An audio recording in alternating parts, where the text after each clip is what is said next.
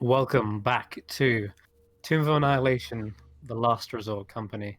This is episode 40, and they're finally beginning their journey into the Tomb of the Nine Gods. So, as a little brief recap, they're kind of back to where they started. Well, where they nearly all died. The scorched earth beneath you is a grim reminder of the fireball that one of the Red Wizards, Yamok, launched into the fray, taking the life of Carrick and Jason. They were dragged through a strange portal of inky black shadow. There, they were devoured by an entity known as the Bachelor, saving them from some certain death within the Maw of Souls. They traversed a strange shadow realm where they encountered many other denizens who had lost their lives throughout Chult, or perhaps some who just got lost within the mists or found shadow crossings of their own. Rafia met their father and had a touching reunion. You forged weapons capable of killing gods, supposedly. And Jason also another reunion with their long-lost lover, Anton. And of course, you managed to find the entrance into the Bachelor's Lair, delve deep into its strange and weird, mysterious world. A world that kind of designed on his own memories and experiences. Eventually, you freed the Bachelor from its bond with this human known as Vung Si Vung, and the vengeance of its former host was sated as you killed the chieftain as well, Vatu Sivatu. Finally, you found a way out. A shrine, the last shrine, dedicated to the Bachelor himself, the crocodile god. And you found this place by kind of scaling some sort of strange tower within the eye of this world, the window to the soul, supposedly. And you found a strange, colorless chult, one all grayed out. You've overcome the strange puzzle of the shrine, easy enough. And as you finally came to the chamber, where you expect there to be some sort of puzzle cube, you instead found a pool of water, still and murky, except that only Carrick and Jason could see this. The others foresaw some sort of like spiral staircase with an alchemy jug atop it. As you plunged yourselves into the waters with Anton, you felt yourselves being pulled apart, rendered by the actual Bachelor themselves. And as you were shattered, your memories became things to sort of rebuild yourself. And there was this confusion as to what the Bachelor was doing, whether they were trying to kill you or not. But he exclaimed that he was trying to make you, rebuild you. Carrick, you found memories that were strong enough to survive. You overcame your fears of this strange stone sister that attacked you in the night. You overcame your previous brush with death, and you even found a bond that's now perhaps unbreakable with Vaughn. There was many touching memories that kind of brought you back to life. And Justin, you also formed another bond as well. There's this strange feeling that Anton was now bonded to you for life, perhaps also in death. And the Bachelor is also the kind of glue between that bond. He is a spirit of death after all. The memories you shared with Anton were some of the most vivid and strongest emotions that brought you back as well. You two overcame death and your fear of snakes potentially. Maybe still a bit apprehensive of them, but yes, you did at least sort of overcome that feeling. And during all of this, there were images of the trickster gods, all 9 of them, sort of lending their aid. And it's whether that was some sort of illusion or just some sort of weird uh, trick of the mind, you're not sure, but it felt real. Why would they be here in this place? You're not 100% sure, but it seems like the Bachelor was connected to these. And the last scene you saw was the Bachelor rising to their feet, turning into an appearance of a man with a helm made of dinosaur bone. He held aloft a spear and had a tattoo of a maze on his belly. As he threw the spear into you, you felt your soul punctured. He then ripped it from your body, turning you to ash. The tip of the spear had this coalescing soul attached to it. He then turned, threw it towards Anton, whose body underwent some sort of similar experience. Their soul attached to the tip of this spear. All 3 of you came together in one body. And as you finally emerge, Jason, you hear the Bachelor in the back of your mind, as well as Anton. And you gained a number of different features and flaws. You now seek vengeance for the fallen and trapped spirits. You have an ideal, which is to free all 9 of the trickster gods. A flaw that you're insatiable for, hungry for fresh meat, strangely enough. And of course, finally, the boon of the Bachelor, able to hold you back from death's door once again. And yeah, you have advantage on death saves and resistance to lethal damage. Hopefully that's enough. That might be a difference maker as you went to the Tomb of the 9 Gods. He also gave you one final warning when you was experiencing one of your moments of near death, and that was that there could be no divine intervention within the Tomb of the 9 Gods. The only gods left in there are either imprisoned or malformed and malevolent. As you emerged back out of this shadowy realm, you were taken by a ferryman, an ally of Revire's father. He was silent, but he led you on a safe journey. Eventually, you tumbled over a waterfall, and there you found yourselves back in Chult, color more vibrant than it was before.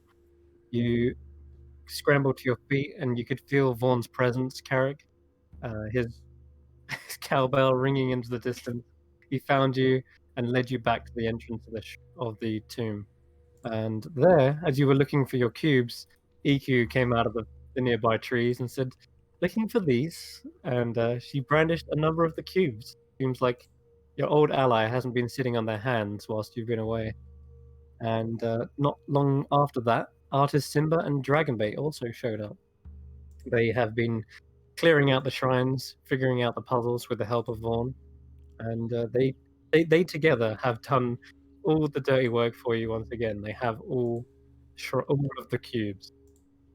One last little detail: Belinda's shadow mantle was nowhere to be seen. They did make the journey with you, but it seems as though they jumped ship right at the last moment, or perhaps some with arcane knowledge knows exactly what happens to a lich when their soul comes back. So I think that's everything. Small little retcon, by the way. I'm going to say that when you did awake, you didn't quite find. In fact, actually, I'm going to do this privately. Jasmine, going to come with me into the DM whispers. Ooh. Ooh. Okay, so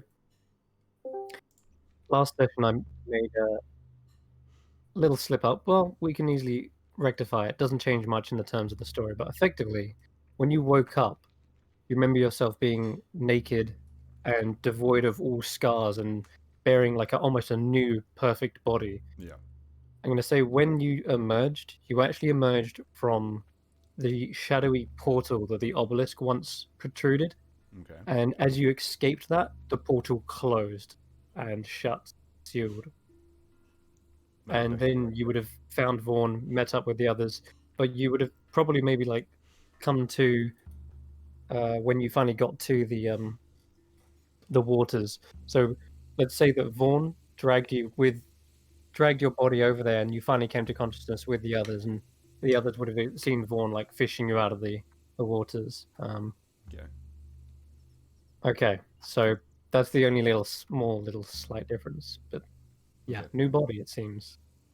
Okay, let's go back. Wonderful. Okay, back. And then I was like, what happened? You set up the dome, and you're beginning to take a long rest, correct? Yeah. Yes, yeah. So everyone's clambered inside, and Iku's very curious and eager to find out what happened. Last we saw you, you were heading to Omu. I assume you found the cubes, but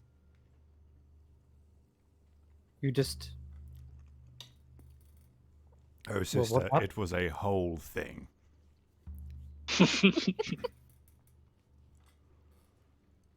And Artist Simba speaks up, and I want to know what exactly you were talking about earlier. You said something about the ring? Oh. What about the ring? No one said anything about a ring. Did they? I'm sure. Well, how is the ring anyway? It was in a business. It is in the exact same condition as when you gave it to me.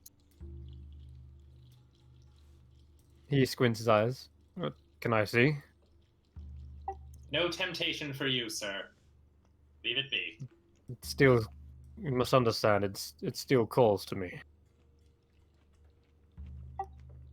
I'm sure it does. Hence why we don't need you feasting your eyes upon it and having that temptation grow. Yeah, roll me a quick deception check.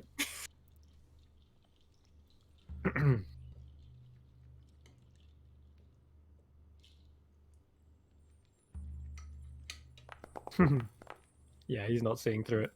Oh, so long as it's in capable hands, I'm just concerned, I do not wish for it to fall into darker powers.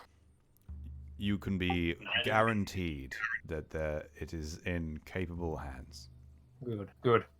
Now, I'm pretty spent. I'm going to get an early night. Dragonbait, you should do the same. And you can see Dragonbait's currently tending to some wounds. Looks like he suffered a couple of arrow shots. Those blasted traps. Looks like he's getting comfortable in his bedroll. If it's okay with everyone, I'd like to take a little longer than our recommended long rest. I have a spell that I'd like to just get my head around a bit. I think it's going to be useful for what comes next. Well, that's fine. We've been on the move quite a bit. I would like to transcribe from Ras Nasi's spellbook into my own false life. Okay. That's only going to take you, what, a couple of hours? It's an hour. It's a first level Yeah. spell. It's a first level spell. Yeah, that's not... You're an big elf, deal. so I think it's not actually any longer. You just have to There you go. sacrifice an hour of Tai Chi. Yeah. Oh, no. I'm going to take an hour on top of the Tai Chi. That's what I'm asking. Yes, I think it'll be fine. We'll all still be asleep while you do that. Wonderful. Okay, yeah, you can add false life to your spells. And as you're trying to get... I'd like to... Oh, go on. I was just going to ask Iku if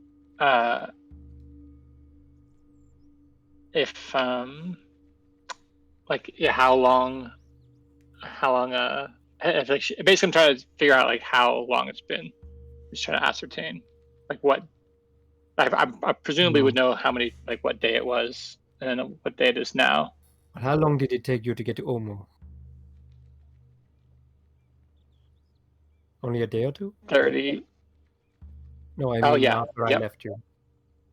Right. Yes. A day and a half. Then... In that case... And how long did you spend in here before you got pulled into that portal you talked about? 3, 4, 3. 4? for? Then I would say it has been roughly a week. I mean, that was a big week. Inside, that is. This shadowy place. Oh, we. Okay, so we were gone. We were gone from here for a week. Exactly, yeah. And Vaughn seems to like gesture with his finger, like he did before, as if to say, "That's what I told you." He put up a finger. 1. Right. Oh, 1. Yeah, I'm sorry, Vaughn. I didn't. Yeah, Vaughn, did you smash Phasma, or did something else happen to smash Phasma? Smash. He lets out the single. You did that? No, the single gong is a no. No. I Okay, think so the you didn't acid do got that. So them. is it acid or was it poison? You've actually ascertained that the body didn't suffer any more acid. In fact, it looks like they were poisoned, but by some airborne substance. Yeah. I And the guess we'll body figure has- out what that's all about soon enough. The body has flies Yeah. all over it as well. They have been there for a Okay. while, rotting. Gotcha.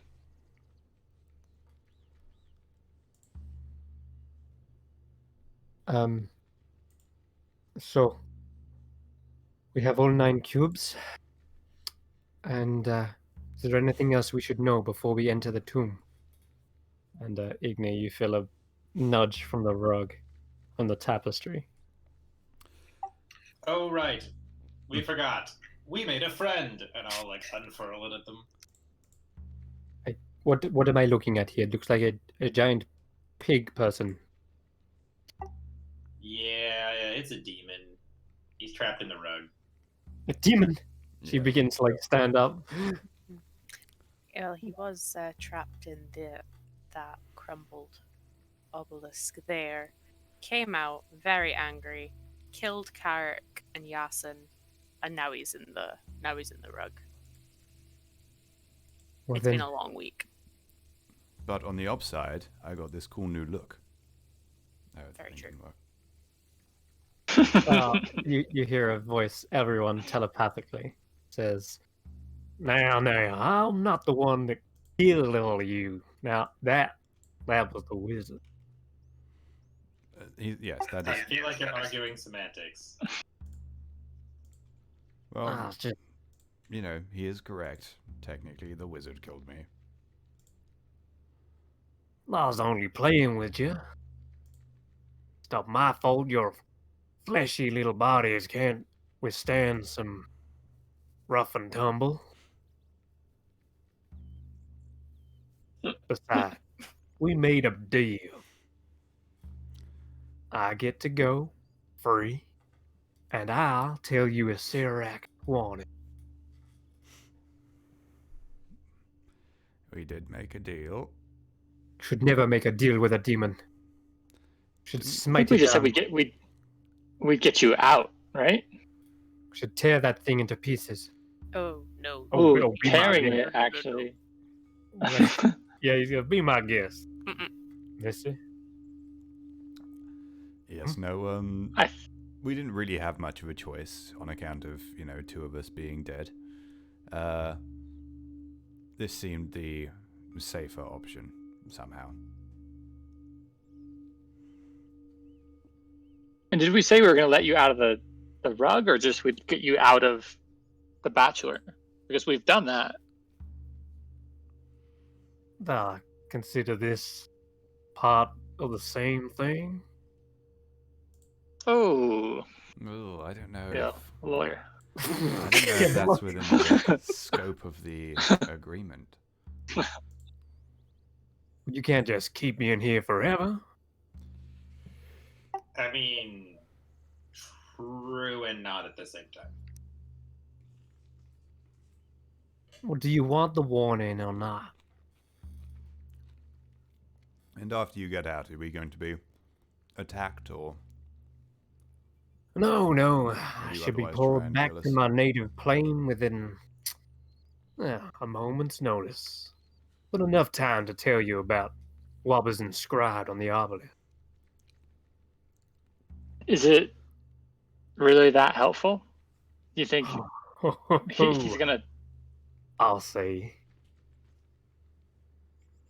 I mean, it just doesn't seem like. Why would you put something helpful outside of a tomb that you don't Sirac, want people into? it's a very good question. I mean, if you But- didn't want anyone going into your tomb, why would you give it a door? Oh, I absolutely think he wants people coming in. He's looking for powerful heroes, powerful souls, the lure, the temptation of treasure, gold, prestige, even. Well, I'd say that's irresistible to you folk. But of course, So have you been able to watch people from when you were inside the monolith? yep. So people have been able to go in and out? Uh-huh. Out. No. Well, not out, but Yes, so dear. the puzzle cubes,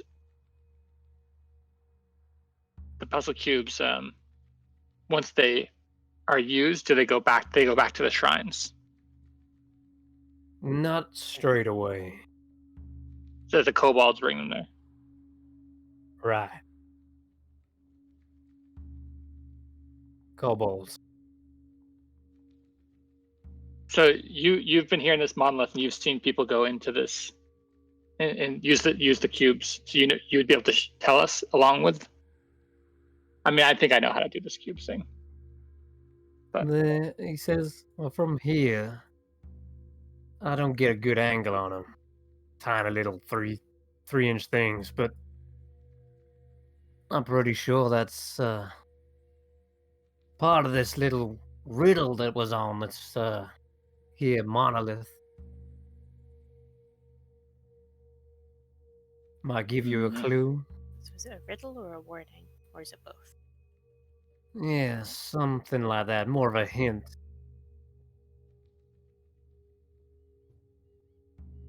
But I will tell you, it'll probably help you in not just the puzzle out here, but when you get inside,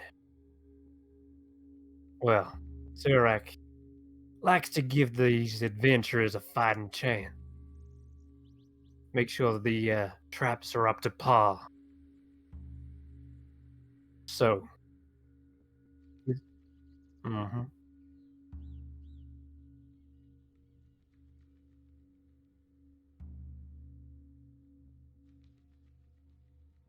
Why do you ask?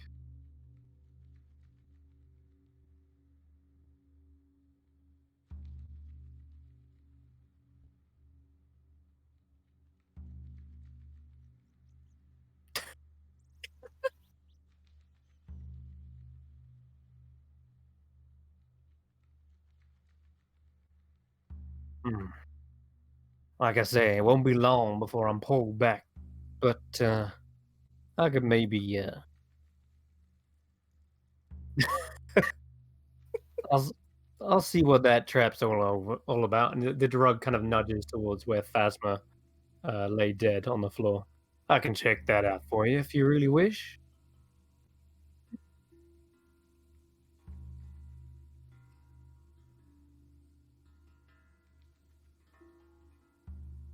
Mhm.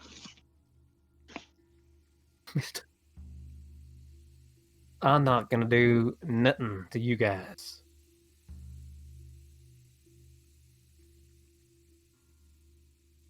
Can I just do a quick for a peace of mind insight? Yeah. Just to see like Just gonna do How- insight Go on right the ahead. tapestry. Yeah, inside the yeah, tapestry. the voice, the telepathic voice. Fuck yeah. Okay. Yes, he does seem to be telling the truth, though. You can't help but wonder what this guy plans on doing once he gets back to the abyss. Because he's been trapped inside this obelisk for so long. The concept of like freedom is tantalizing to him. You can tell he wants this badly, and well, nonetheless, he is a demon, an evil one. Letting him go will probably be someone else's problem eventually. But he doesn't seem Yeah, to but be. even if we kill, even if we kill him here, he just goes back to where he. Exactly. So it's kind of like a. He's kind of got this like smugness about him, like he's kind of easy, laid back kind of attitude. He doesn't care what really goes down because He's got a bit of a plantation owner vibe.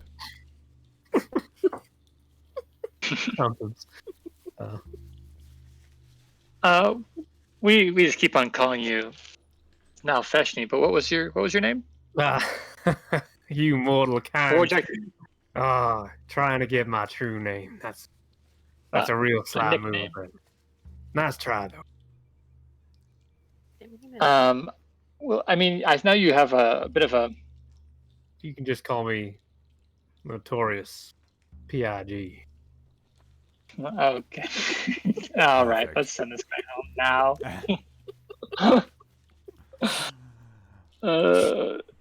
Okay. We're done. I think we're.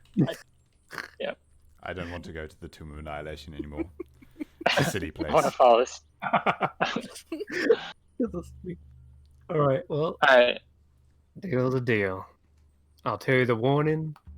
Go over to this here door and see what's happening over there.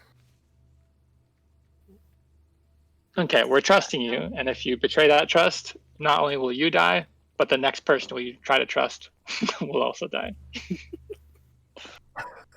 I feel like that's incentivizing it. I wouldn't do that. Okay. All right. It's gonna be morning when you do this, I'm assuming. Mm-hmm. Yeah, but Okay. this will be after I've finished transcribing my spell. I had to paint my new clothes, so that took a while. It did, yeah. What new clothes they are? Yes, 100%. Very fashionable. Jason's got the new threads. I went for like a kind of more dark, serious look, you know, like Death and Return of Superman. The black Yeah. replacing the white. Got a bit of a duster coat thing going on. I've got my Amazing. crocodile eye, of course. I love it. Oh yeah, I need to update your token next time. All right, cool. So you awaken to the morning, the sound of the jungle, in the distant roaring as well. Once again, it does seem to be closer than the other sounds of the jungle.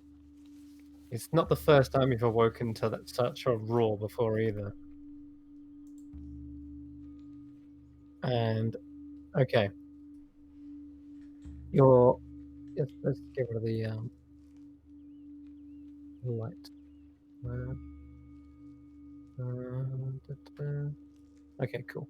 So, looking around, you can see the scorch marks of the fireball. See the patches where the acid withered away the plants, and the obelisk lies in ruins.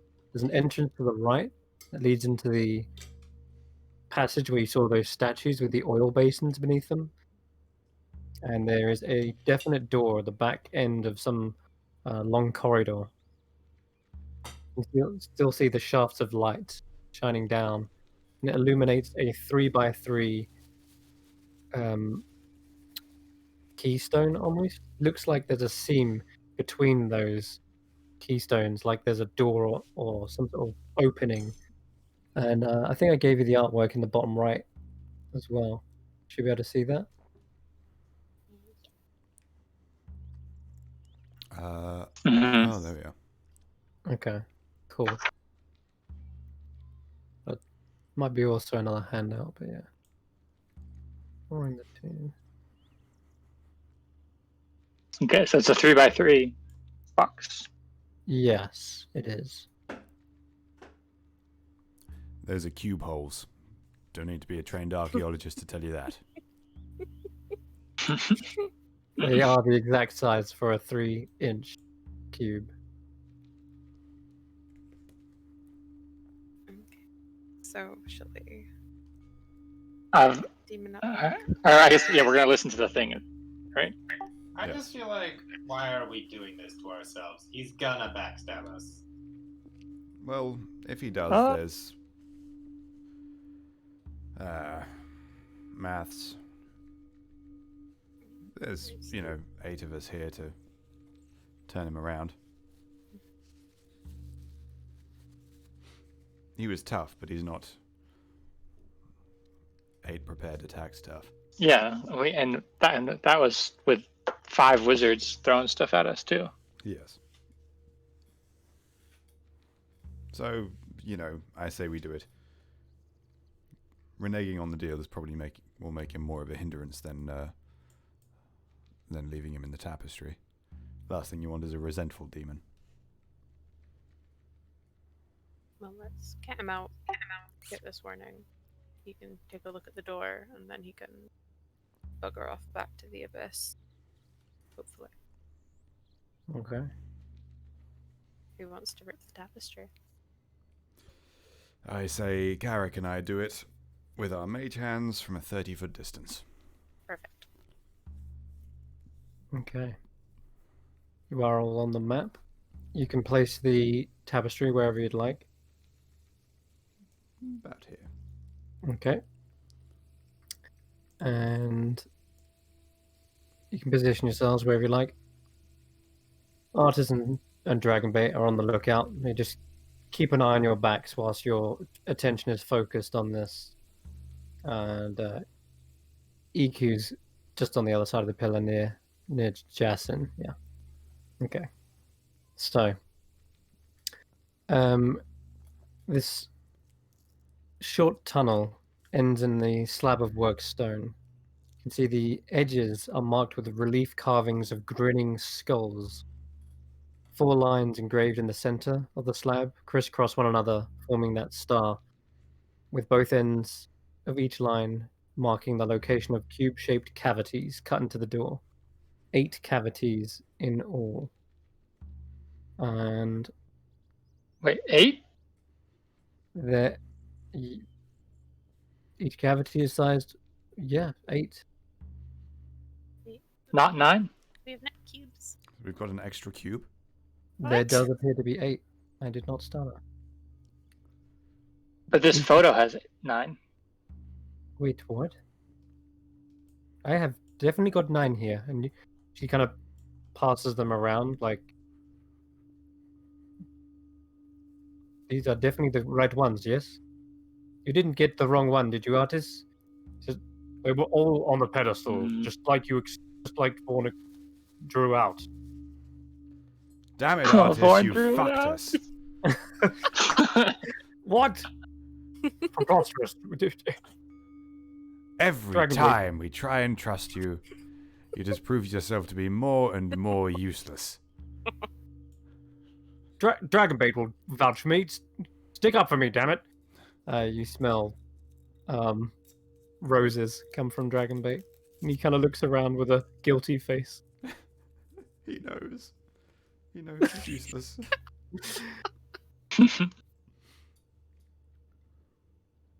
Just, get that pungent stench out of my face. Okay, so there's 8 holes. So it looks like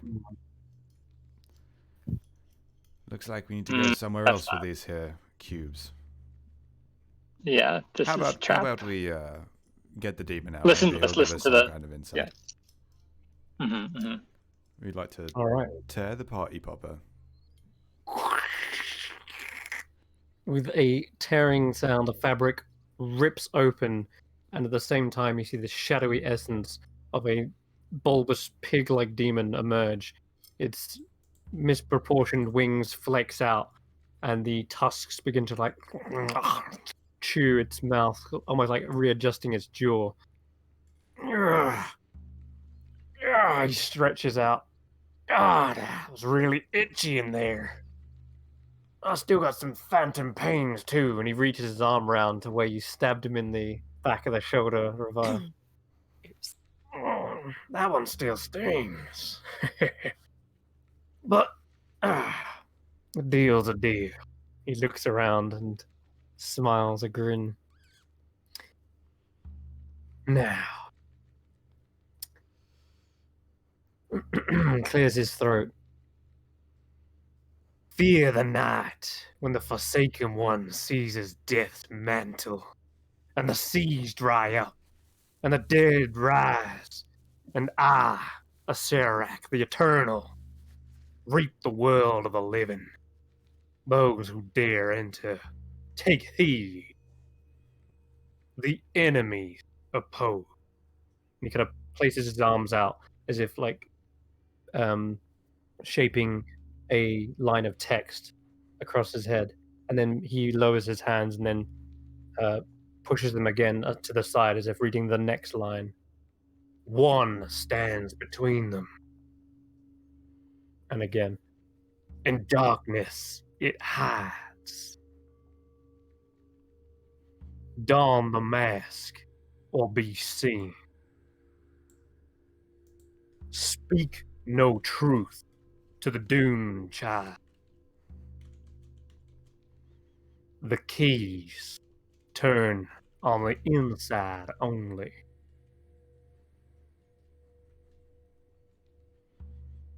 And there's even a handout for this.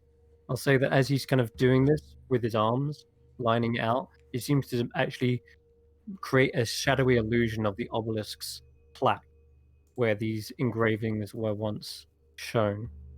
And so I will give you this as a handout.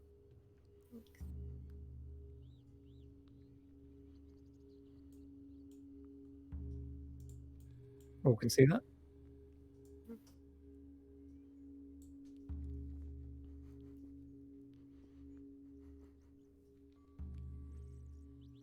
He then cricks his neck and turns around to face the door.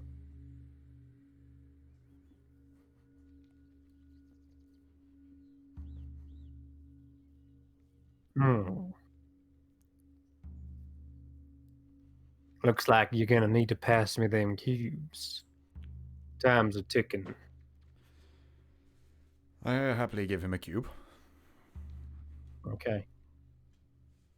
He grips it with his clawed hands, and it looks tiny within his meaty paws, like a sugar cube size. Just to pinch it between the nails, and he tries to place one inside the door. It fits, and nothing seems to happen at first. You see that the now Feshni looks down slightly to the body, and then turns back to you guys.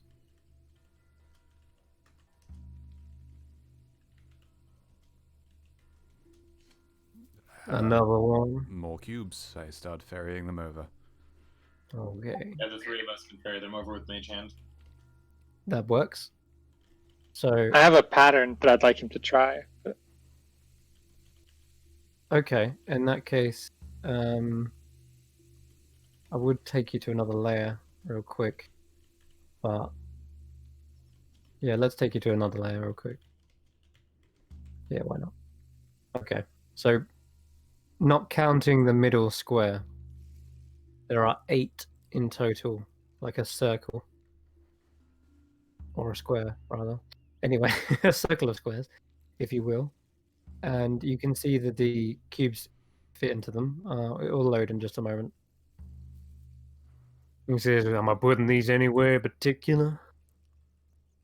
Yeah, don't. I guess we're leaving Unk out of it. Let's put Wongo top left, Moa bottom right. Alrighty. Let's see here. Wongo top left. What was that again? Is it not Moa bottom right. Oh, bottom right. Here we go. Alright. That's done. Next. Nang Nang top middle. Still not loaded for you. Shakambi, not yet. Okay. Shakambi bottom middle. Bottom middle. And Ooh, sorry, cool. who was top middle? Nang Nang. Nang, nang. Nang. Okay. Alright, like this. He kind of steps aside. Yes. Yeah. Alright. Next. Ijin top right. Hygiene. That's not Ijin. Oh. Oh, well, I don't know. Fuck. Oh, well, the little rabbit. Okay, there we go. And then Obolaka bottom left, the bear one. Yeah, Mhm. middle of that one. Now we can take the bird. Papazotl left, Left. and then Kubazan right. Okay. There. Right, Now. that's everybody. Done Everybody your who little- doesn't like everybody. Okay. So he says, now done your little puzzle for you. Now I can go home. And just as he says that, you start to hear a grinding of stone as the stone block behind him slowly descends, revealing a tunnel entrance. Except doesn't reveal much of a tunnel. In fact, you start to see a haze begin to exit out. It washes over him, and the caustic gas billows into him, and he's like, starts hacking up immediately. All of the carved relief skulls as well, they begin to like open up, and more gas keeps on pouring out of them, almost as if they're exhaling this fetid belch. And he's gonna have to roll a con save, so let's do that for him. I think aren't Oh yeah, he's immune. Yeah, he's like, woo, that's some stink breath. Yeah. Oh man. Vorn, man, get in there, Vorn. Okay. All of the cavities begin to suddenly push out the cubes, one by one. What do you guys do?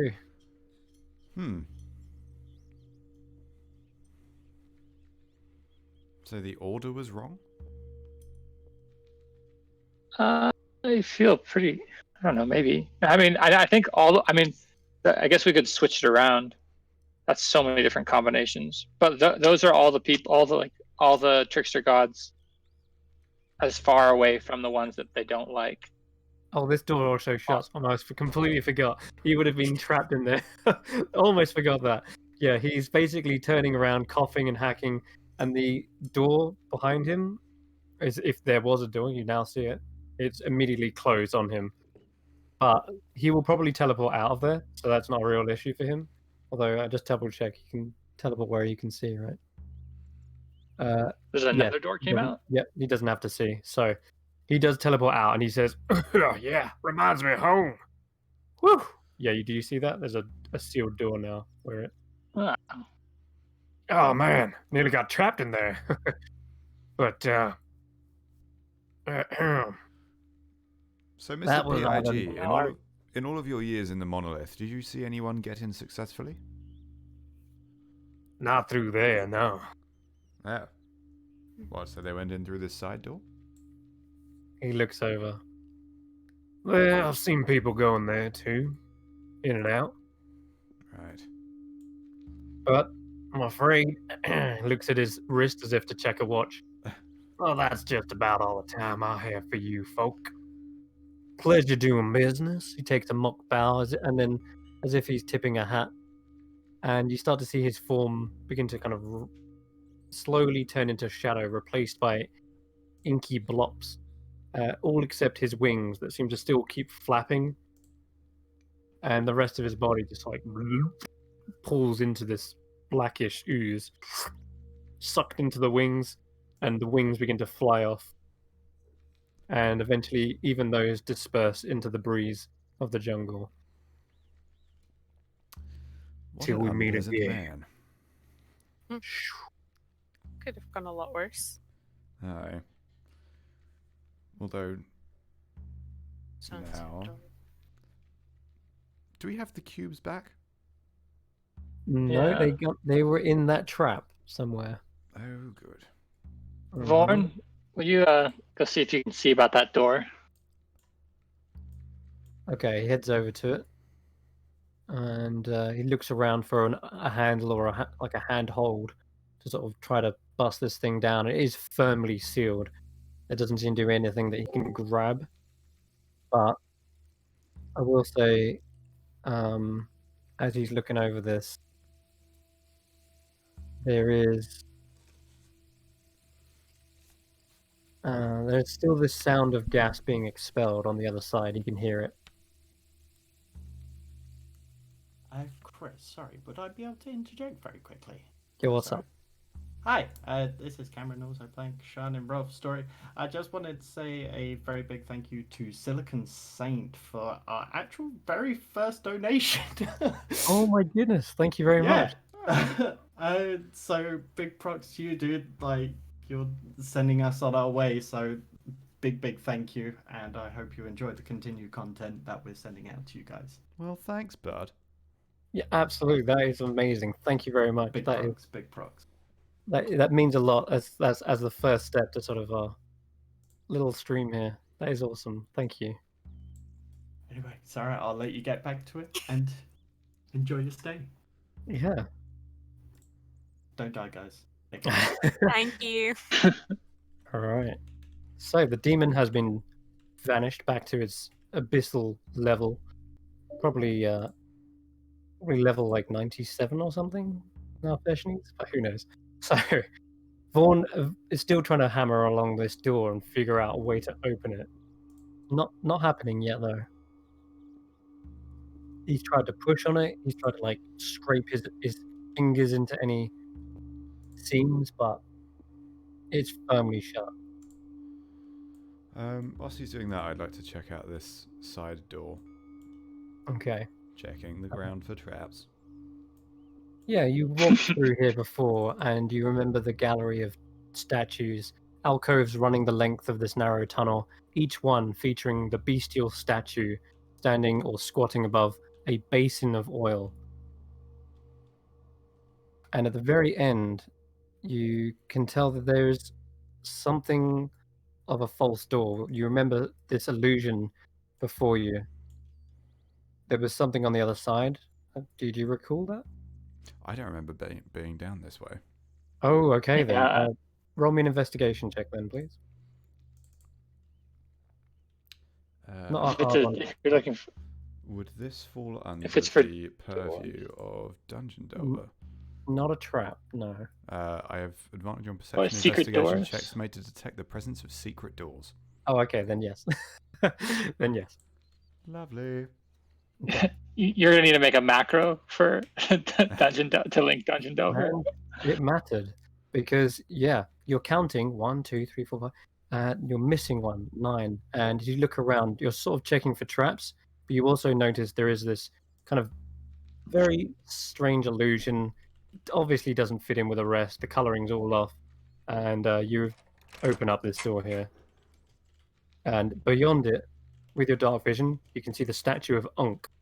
And with a 23, I'll also say something you didn't get to notice in the mayhem that ensued last session, the last time you was here, was there is something hanging from one of the tendrils of Unk, one of the little antennas, the flails.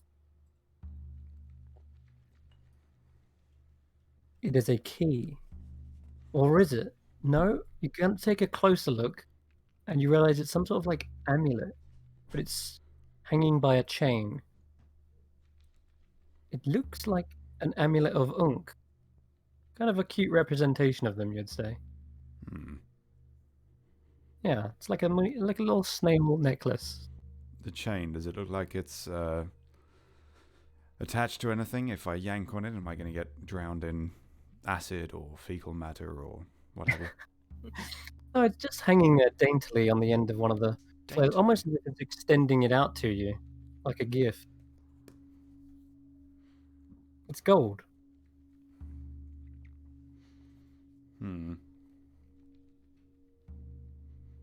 There's a little handout in the chat you can click. Right. It's adorable. It is. It's so atrocious. So fucking cute. Yeah, it is. And just as you're perhaps deciding on whether to pick this up or not, you hear the grinding of stone, and Vaughn turns around and is trying to alert you guys. You can hear the stone slab has opened again. Yeah, I told you, Vorn. You gotta lift with your knees, not with your back. I'm not sure whether Vaughn did do anything in particular, but he looks around and points. And yeah, the door is You've one. solved it, Vorn. Let's open it back up. There we go. The body of Phasma still lies there, unconscious. The gas somewhat dispersing, and the doors beyond are closing, but anyone who can, I guess, like, just about see into it can tell that that is a sort of a false entrance. The door here is completely blocked off. There's no doors on the other side. It's just this whirling caustic gas. And that even that door begins to close again. The mouths of the grinning skulls stop exhaling the gas as well. It's looked like it's all reset, and the stone blocks are on the small steps just before the puzzle. Vaughn comes and collects them and brings them back to you. Thank you, Vorn. Okay. I'd like to use a mage hand to try and jank this necklace. You can, and it comes off. You have it within your possession now. I take a few steps back. As Vaughn kind of steps over to here, Jason, you hear an ignition of flame behind you. A blue and, I want to say, green light erupts behind you. Yep. So close. Yellow. Yellow. Damn it, yellow. It's beneath the statue of Aijin and the statue of... 1 second. Oops. I'll get it in a second. No, it's not Aijin. It's the Papazotto. And the other one on the behind that is Kubazan. Okay. I'm hoping. But yes. Anyway, so that's as Vaughn kind of like steps up to you, and you realize that he's cupping his hands together, and all of the cubes are sitting in them. Vaughn, my dear, take a few steps this way for me. He tries to squeeze between them, shuffles along, and 2 more of the oil basins light up.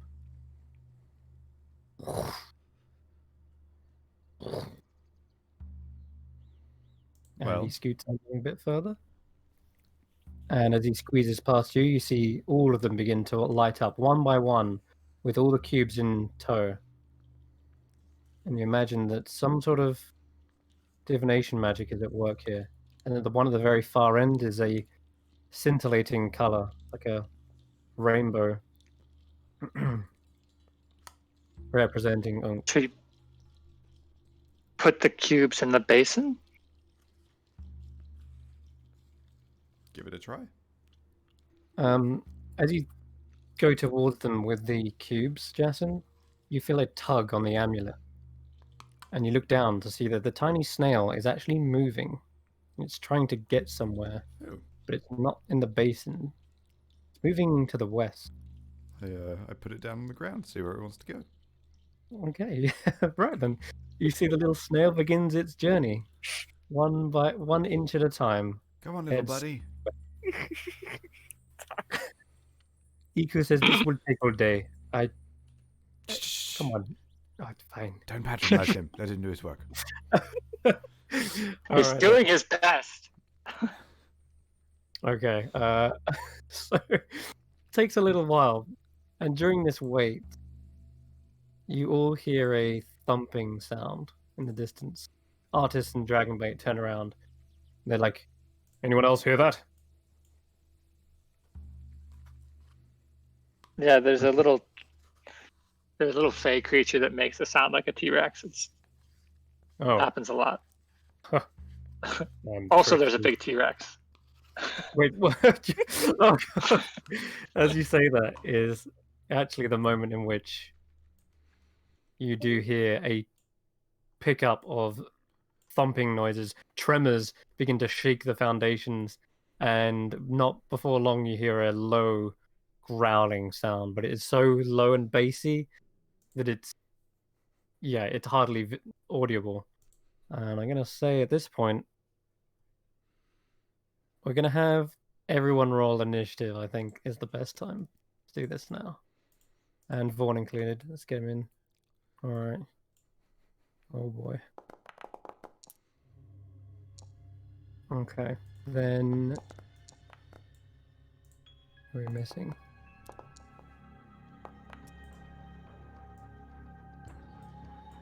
Thump, thump, thump. It gets closer and closer.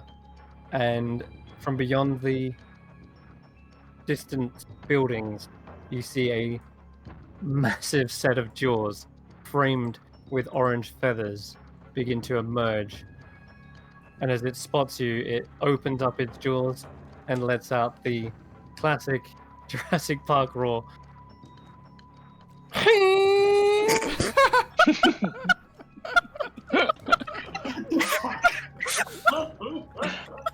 That's how they would have sounded. Yeah, no, 100%. It charges forward. To the top of the round, we have Jason, I believe. We just roll for the other one. Oh yeah, no, Artis as well. You can go ahead. I'm going to try and slow this bad boy. Okay, go ahead. Where we at? Boom. Have a terrible wisdom save. Okay, let's get some music there. All right, wisdom.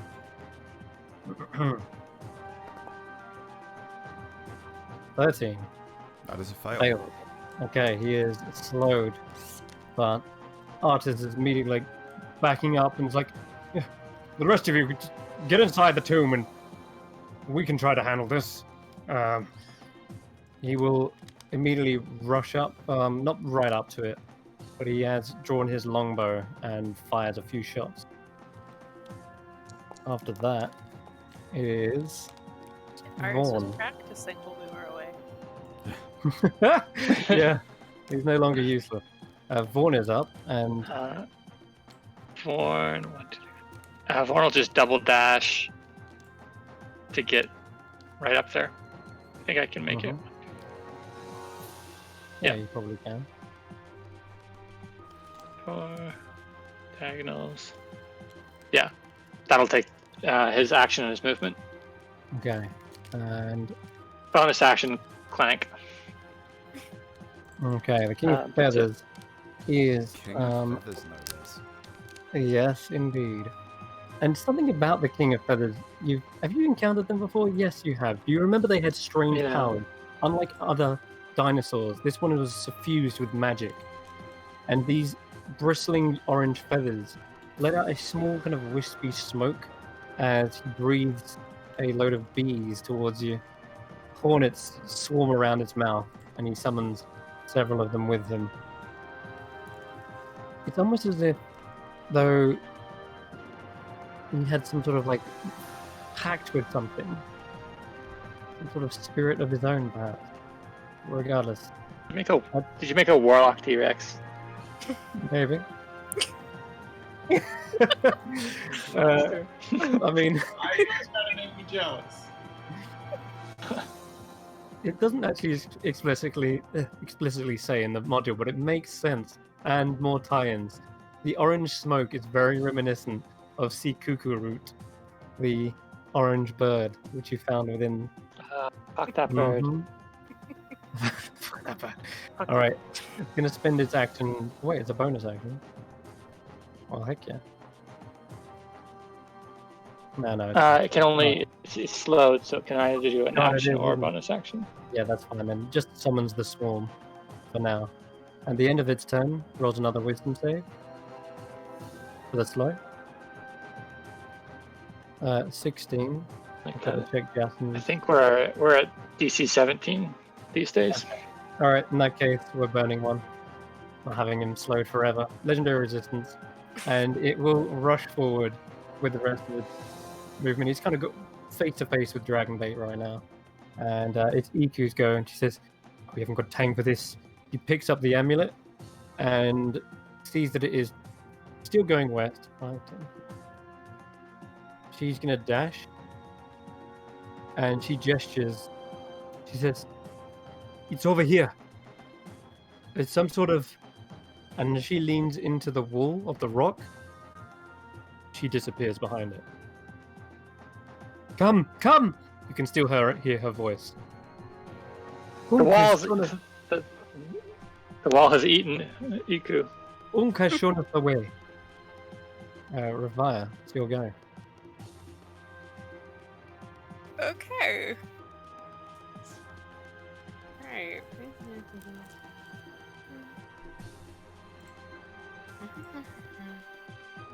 Sorry, I can't remember. Is it extra movement to move through allies? It counts as difficult terrain. There you go. I think I ignore non-magical difficult terrain now. But anyway, that's important. I'm gonna keep running over towards here. Smooshing between these two. Hello. Yeah, I don't want to quite go running after Iku while this is right here. I'd rather wait for everyone to get in the general direction of the door. Okay. So, Yeah.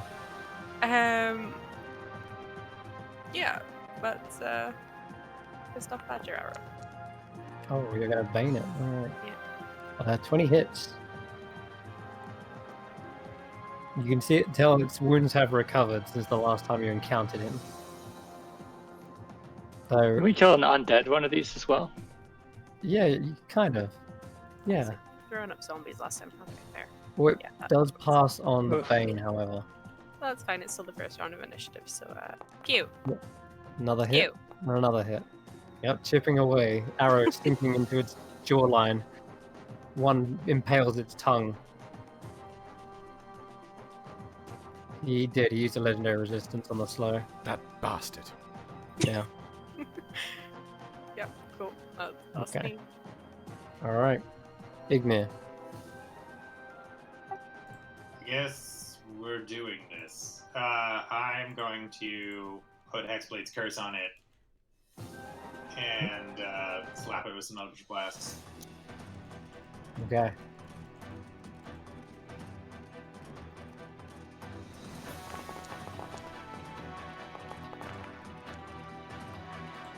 Oh, and each of those does an extra. Hold on, I need to figure out. I always forget.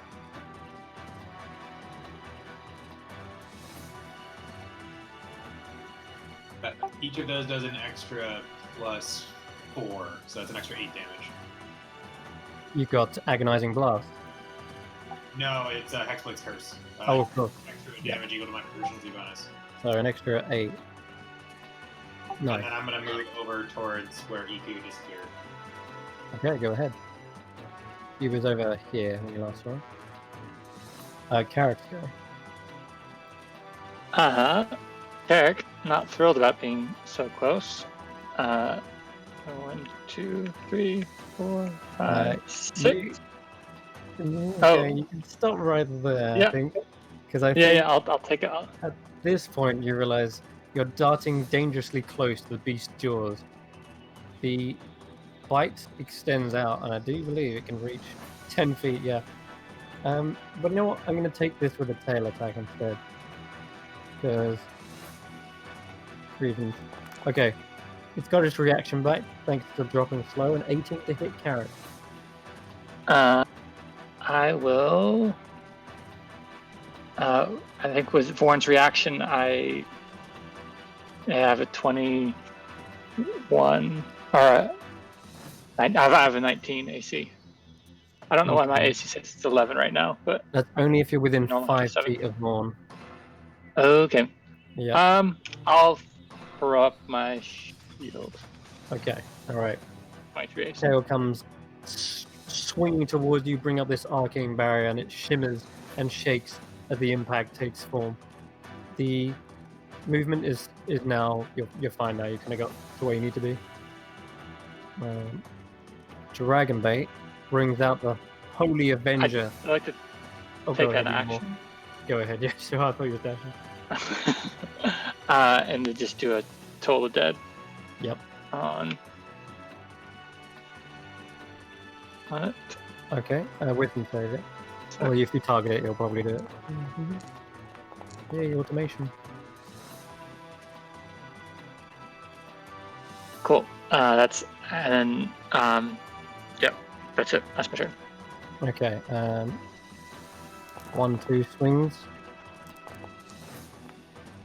Oh no, natural 1. Okay. Dragonbait gets a clean hit with the first swing, and you see blood spray everywhere. Holy flames then begin to cauterize the wound. However, the second swing gets jammed between 2 teeth, and he's trying to jostle the blade free. Not looking great for him, though. I'm gonna have the swarm of insects go now. They're just gonna go for some things on Artis Simba. Doesn't look like it's a hit. Nope. Okay. He's just swatting them away. We're back up to the top. Artis says, well, I think you've done enough damage. If it's still around by the time it gets back around to me, I'm sure that we can handle it. You can take 2 more shots. And it'll be Jason's go again. Good stuff. Well, I'm not sure if even with my blade song that getting up in touching distance of a T-Rex is a good idea. But then... Ooh, gets a... I've never really been one for good ideas. So, action, I cast greater invisibility on myself. Okay. As soon as you do this... Yeah, go ahead. That's fine. You go, naturally. Then bonus action, blade song. And I'm going to start getting that way. Okay. The eyes of this T-Rex skirt towards where you just disappeared, Jason, and they follow your movement for a moment before turning its attention back to Dragonbait. Vaughn. Vaughn is going to pivot. Vaughn's going to is going to just try to just do a double punch on the head of this thing as he kind of moves to be closer to Carrick, to interpose himself in between Carrick and the beastie. Okay. And so he'll just do that multi-attack. Alrighty.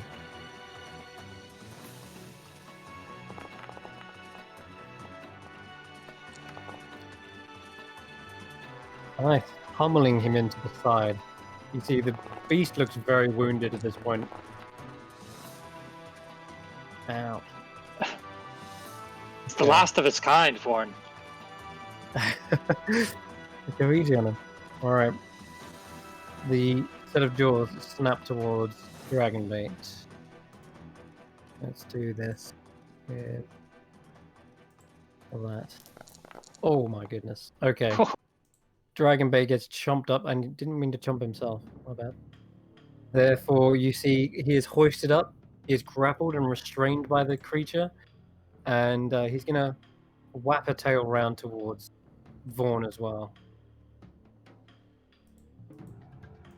Oh, man. 14 misses. Oh, my God. Okay. Seems to just kind of... But as he does that, he is actually turning in the process. And it doesn't look like he's planning on sticking around. Dragonbait, you see an orange... I don't know what I'm telling him. You see an orange hue spiral around the feathers, almost forming like a mane. And as it spirals faster and faster, you see the King of Feathers sort of step into the swirl and disappear. He reappears some 30 feet near a building. You can just about see the tail end of him as he goes around.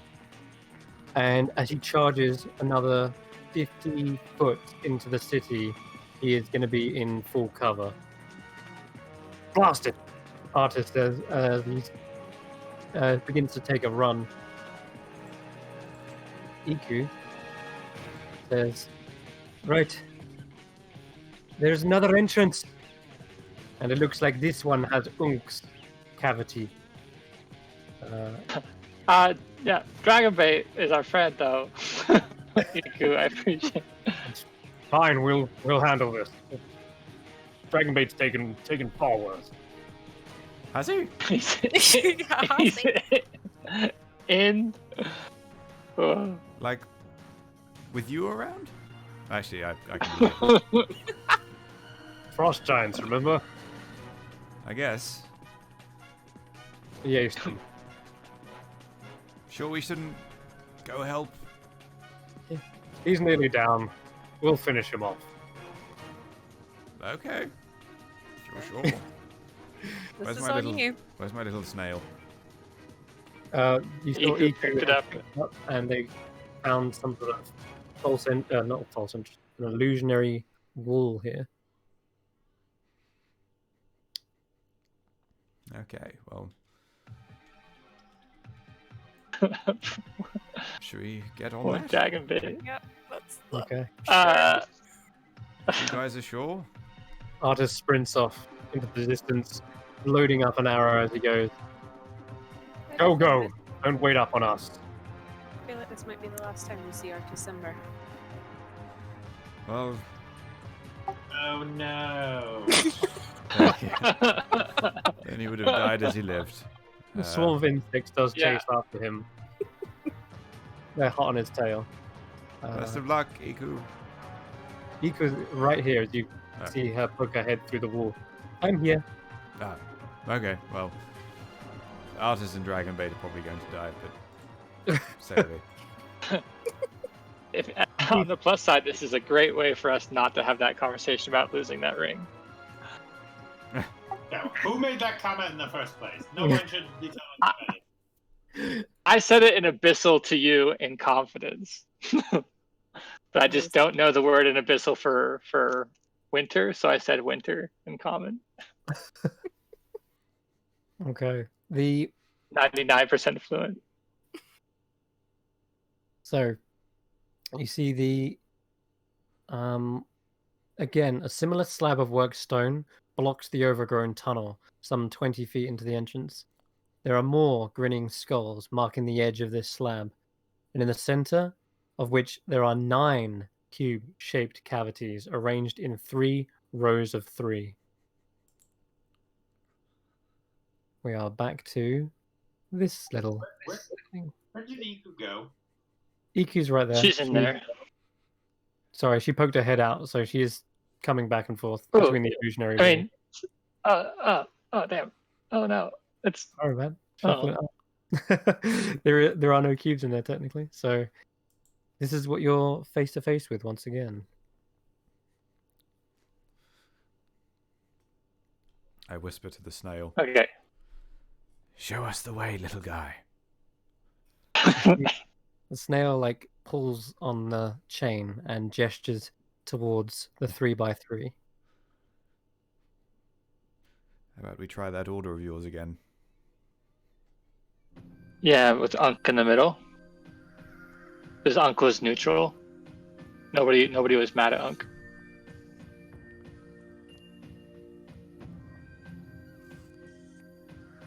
Carrick will make sure to take Wongo first. Top left. EQ hands you back the amulet, of course, Jason. Okay, so which one? Oh, sorry, what top left? Yeah, Wongo top left. Wongo. And then Mongo and Moa don't like each other. So we put Moa bottom right. Snake. So Moa's going Right. where now? Sorry, Bottom right. bottom right. This is my thought on this, right? We all on board with this idea? I have no better ideas, so yeah. As long Yeah, as yeah, they're not touching ones they don't like, then yeah, I think that makes Right. sense. Yeah. Okay. Okay. Then Papa Zottle. It goes beneath Wongo. You fit in. And snugly. then Kubazan.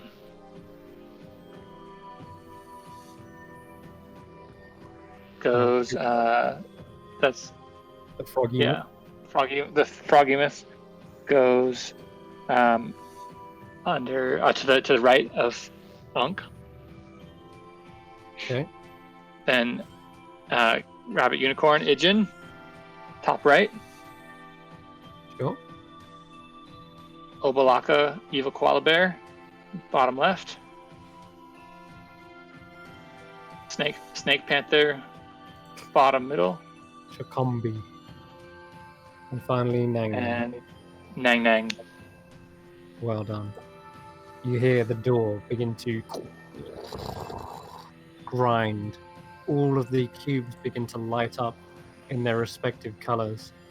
See the gold light from Papazotto, the green hue of Nang Nang, and a little pink sheen around Aijin, and the scintillating multitude of colors shimmering from the shell of Unk in the center here. Oh, and a rage-like red coming from Wongo, and so on and so forth, until you see the door begin to emerge. Open. Yes.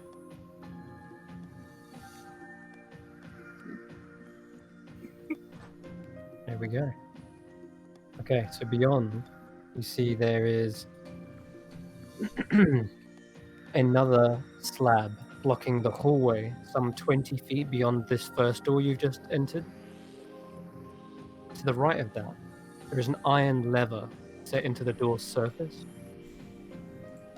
and it seems to be with a graven stone skull leering down from above.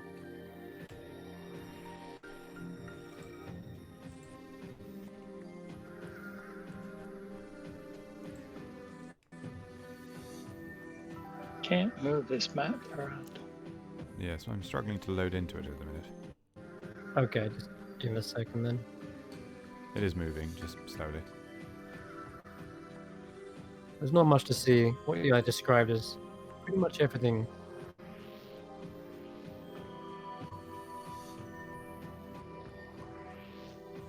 Oh, one last thing of note.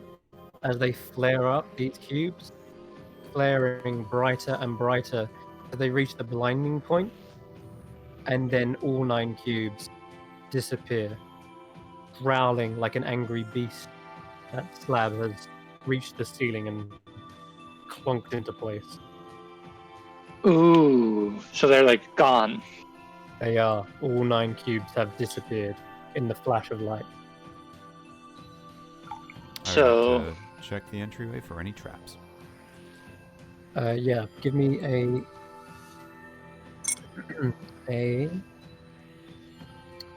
let's go with a perception check. Double 23s. Okay, perfect. Don't spill my water. Jason, along the bottom edges of the wall, there appears to be seams. I'm going to drag out this just as a indicator of what that kind of looks like. And then you follow that seam around, along, and then it has another seam that goes directly down the middle as well. Huh. Well, that's a false bottom if I ever saw one. Does the ceiling look okay? Ceiling doesn't seem to share the same seams.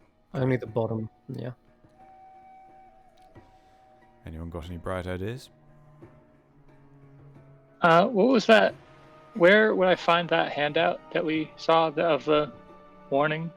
Okay, so if you go to the journal and look at player Mhm. handout. Let's look. Is it in player handouts or is it Tomb of Nine Gods? That's a good question. I'm just trying to look. It's alright. I'll bring it up again, and I'll let you have a look at it again. It is right here.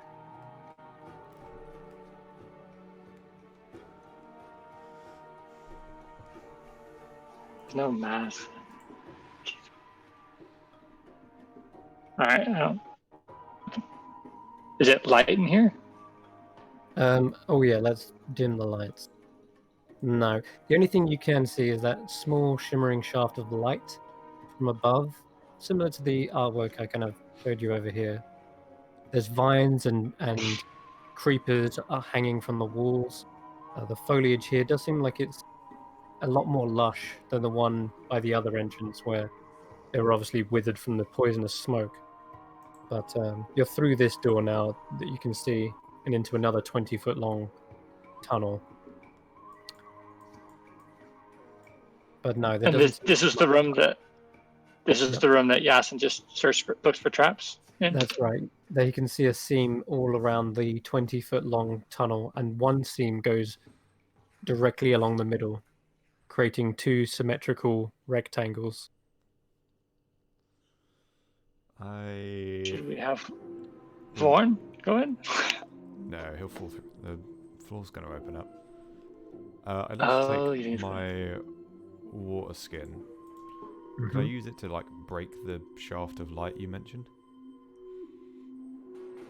To, like, block it up, you mean, yeah? Yeah. I just want to Yeah, see you if that's can. what triggers the thing. No, nothing seems to happen, no. And as you look up, it looks more like a natural degradation of the ruin. Doesn't look like someone purposefully made a hole in the ceiling.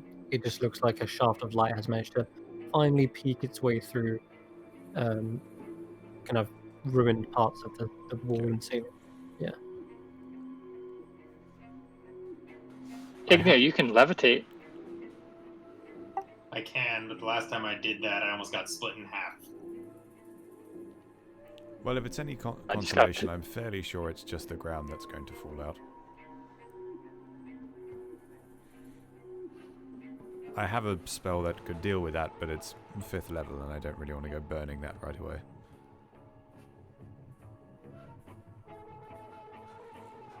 Could we mage hand to see if we can open that door? I give it a pop.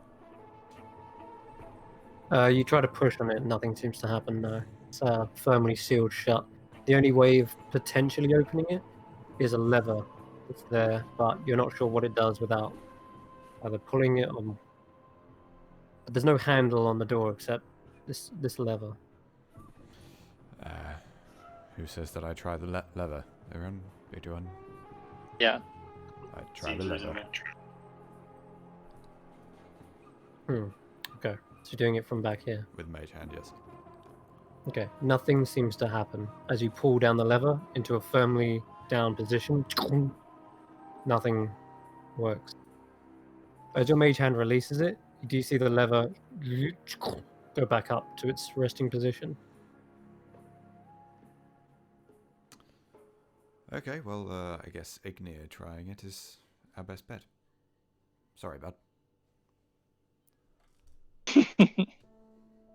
Yay. I will activate levitation on myself. Okay. Alrighty. And just slowly drift forward. Okay, so Yeah, we just mage hand push him. that's fine then. Mage hand works. Ignea, you levitate across. And you're going all the way up to the door? I'll stop halfway and see if anything happens, but if nothing happens, yeah, I'll move closer to the door. Okay. When you get to about the halfway point, you hear something creaking. The skull above the door. It begins to creak, the jaw open, and a skeletal hand holding a crystal hourglass, seems to be some sort of timer, emerges from within. And with a click, the timer rotates and sand begins to trickle into the lower globe. 10.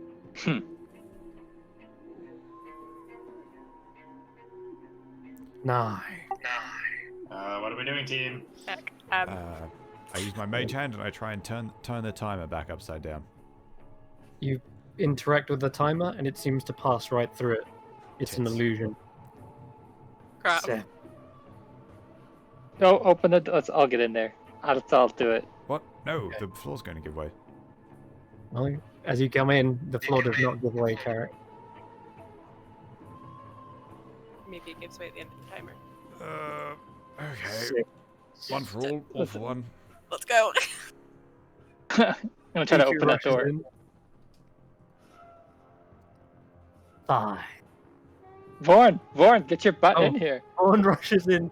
There's not much room for him. Do you guys all kind of push Yes. forward? Yeah. All right, go ahead. Yeah. Oh, I'm in. Oh no! Justin. Ooh. All right. Vaughn manages to squeeze up behind EQ and Carrick, just about. And of course, that continues to time down. 5. What if we all just die right now? This is I the dumbest thing we've done. I sort of like have my Ooh. brain ready to go with Wall of Force. If the floor gives way and I see spikes, or anything we wouldn't want to land in, I'm gonna put a block of force beneath us. Understood. Try the lever. Wait, oh no, the lever. So the lever activated the timer. No, it didn't do anything. It's only when Ignia walked in after. That's when the jaw creaked open. Pulling the lever last time didn't seem to do anything. Yeah, try the Carrick mage hand. Ooh. Try the lever. Try it with an actual hand. Okay, Carrick pulling the lever suddenly causes the floor beneath the 2 doors to split open along the central seam. Each creature standing on the floor must make a dex save, except Jessen is going to completely nullify this. Go ahead, roll the spell into the chat for us. I'm gonna nullify it for everyone. Yeah, witness this marvelous move right here. Marvelous move, yes, but this is like my big one, and this means I'm not gonna be able to do my big anime hit. But oh well. All right. A wall of force, invisible to your eyes, springs forth, and you can feel your feet do not move in the slightest. There's just perhaps a slight judder, like a lift, kind of coming to a standstill. But you realize you're still standing, and as you look down, there is a pit of deadly spikes, sharpened to the utmost severity. And unfortunately, the countdown continues. 1. Or rather, should I say, the countdown restarts actually as you pull the lever. You see the hourglass turns and begins counting down again. 10. Okay, let's just leave the lever be. 9. Alright, Carrick feels very bashful 8. about his hand. leverage. I just got 7. excited at the counting in Abyssal. 6. 5. 4. We're just gonna let it go What do to we 0. do? 2. Knock on the door. 1. You knock on the door as it comes to 1, and the door opens. Are you fucking kidding? I hate this place already so much. Oh Lord, let me open it for you. We've been stressed out. We spent an hour going 8 tiles. Oh boy. Along this moss-covered corridor, you see the vision extend beyond this door you've just traversed through. The roots hanging from the sagging ceiling, and the air reeks of rot and damp. Ahead, there is a bas relief of a carving of a bearded devil's face. It seems to adorn the wall at the T-shaped intersection over there. Oh goodness. The Carrick. I'm gonna pause right here. Vaughn's back here. Carrick, as soon as you What did step you stand forward, on? I was you just gonna wait for you to stop talking before checking the traps. Lord, oh Lord. Carrick, you find yourself on a pressure plate triggered by your footsteps. Damn it. The poison darts suddenly shoot and spring from loaded tubes in the walls, each one making an attack roll against you. Yeah, it's just gonna be a fun time in here. You can tell already. Captain. Oh, a natural 1. Okay, well, you're in luck, Carrick. Because probably Jason's just about to look around, and he may have just told you or pushed you in time because this dart goes right over your head. In fact, I'll say it goes through your ear, but you don't even feel it because it's that fast. Now, let me just check. God, you're going so fast. It does. That's. Oh, there's one on the other side as well. Yeah. So one on Ignir as well. So triggering it from both sides. Okay, 23 to hit on Ignir. Yeah. It misses. Yeah, cool. Okay. I mean, you joke, but Okay. Well, I rolled low. We all know it wouldn't hit you while you're dancing around singing. Give me a Constitution saving throw.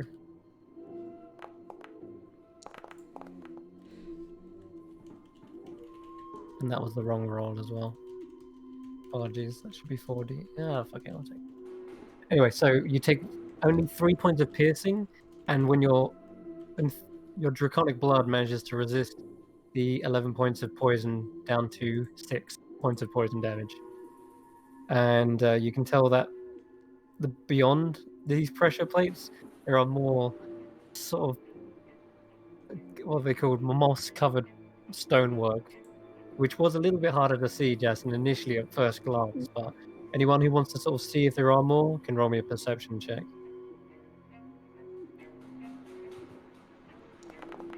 Of interest, wouldn't Ignir be levitating still?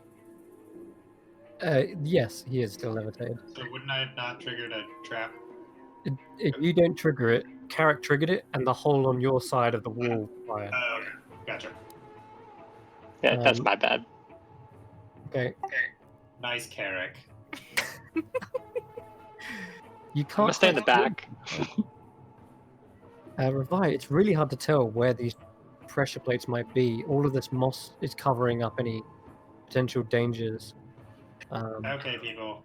Shield is going down. Hop on the shield. We're gonna play this game. Did Jason roll a perception check as well? I did not. Okay, feel free. Are we to... all rolling perception? Yeah, everyone. Now that you've seen there's a trap here, you can. Oh, there we go. Ooh. Okay, Carrick. Carrick looks down at the trap that he's stepped on. Oh, trap. Mm-hmm. You kind of match this tile to the others, and although there is a lot of moss covering it, you can recognize which ones have potential to sink into the floor. And I'm going to say you can see one here and one here. Well, next time we take it slow. Yeah. There are two little traps.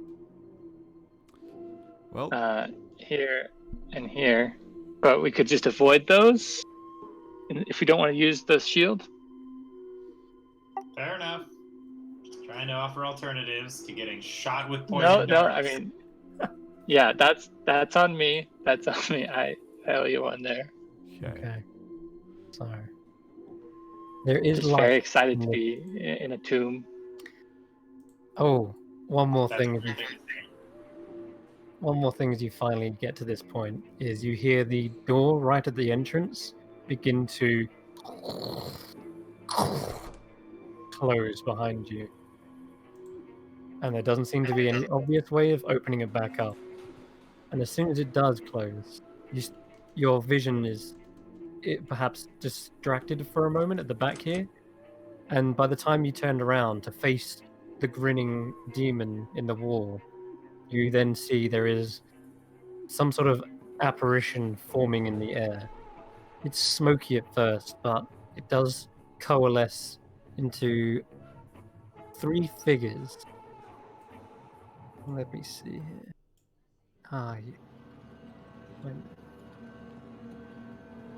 You hear And the... it's haunted. Sorry?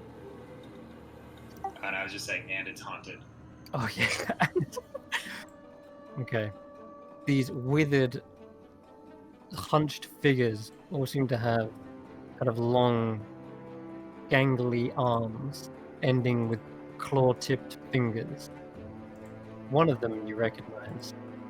There is this In fact, actually, a few of you, maybe a couple of you, do recognize Ravaya. You see the one with the bag over its head, chain wrapped around its neck, and an asp sort of protruding from one of the holes where an eye socket should be. And it regards you. Oh, look. They finally found us. Another one speaks. Oh, and that green-skinned one here too. You see the one that assailed you in the night, Carrick, sort of chuckling to themselves. And a third one is also stepping forward. You don't quite recognize this one. He says, "Oh, no, that's not open." You hear the voice say, Oh, and a pleasure to make your acquaintance. We have met before, but under a different guise. You are hungry, perhaps? Do you want some stew? This bitch. Oh, you do remember me.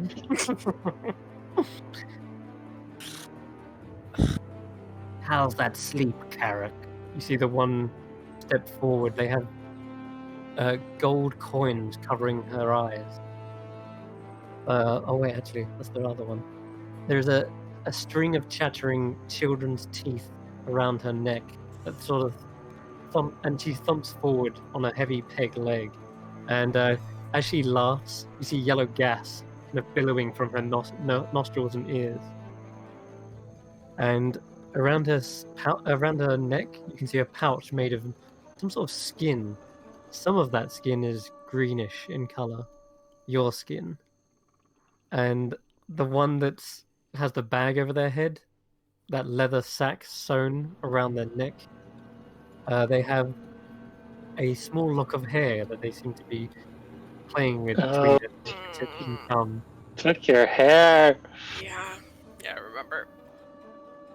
And finally, the last one has two gold coins covering their eyes. And there are ants nestled in and amongst their face, kind of crawling from their mouths, their ears. And she has a little vial in her hand, a vial of reddish liquid. And she carries a iron ring with 8 keys in the other hand. And she looks across at you and Ignir and Jas and says, "Oh, I don't think you two are safe either." And she waggles the vial of blood in the air. Well, at least you didn't take anything from my moustache. I would have been devastated. We've dealt with your kind before. We're not afraid. Oh, but you should be. You're in our master's domain now.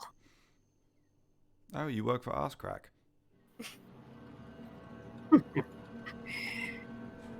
And as they're about to taunt even further, you hear a voice.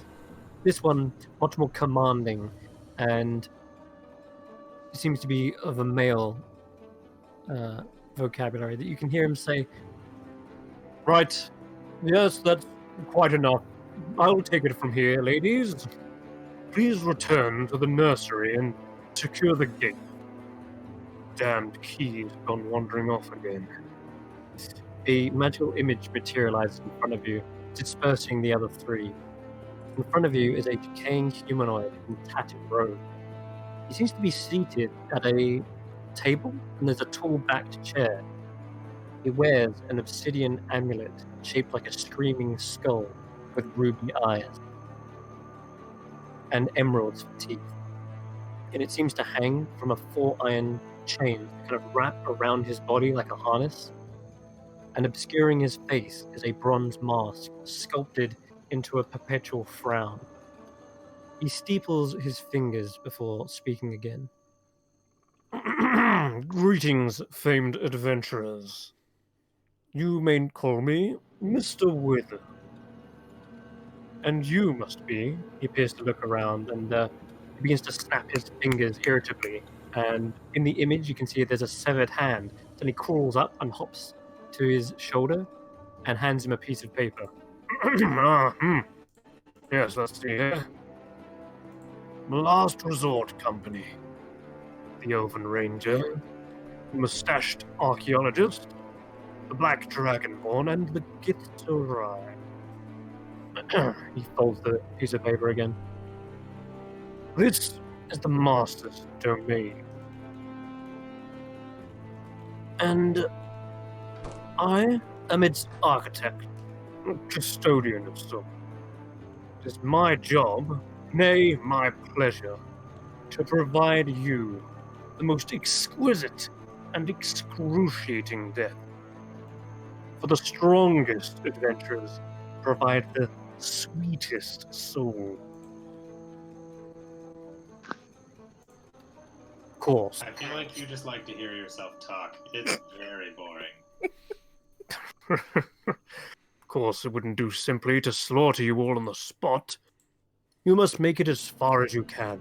Believe that you can not only survive, but surmount all obstacles before you. Only then can we truly test the efficiency of the traps in the face of genuine intruders, you see. Oh, speaking of which, if you'll excuse me, I must ensure that everything is in peak working order. I hope you enjoy your stay. There are, after all, so many ingenuities to marvel at. Oh, and do heed the Master's warnings. I have a quick question. Oh, Do you practice this exchange? Do you like stand in front of a mirror and... Because that was quite a spiel, and it felt quite rehearsed. You'll find there is a very, very beautiful mirror indeed to which to practice things. The image then fizzles out. So that's a yes. You practiced that. I mean, Seems like a yes. he probably does it for a lot of the, we're not the first adventurers who've come here. Yes, but surely it's not like it's a monthly thing, you know. I can't imagine there's been a great deal of foot traffic. I mean, yeah, we've found that this lost city is, very popular. Okay, well, we heard the man. Let's go and... Yeah, I will not be going first. I'll do Just it. because of... Vaughn gives a small tinkling sound from behind, and you realize he is still suspended above the pit of spikes, and he kind of nervously tinkles his sound together. I'll do it. Okay, just, Vaughn. Now, I need to give myself a little bit of an oomph. I think Vaughn wants to hurry us up.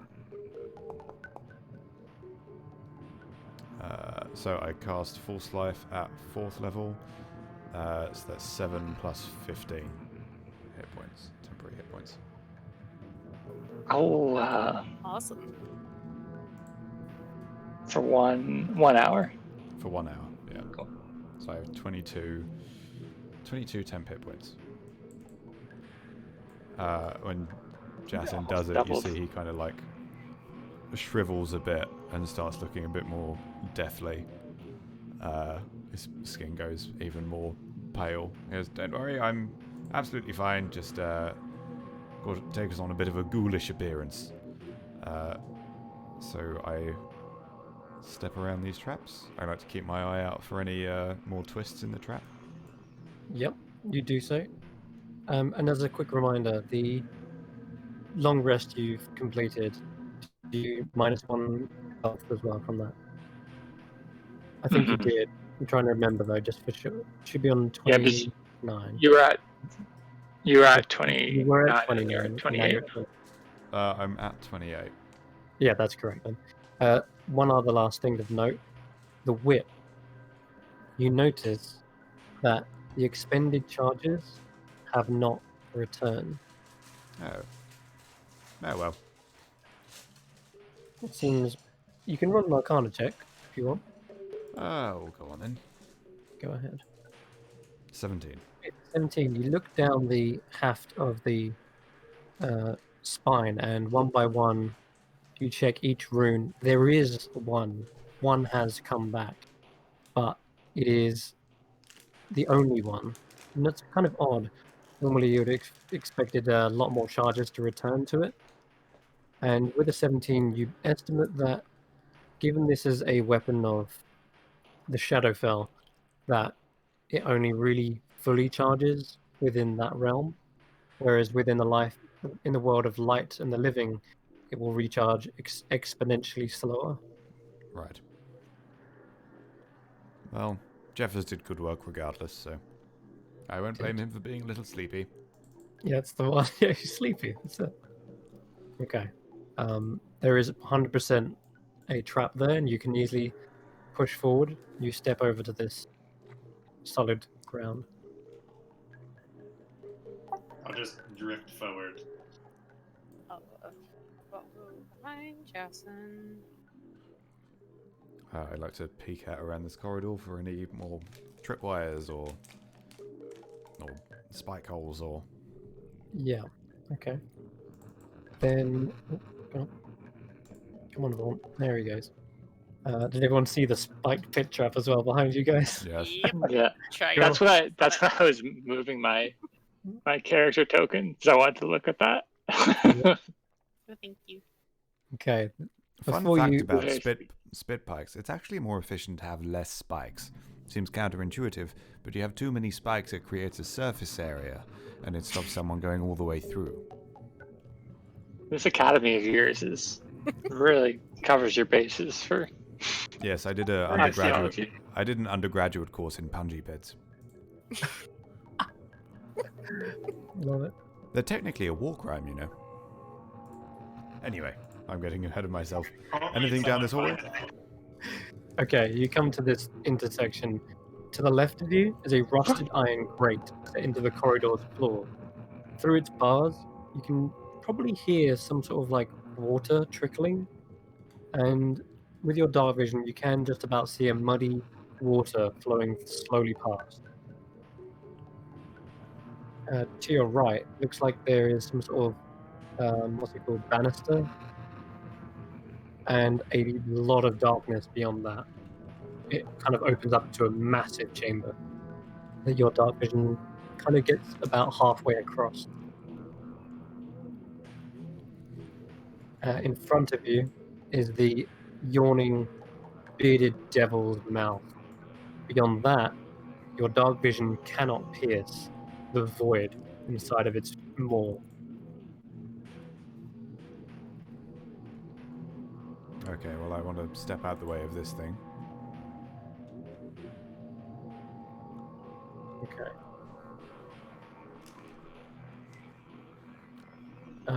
Getting into the corridor, you can see to the west, there seems to be creepers and vines clinging to the walls. At the end of this corridor is an arched crystal window, 6 feet wide, 10 foot high. Through it, you can see another dark chamber, and a 60-foot dark vision does see there is. Well, actually, I'm going to say from here the glass is it's a bit difficult to see through, kind of blurry. If you go up to it, you'll probably see a better image of what you're seeing. I'm going to give it a go. Okay, go And ahead. once again, keeping an eye out for traps. I'm going to macro that. Okay. Don't see any more of these pressure plates.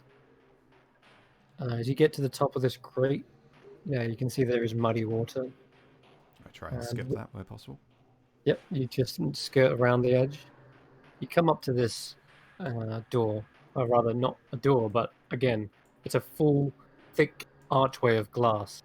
Doesn't look like it's just a normal window, but peering through, you can see there is a very large stone sarcophagus atop a plinth. Behind that, there seems to be something else. A vaulted tomb overgrown with moss and creepers. There's on the wall behind it, there are 2 large statues of bears. They both grip a 5-foot tall diameter bronze disc embossed with dozens of glaring eyes.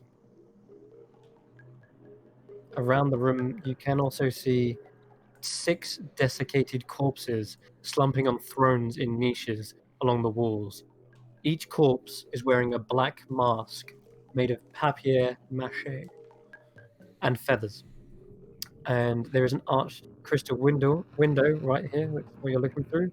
It seems to give just a small tunnel vision of view into what you're seeing. I'm sorry, did you say papier-mâché?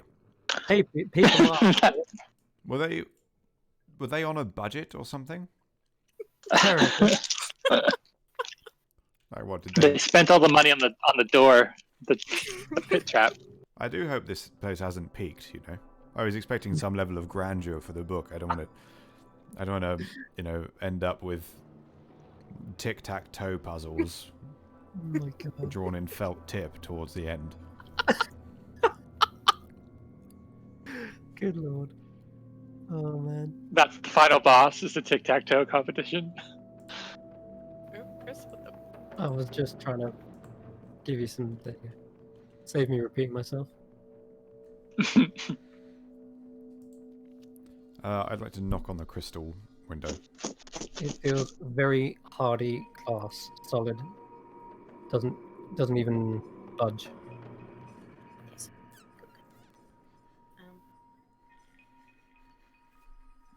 Hello in there. Ooh, you shouting, are you? Yes. You suddenly see the eyes on the disc move. They flicker back and forth, scanning the room. But they don't seem to perceive you behind the blurred glass. Well, that's good to know.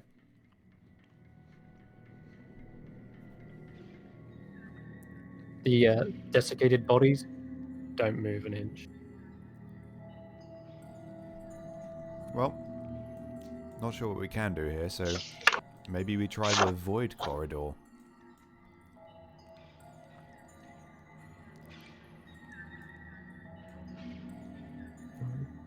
Yay? Nay? I'll float that way and take Yeah, I mean, I guess so. We can't really do too much here without trying to smash this big old foggy window. retro. Revi, your superior dark vision notices something. Suddenly. Ooh, what do I see? In the grate below, all the way down one of the tunnels, you see a figure walking. Its movements are jittery and unnatural.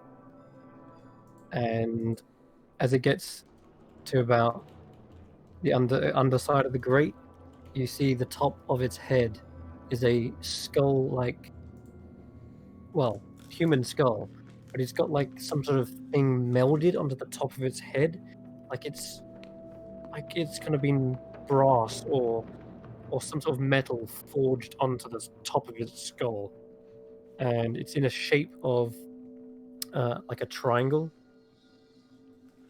and then it walks beyond the grate to the north. So it goes from the south to the north. Okay.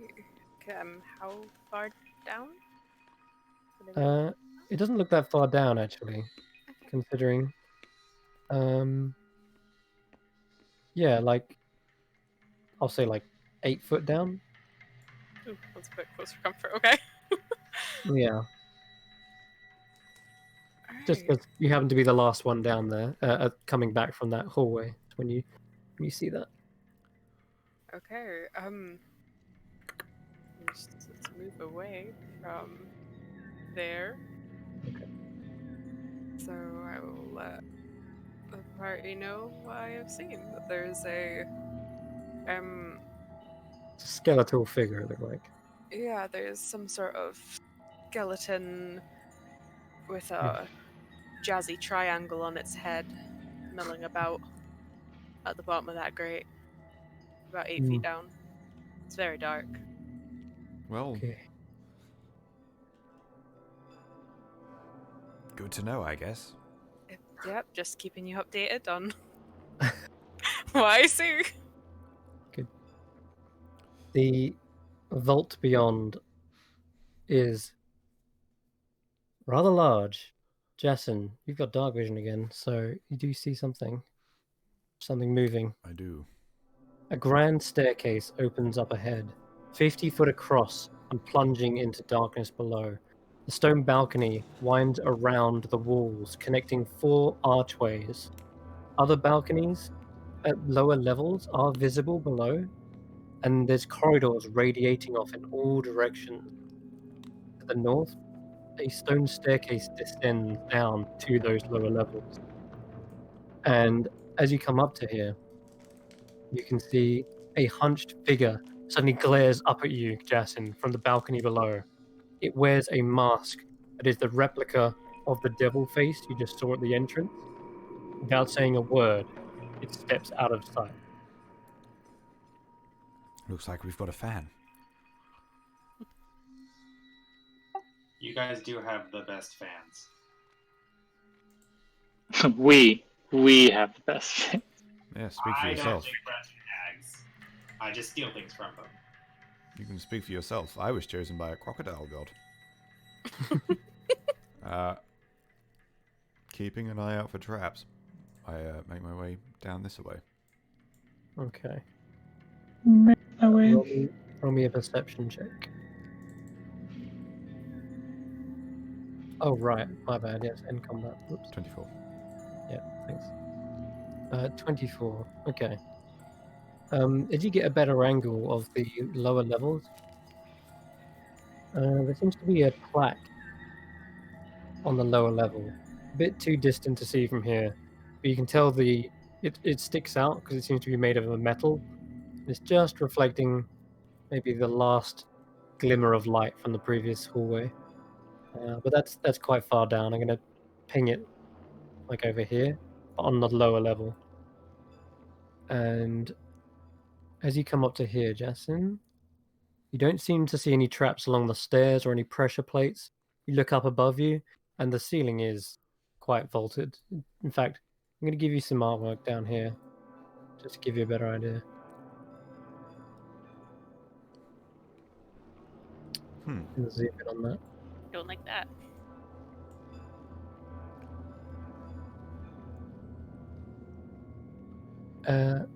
If you're looking all the way down, you do see there is a bottom. It's about 45 feet below. And from this angle, you can see there seems to be like 4 stone statues in a square formation, or a diamond formation, we'll say.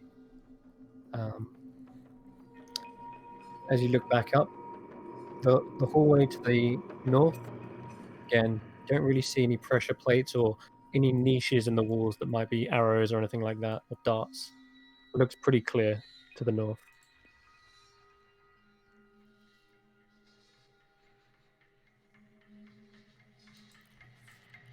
That's it. I guess you could also see a way across at this point, couldn't you? Where were you? Yeah, no, you didn't see all the way. But I guess Revi can't they? Yeah, that's Coming. amazing. I'm going to say what Revi you can see as you coming up to this balcony is on the very far eastern side. There is a large stone face. It seems to be that of a giant skull crusted with moss jutting out from the end of the passageway. And beyond it, you can tell there are flames flickering within each of its eye sockets. The view into the chamber beyond can be seen through its open jaws, but it's a little bit difficult to see from this angle what is in that next room. But yeah, in fact, add some lights. Anyway, that's it.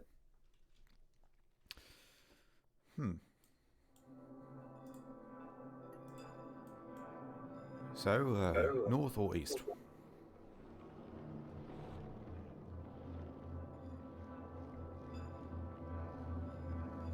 I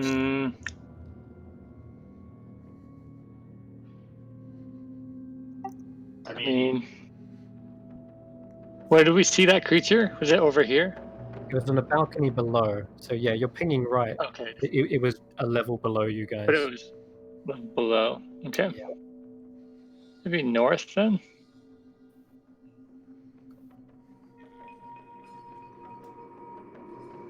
Let's go north.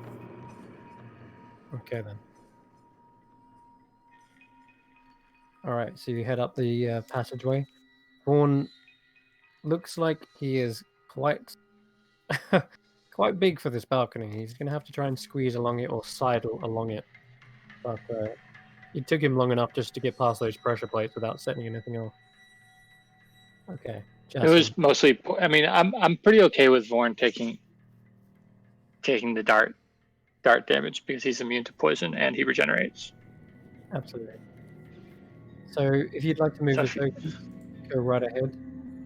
And you're starting to realize the non-linear aspects of this dungeon.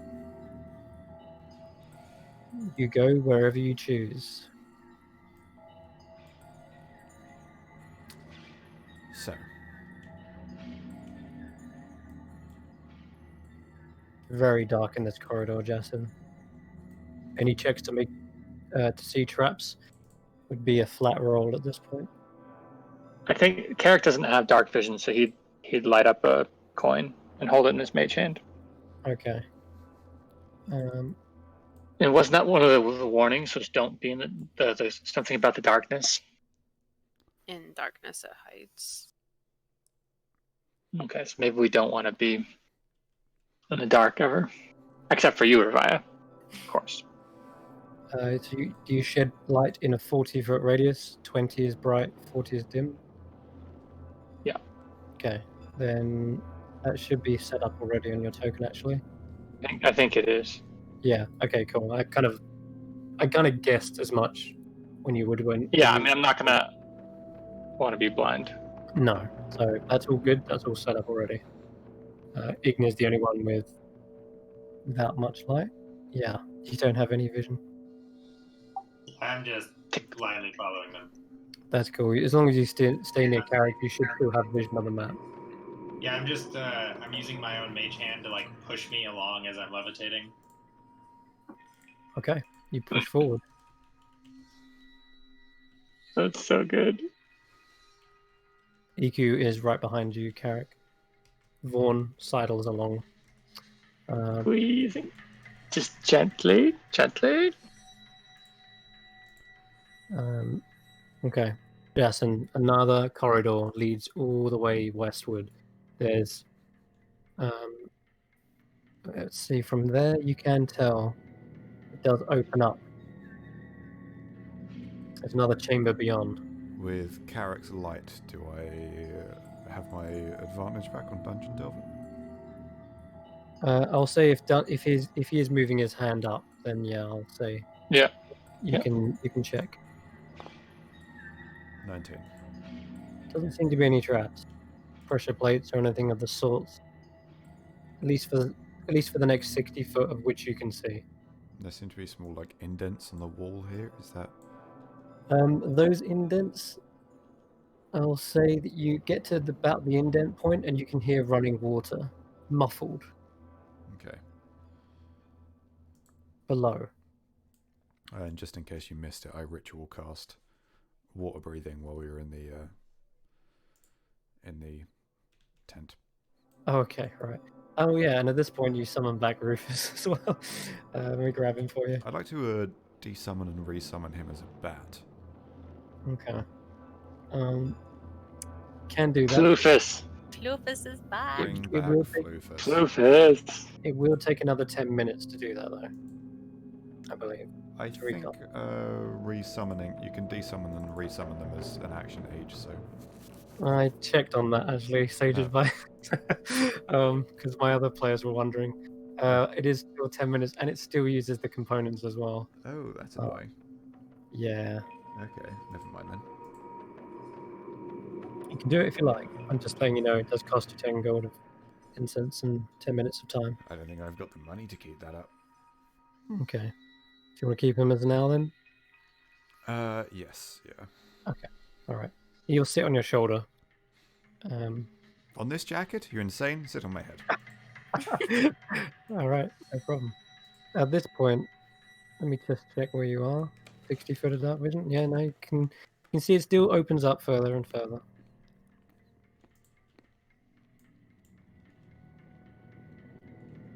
Rufus moves along with you. If I don't keep up moving with Rufus's token, just assume that. Okay, Jason, when you come to here, you can see something. All right. Is everyone behind him as well, following along? Yeah. As much. Okay, then at this point, then as soon as you come around the corner, Revire, what you would see, and as well as Jason, is a rusting statue of a knight standing at the very west end of the hall. It seems to be gripping a large iron shield. Shards and flakes of rusted metal cover the floor around the statue's feet.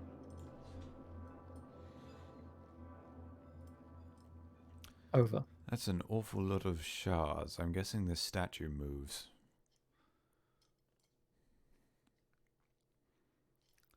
What sort of length have I got here?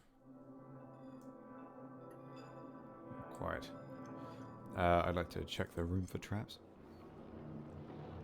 Go ahead. Roll a investigation. Oh, sorry, perception check. Natural 20. Okay. All of those shards, you can make out bits and pieces of them. Swords, bits of chainmail. There's even like a kind of like a dented, buckled shield, but that's all in pieces as well. And it's all on that side of the room. The rest of the floor here, up to about 20 feet, is completely devoid of any shards. Only around this section.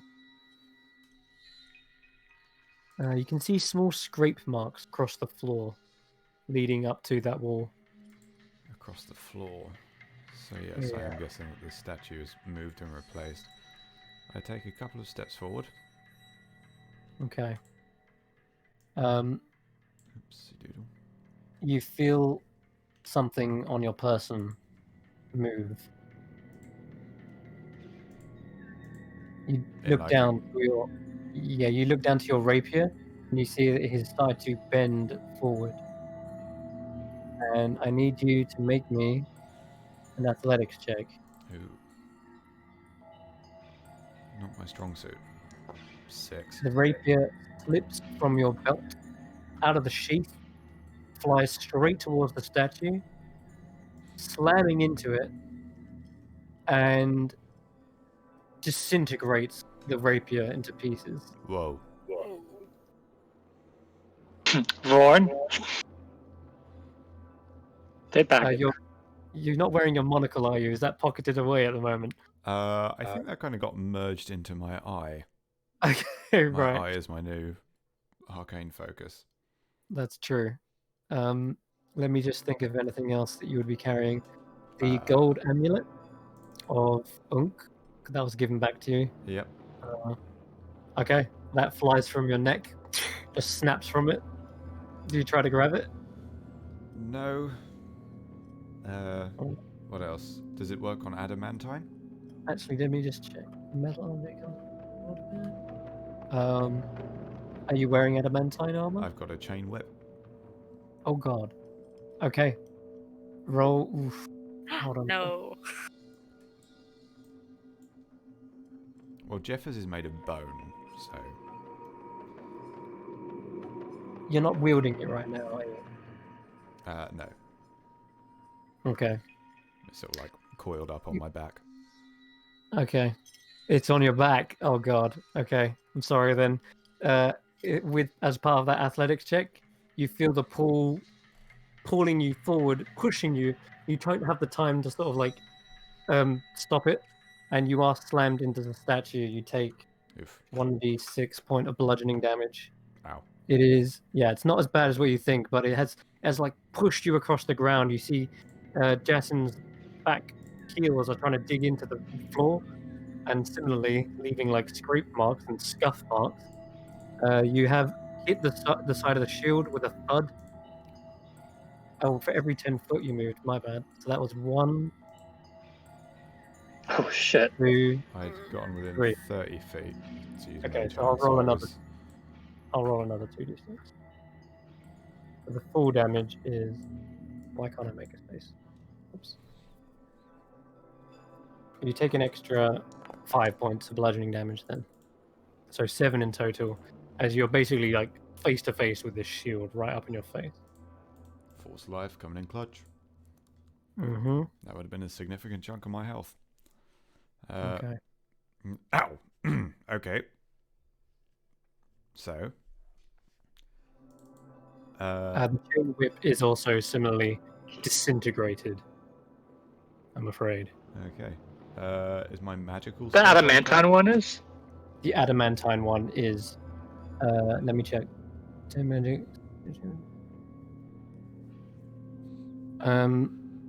I believe so. Jeez. Metal. That's- It's metal. It's not magical. No. Might as well take all my crap off now. Yeah, it's gone. The gang gets naked. Yeah. Episode title. Adamantine is a hardy metal. To see it so brittle Yeah. and turn into flakes is sort of unnerving. But, Alright. Jasmine, you still have Jeffers, a bone weapon. I came a long way with that rapier. Oh, man. Yeah. What else is gone? Anything, I had a I'm going to say anything No, else I that's used my metal and not in your crossbow on something backpack is gone. But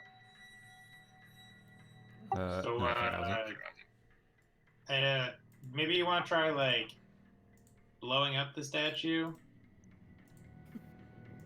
Calling down the You've hall. got Eldritch Blast. Yeah, but he's right Yeah, there. I'm not really a blow it up kind of guy. I can. You got Firebolt. I'm not gonna. I guess, but it's made of iron. I casually launch a firebolt at it. you fire at the statue. Yes. Roll to hit. 14. It sort of scuffs on the exterior, doesn't leave a mark. See, now I have a warm statue. Before we Ignir, go try one of your any things. further, I'm going to Fine, I'll preemptively. blast the statue. Oh God, Justin duck. I'm gonna get back. Oh God. It's him. There he is. You nearly took my head off. Roll a dexterity saving throw, Justin. Good lord. We've got a new tab. So Okay, you do duck out of the way, no problem. But man, yeah, like you say, you nearly took your head off. Sparkles. Sparkle. Hey. Well, this is. So that went well. Well, Ignis just volunteered to go next. Once more with Yeah, you. yeah, yeah. Okay. Let's check. Force damage, do anything to it?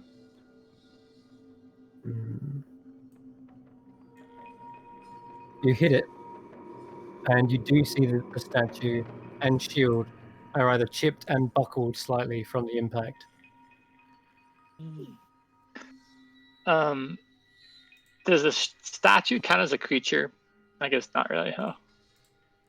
It's like I can't toll the dead a statue. You could try. So it says, well, it says you point at one creature you can see. Hmm.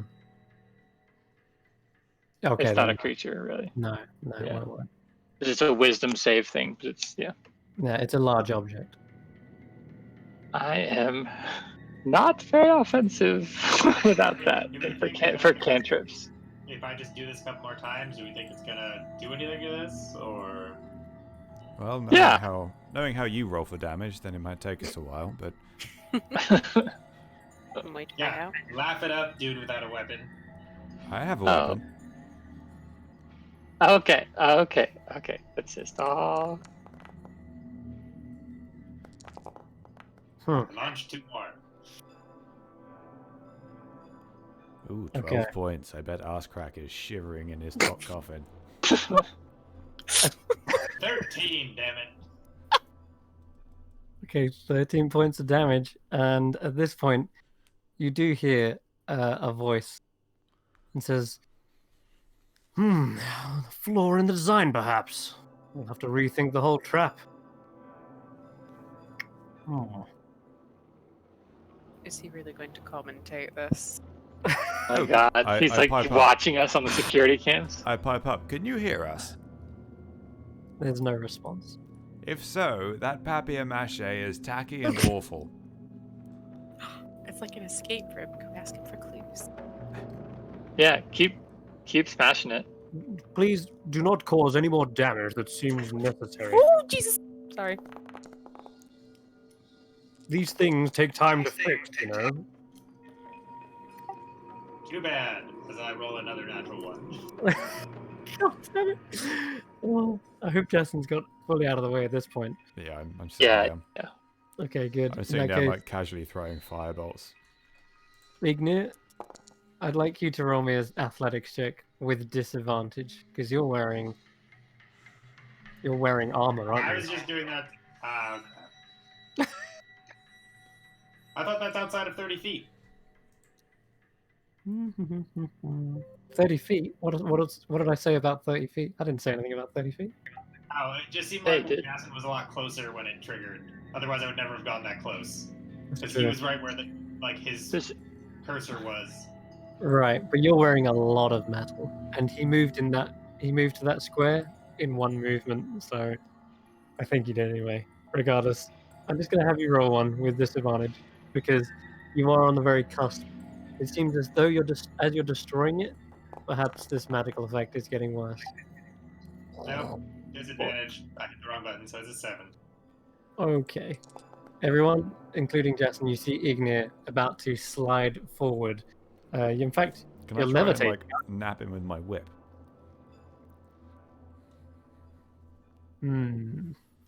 Roll an attack against Ignir.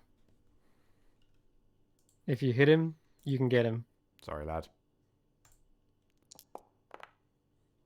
10. It's a hit, right? 11 does Oh, not. 11, sorry. No. No, 11 does not hit me. Why is that saying it hit me? No clue. My AC got changed to 11 as Yeah, well. my AC keeps shifting. It keeps bumping itself down to 13. Okay, I have no clue about that. My one- Yeah, it's not counting our armor or anything. It So never my does that. AC It never does normally. and my speed is 0. What's no going clue. on? The sheets What are has this bugged. doom done to us? This is a curse. This sheet, let me change it to Temple. 5 each sheet, see what happens. Nope, that didn't do anything. My AC is It says my adamantine breastplate has AC 11. Okay, there was an update recently, so that was probably what fucked it. So, what's your AC normally? Well, the armor should be 16. Okay. And then I should have. If you go into Oh, the wait, no, details I'm sorry. page on the item, they've put a new tab in there.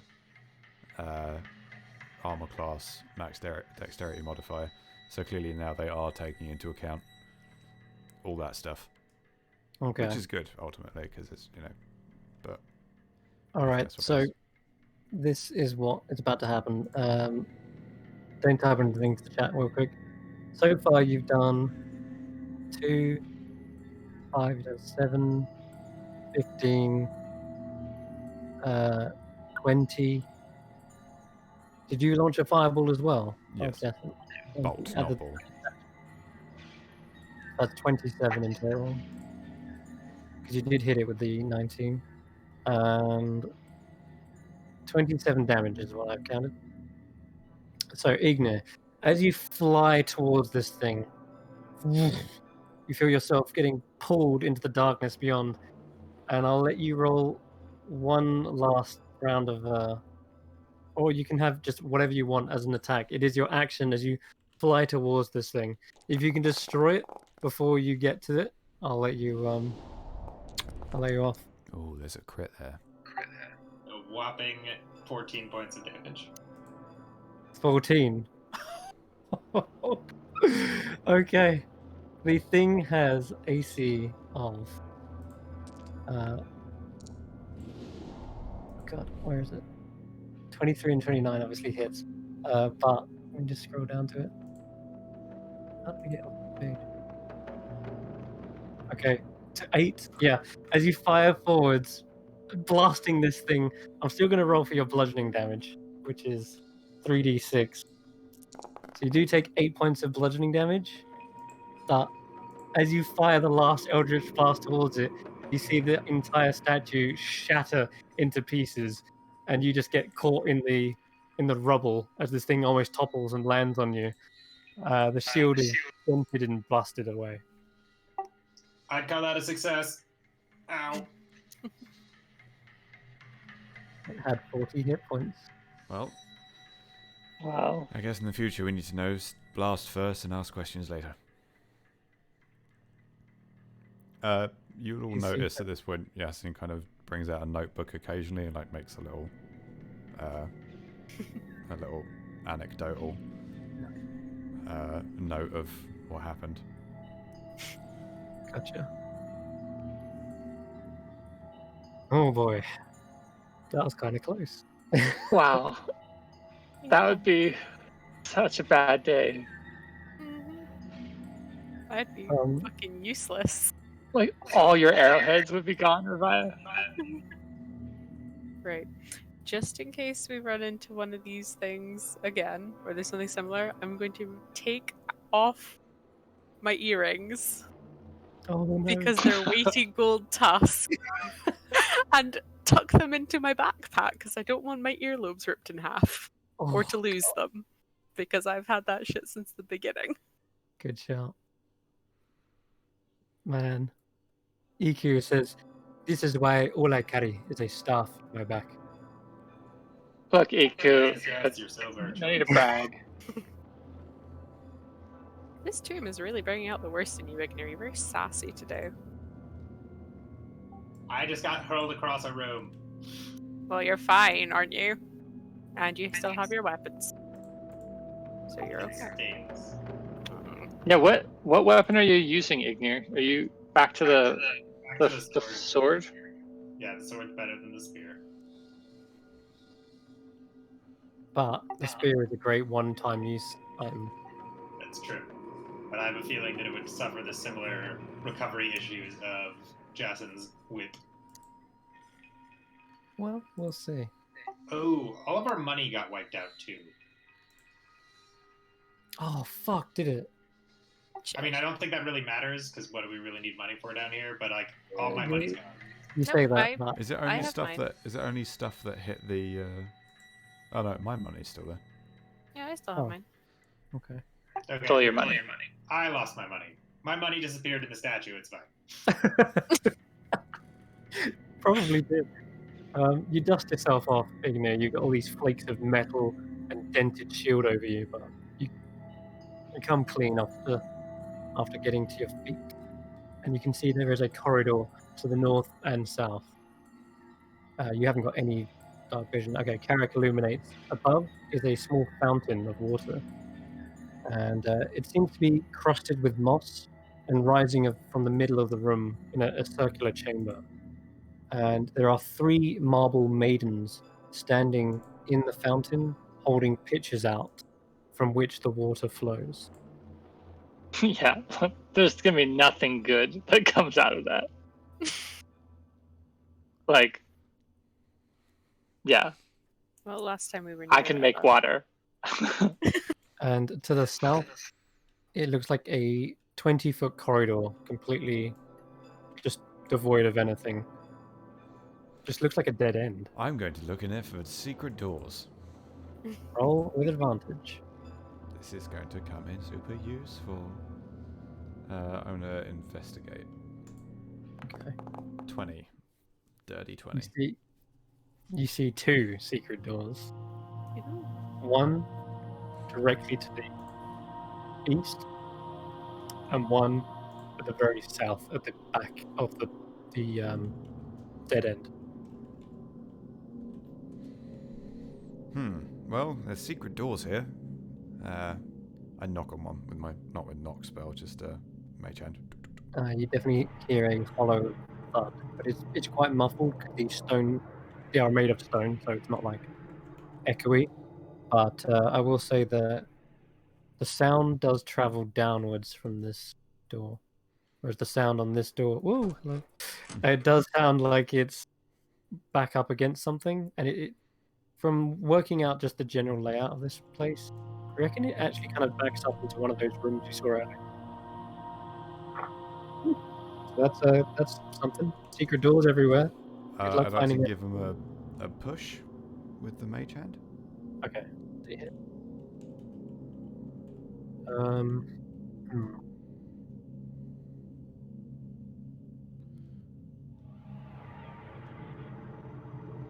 Okay. There is. It doesn't push with the mage hand. Vaughn, you If you- fancy giving that a little heft? Warren very tentatively, like, basically steps what's like a metal graveyard. Steps past that, and yeah, we'll wait for you to. I think he can't get in there with you in there first, but he'll go and push it in. Push it in. Okay, is he gonna go right in? Yeah. Yeah, and try to pushing the one straight ahead, right? Yeah. Give me a strength check for him, please. Just an ability check. Yeah. Count on my notes. Okay. 13 is actually exactly what you needed. So you begin to heave on the back of this door. And it seems like it's not the door that's jammed, but rather something on the other side that you seem to be pushing into. And you can hear it grinding against the stone floor. You notice at this point, as the kind of door is getting pushed, it is the back of one of the thrones. The desiccated corpse sort of slumps forward slightly. Its head leans down, and the mask on its face falls into its lap.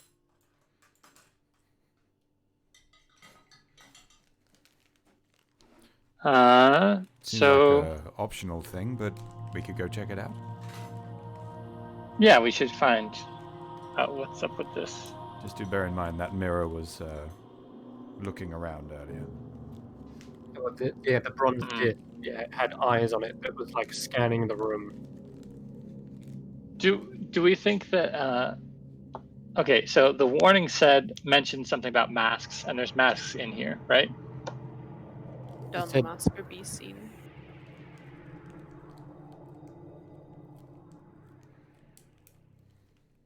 So Yeah. Did you catch that? Yes. Okay. We don't have to wear papier-mâché marks, do we? I mean, that's the thing. This is like, do we trust the warnings, or do we think the warnings are actively trying to kill us? I'd rather have the mask and not need it than need it and not have it. We can easily throw it away afterwards. But do we coming put the back to mask pick on? It up might be difficult. I'll cast detect magic. Born's gonna back out, maybe a little bit, so that There is Somebody a else. fading magic in the room directly to the west.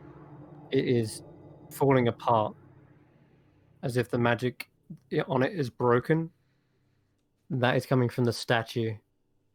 It is slowly and then fading out, but it reveals an aura of divination as well. Oh, sorry, not divination. There is some divination you also sent in a second, but let me just. 8. No, it's not really majorly important, but it is a transmutation over the shield that the statue is holding. Of course, that's all buckled and broken into pieces now. So that fades away. As you come up to here, you do sense a aura of divination coming from the bronze disc. what about the masks? That's what I'm more worried about. Okay, the mask.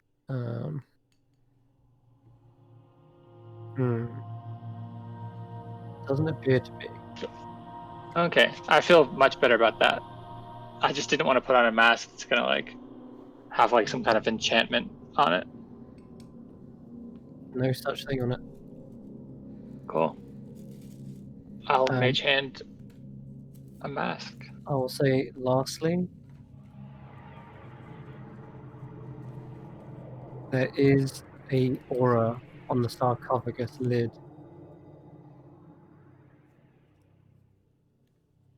It is an aura of abjuration. Some kind of shield. Okay. Mm-hmm. Do we want to go in this room? I don't know. If I was designing a dungeon designed to, murder people, I wouldn't put anything in there that would help them. Could I just do a perception, scan the room, perception check, just see if anything jumps out? Any kind of iconography or writing, especially, so we can get in here to do his job. Yeah, go ahead. Perception check. 13. Okay. I need to start So, guiding myself more. iconography. There are 2 bear statues holding the stone disc that you can only just about see. So, maybe on a closer look, they do look a little bit different than normal bears. But they're massive. They're about the same size as they would be if they were real. Are you saying they're not your average bear? That's right.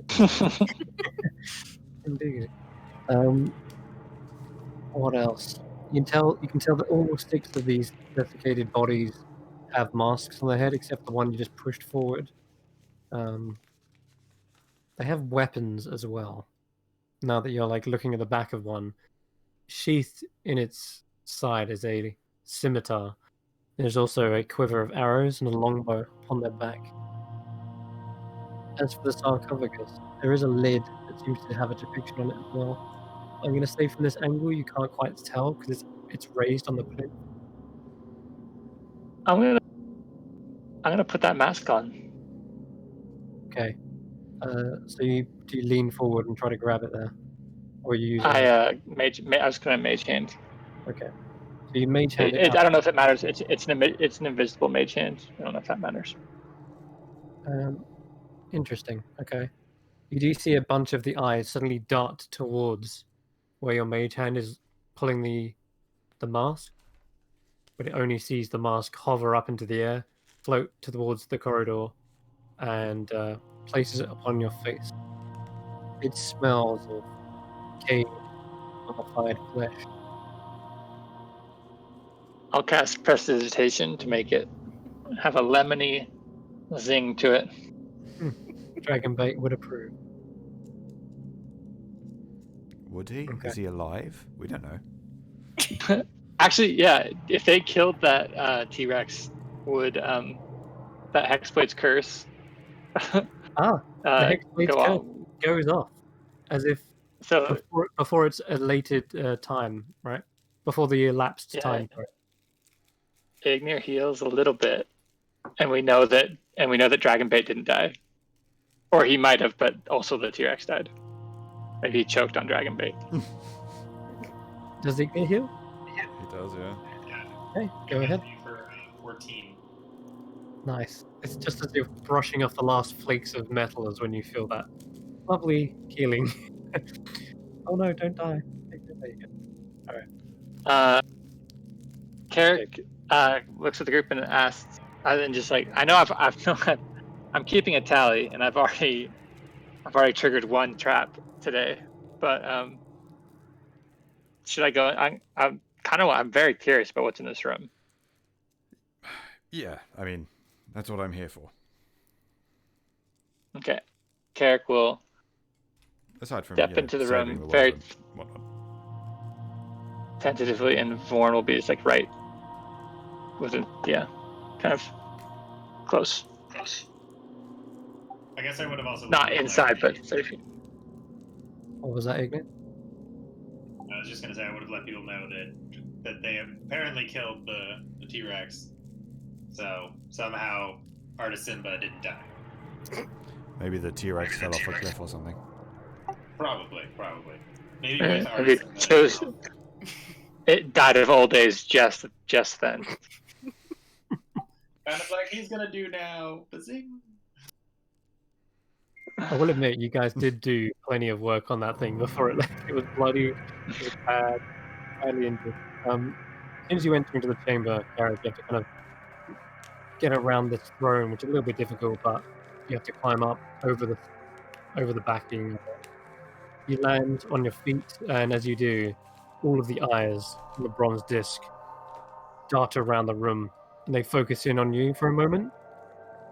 And as they kind of like seemingly like twitch, they then ease up and then begin looking around the room left and right. Left and right.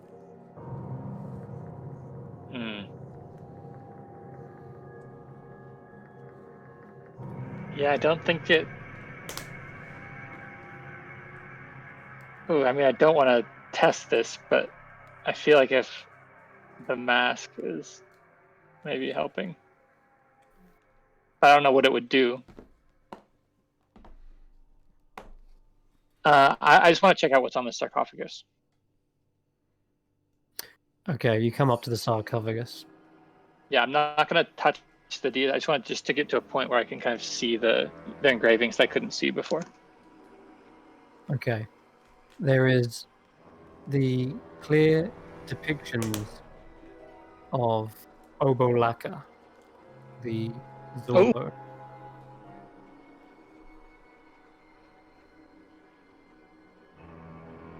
I relay that to the group, and I think we found maybe one of the 9 gods.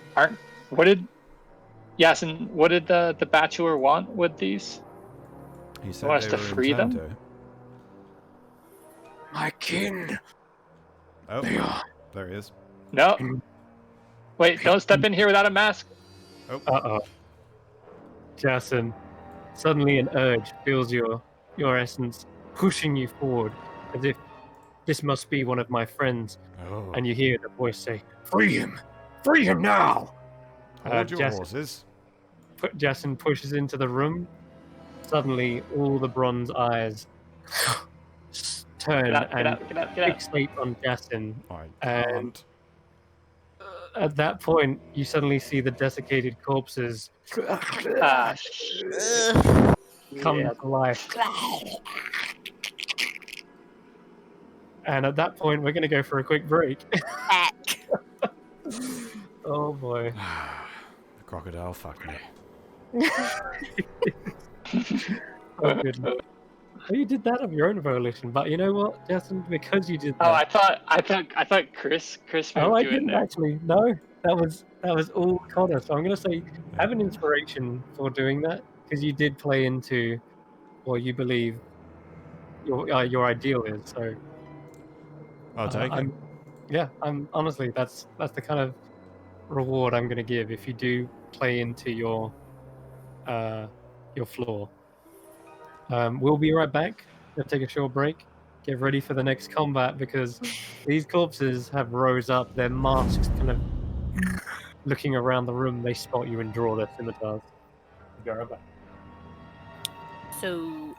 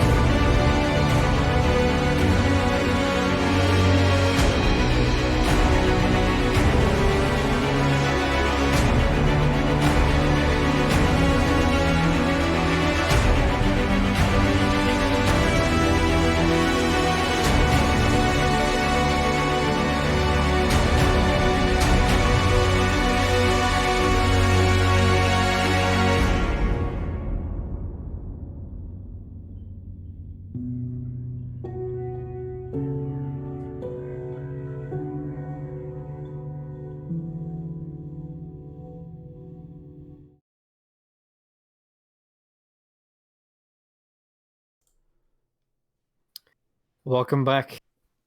Jason has just been urged by the spirit that resides within him, the Bachelor. One of my kin! Free him! Free him now!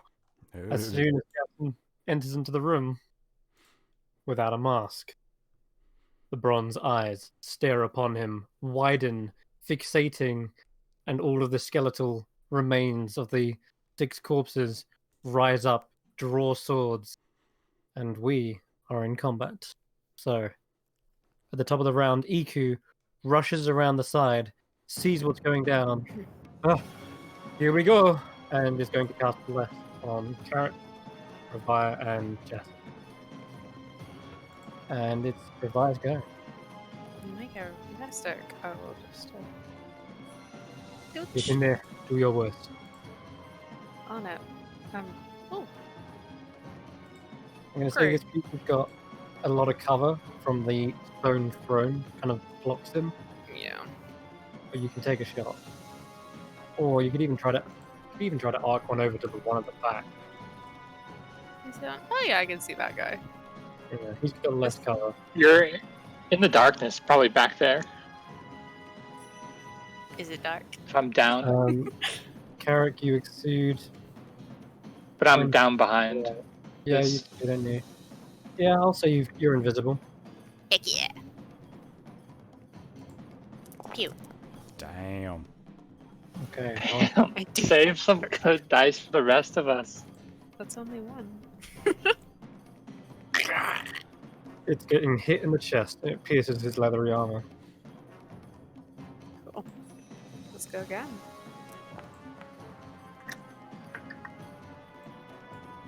Another rib snaps as another one punctures him. And that is also my Dread Ambusher one. So Oh. does Dread Ambusher get doubled? He does. Oof. 19 plus 3, 22, 30. Just on that hit. Nearly dropping him, but he is still somehow standing after this. Let me check something else. Well, I'm happy. I did 48 damage on those 3 shots. 48. 48. Shit. I do have to ask, are those magical arrows? Yes, I only have magical arrows left. Oh, really? Shit. We should probably Mhm. try and reclaim some of those. Yeah. Okay. Technically, all of my arrows are magical. I just have different spices off them. There's +1, and then there's purple. Carrot, immediately behind you, you hear the white rise up. Reaching out. You're actually in range for this nasty thing, but... Oh, good lord. Did that? Oh, so that wait. Oh shit! So Wait. you were shot. Which one? You saw the one at the south. Okay, and that's not dead. No, Oh fuck! I don't think it... Hold on a minute. 19... 19... Yeah. Yeah, no, it's taking full damage. Yeah, but, yeah, it does still You stand. did how much to it, Kirsty? Funky, I did 48. Fuck. It's 48. Yeah. Okay, I didn't add the actual Dread Ambusher. So with that, the Dread Ambusher crit is actually what finishes it. It was on. Oh my would have been god! left on Thanks, 5. It's still too That's much. so much. It's still too much life. It would have been left on 5, but the Dread Ambusher crit manages to finally sink it Yeah. back into his chair. Sit back down. Don't like All that. right. Okay, the one behind you, Carrick, reaches out with its other arm as the other, it's drawing the sword with one, and the other arm reaches out, grasps onto your shoulder. Yeah, that's a miss. As soon as the fingers kind of brush your armor, you feel a sapping sensation, and you quickly turn around to realize it's White's trying to drain the very essence from you. And you kind of like push yourself away from him. The Should have come here last week. There'd be more life in me. yeah, well, I don't want to say anything, but yes, Vaughn is up. Vorn is going to. So he can't move through this guy. It's going to be difficult terrain But for him he's to go- get through. So To there. Okay, so that's 1, 2. Can you get to there? 5, 10, 15, 20, 25, 30. Hold on. He was here, wasn't he? So he goes 5, 10, Mhm. 15, 20, 25, 30. I'm afraid Dawn is having a real hard time squeezing through corridors. This is going to be one of his drawbacks. So he's Yeah. at that range. Can he? Well, he just wants to get close to Carrick at that point, so he'll dash. And he can't Okay. move through this guy, right? No, he can't. I'm afraid that's not Okay, his I go. guess that's his turn. Jason. I'm going to step around this way. Bonus action blade song. Action. Attack this guy in the corner. Ooh, 18 to hit. that's a hit. Groovy. I'm going to chuck a booming blade on that.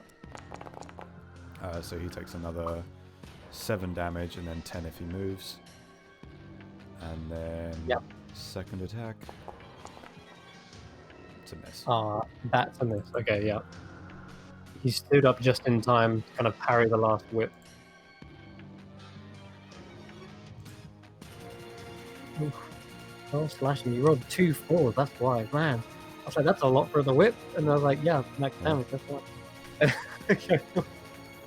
It's actually his go immediately. As he steps forward, bits of bone explode from him as he takes the extra, how much? 10. 10. Okay. God, he's still standing somehow. Rushes forward and tries to, similar to Carrick, he tries to grab a hold of you with his other arm. Good luck. 23 to hit. Oh,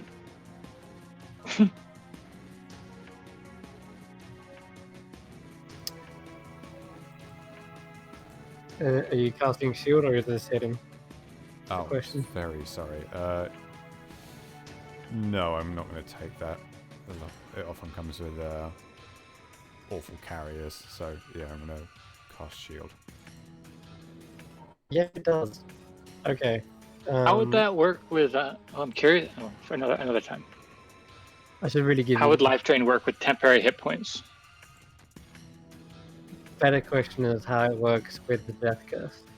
But I'm not going to say anything more than that. Jason, you see the arm coming Oh towards you. no! Bring up the shield just in time. The next white down here steps forward. 5, 10. You get to here, stands up on top of the stone plinth, and is flanking you. Got to get past an incredibly high AC.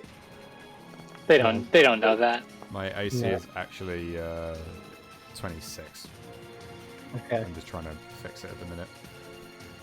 Okay, let me just quickly undo that hit.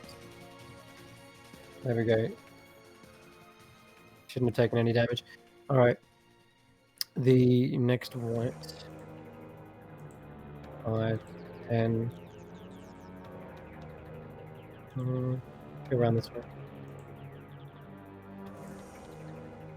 Okay. This one. Got 2 targets to pick between.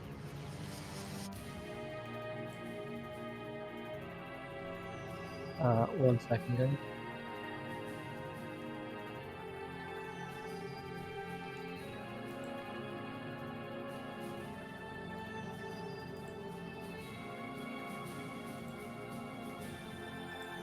Okay, alright, so it is going to attack you. Despite wearing the mask, Carrick, it seems as though the trap has been activated and the whites can see you. The eyes aren't, though. The eyes on the stone disc are only looking at Jason, but the whites can see you, and they attack again.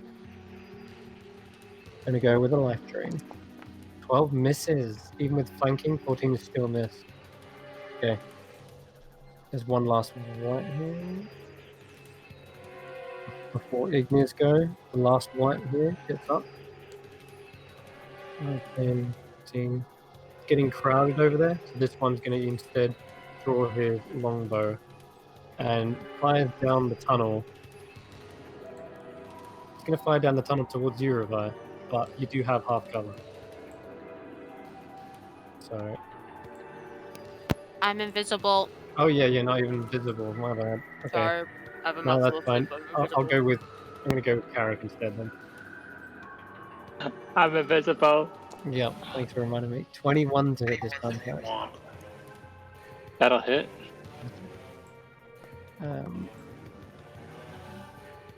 That also hit.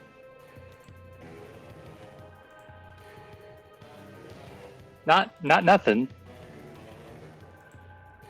Oh crap! I forgot something else. All right. Read the stat block, Chris. Okay. Something else they should have done. I'm gonna take a series of long sword attacks. Yeah, that would have missed anyway. A couple of long swords at Jason. Yeah, it's a miss.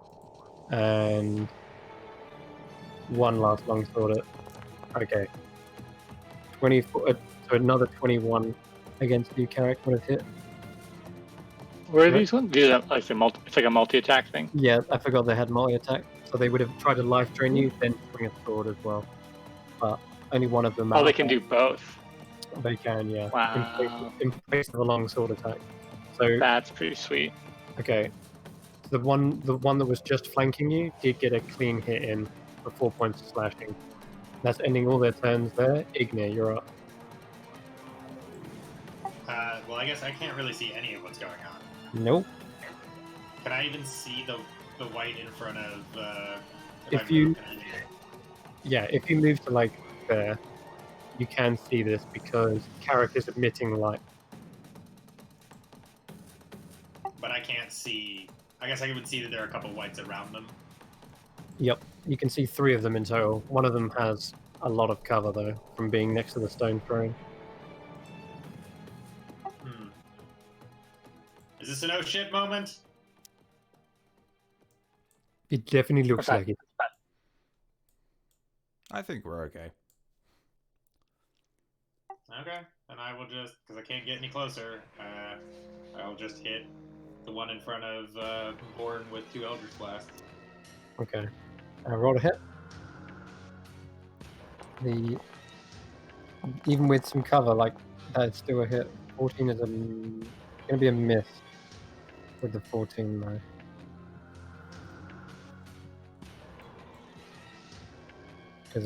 Only because of the cover. So one hit, 8 points of force damage to him. As a shadowy dragon head swirls around Vaughn's shoulder, grabs into the back head of this thing. Okay. Anything else? Movement? Or you get up No, there? I can't really do anything. Okay, Rufus. Rufus is going to give Revia the help action. Fish for some crits. I'm invisible. I already have advantage. Archer. Then I'll give Carrick the help action. No, I don't do that. Okay. Okay, on this one? Because I've also looked up the help action recently, and the creature you're distracting, you need to be up within 5 feet of it, so you can still do this Okay. easily enough. Just they have to kind of, Rufus has to be either here, or he can be here. Sure. To help from one of these. Alright, then Carrick, you'll go. Okay. He's gonna do his cleric thing and do it. Channel divinity. Oh, Turn boy. undead. Okay. You did kill me, Chris. Yep. I mean, there was a 34% it- 34% chance he didn't make it. I mean, Yeah. you made it. But hey ho. Yeah. So I don't know if I don't do it. Can I hit? I don't know if there's like a template I can do, but I don't think there is, so I will roll them manually in this case. Starting from the top. Alright. Wisdom saves, alright? yeah. Actually, sorry. First thing, I guess I'm gonna bonus action, do. I'll bonus action smack this one that Yasin already really hurt with a spiritual weapon. Oh, spiritual weapon's coming out, is it? like it. So Alt roll.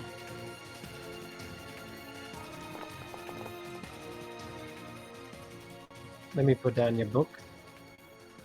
Thank you.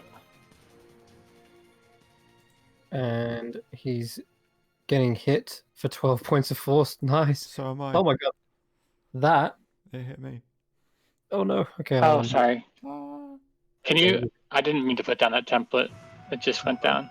I've undone it. And then I will turn on dead. The book slams so hard into the back of his white that his skull turns to dust. The rest of the skeleton falls at Jason's feet. And channel.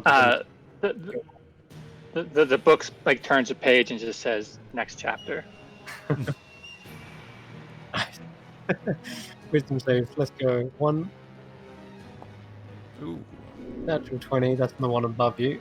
One below you fails. The one below that fails. Natural Double 1. fuck off. The one in the bottom right corner fails. Okay. And I will not move. Okay, so you do. They are frightened of you, and they must use their action to run away from you. So you can hear all of them suddenly like view your. Carrick takes off the mask when he channels his divinity, and the light shines from his eyes and shows just like their worst divine nightmare. Absolutely. Oh man, they are screaming with kind of these raspy breaths. Okay, it is back to the top of the round. EQ. Oh, okay. Carrick, you're okay in there? Yep. Everything is fine. Okay. Still gonna have to put him down.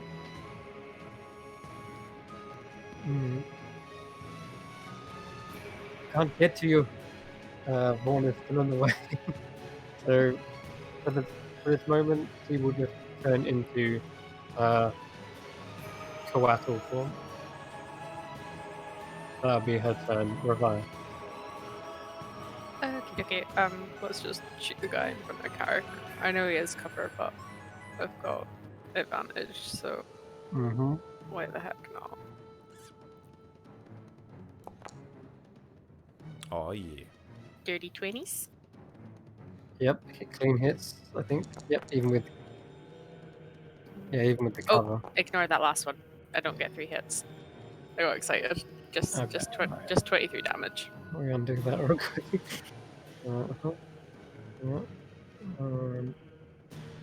Alright, nice. Sweet. Alright then, it's still standing, riddled with arrows. Still trying to hurt Carrick here. In fact, this one's go right now. Carrick, once again, he reaches out for the life drain. Misses. And then, with the other arm, swings a longsword towards you. 18 hits. Do we count Vorn with it being 5 feet of Carrick, or does it have to be like actually like right next to him? Yeah, like adjacent to you. Yes. Okay, so within 5 feet. Okay, cool. Okay. So another 6 points of slashing as he carves down your back. This is the only one that is fighting against your divinity. But yes, Vaughn is up. He's right behind him.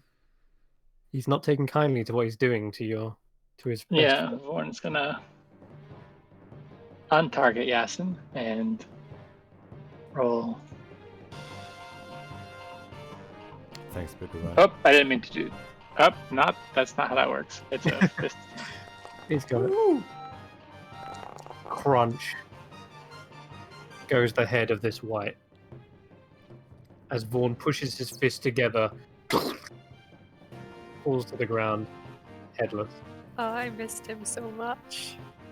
And then he's gonna just shimmy up to just I mean, can you get past Carrick if I want to put him like here? 5, 10, 15, 20, 25. Yeah, he can. That's all his movement. Yeah. He has to squeeze in. He's kind of just squeezes in and then just kind of shakes off the white dust and then just does and like clank clank. Nice. The end of his go. Jason. Ooh, I should have been taking half damage. Sorry. You should have. Yes.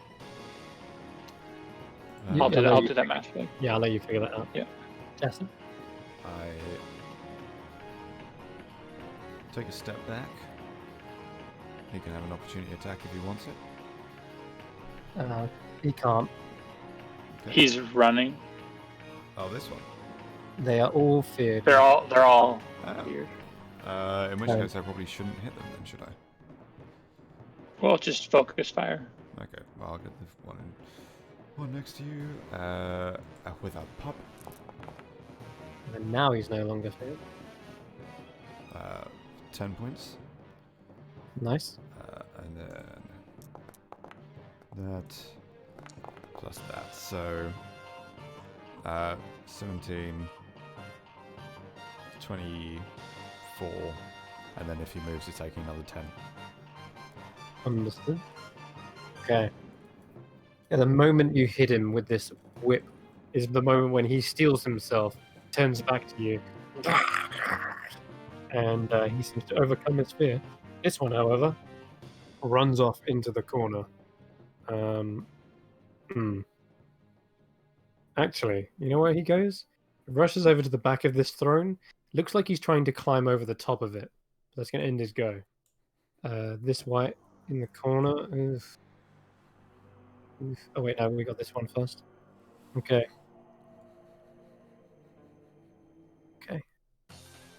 He's gonna turn on Carrick as the other closest. And he goes to, with one arm, grab a hold of your throat. Try to life drain you. There it is. Misses again. Misses. Yeah, Vaughn just smacks his hand out of the way. He just instead tries to stab forward. Oh man, yeah, nothing. Okay, Ignir. Well, I can still only see one white, and I can't get close enough to do anything. So we're Eldritch blasting. It's real exciting back here. Okay. One hit, one miss. Whopping 2 points of damage. Woo. Okay. It's something. You guys got this. There's only one left. Okay, Rufus. Rufus will provide Carrick help action on this one. Okay, Carrick. Carrick is going to move as a bonus action. Move his spiritual weapon. Mm-hmm. And hit it. Oof, not for very much. And then I guess this is a weapon attack as well, isn't it? It's a melee Fine. spell attack. Yeah, so you could have advantage on these kind of things because you're helped. That's unless you want to use it for another action, but I feel like. Okay, and how rough is this one looking? really, really rough. Okay. We'll just do a Toll the Dead on it. Okay.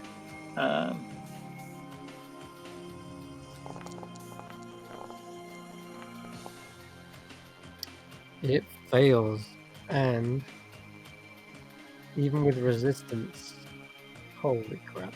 You see it hold on to life for just a split second, like grimaces against it before all of the teeth fall out of its sockets.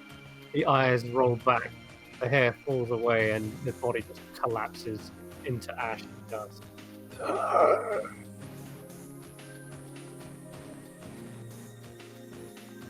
Excellent. And then, so does this one look like it's trying to escape somehow? Yes. It's clambering over the back of the throne, reaching forward towards the wall. Carrick's gonna 1, 2, 3, 4, 5, 6. Just kind of get there. Oh, I get one closer. Get there and just tell Vorn to grab him Grab him. or to smash him. Okay, gotcha. Iku flies into the room, now taking form into a a serpentine winged form. Her iridescent feathers gleam in the light of Carrick's coin, and flies right up behind this one here, the one in the corner, and she will try to constrict them. Natural 20. Iku's back as well, everyone. Oh man. Okay. Where do you think you're going? She wraps her long, thick body around it, crushing its bones. And that's going to end its go. Retire.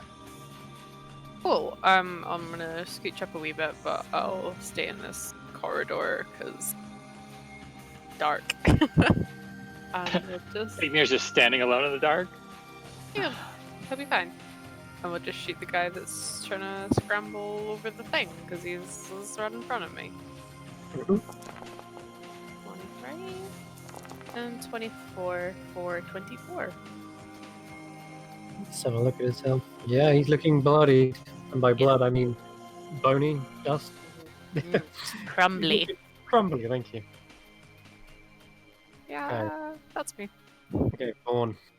This one's restrained. If he Vaughn. wants to- Yeah, he's got an order. He's gonna. This one is the one that's trying to get away, and this one's restrained. Correct. So he's gonna go just a normal attacks on the one that's trying to get away. Okay. Ooh. Is he not targeting that guy?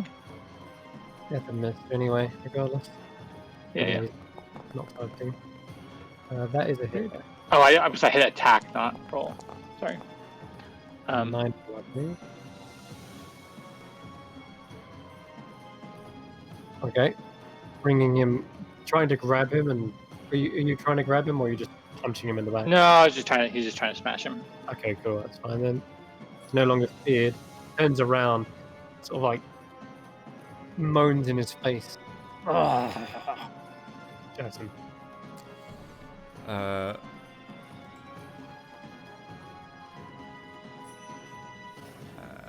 then I hit him with whip. Whapa! Miss. Tits. This has advantage. And you're blessed. Oh. Okay. Well. We'll take the second roll, which is an 8. Yeah, you hit then. Nice. So Glorious. No. And then.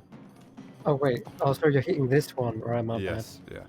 Okay, sorry, yeah, that's not advantage, but still, the second one is a hit, and I think with that, just check. 14, 8, down to 6. So you've got 2 attacks, haven't you? Yes. Okay, so But he's if I still need to, alive. I can jump that up a bit. He takes 3 points and then 11 if he moves. Okay, with your second strike, the force damage detonates his ribcage into pieces. Bones rattle onto the floor. Yeehaw, motherfucker. Okay. The last white is restrained and could try and attack his assailant, but I'm gonna roll for this. See what we get. 1, 2, 3. Okay, we'll go for Jason with 2 longbows.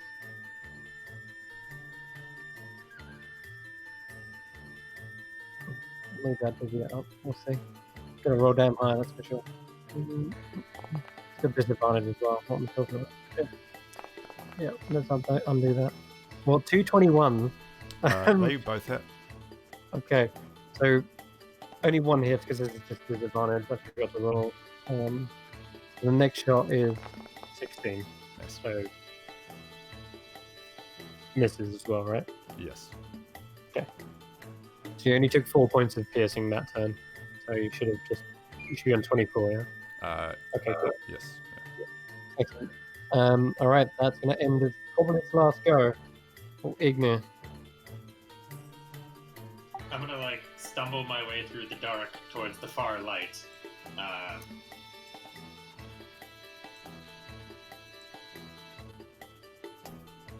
Just getting into the room, and I'll see the little white, and I'll throw 2 Eldritch Blasts at it.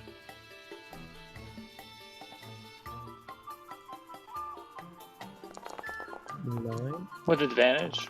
You do have advantage, yeah. Okay, let me just roll 2 d20s. Or I guess the first attack, and then for the second. Mm-hmm.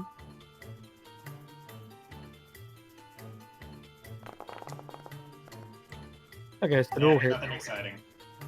Okay. 10 points force damage. Nice. It is very close to going into pieces. One last good solid hit might do it. Okay. Rufus?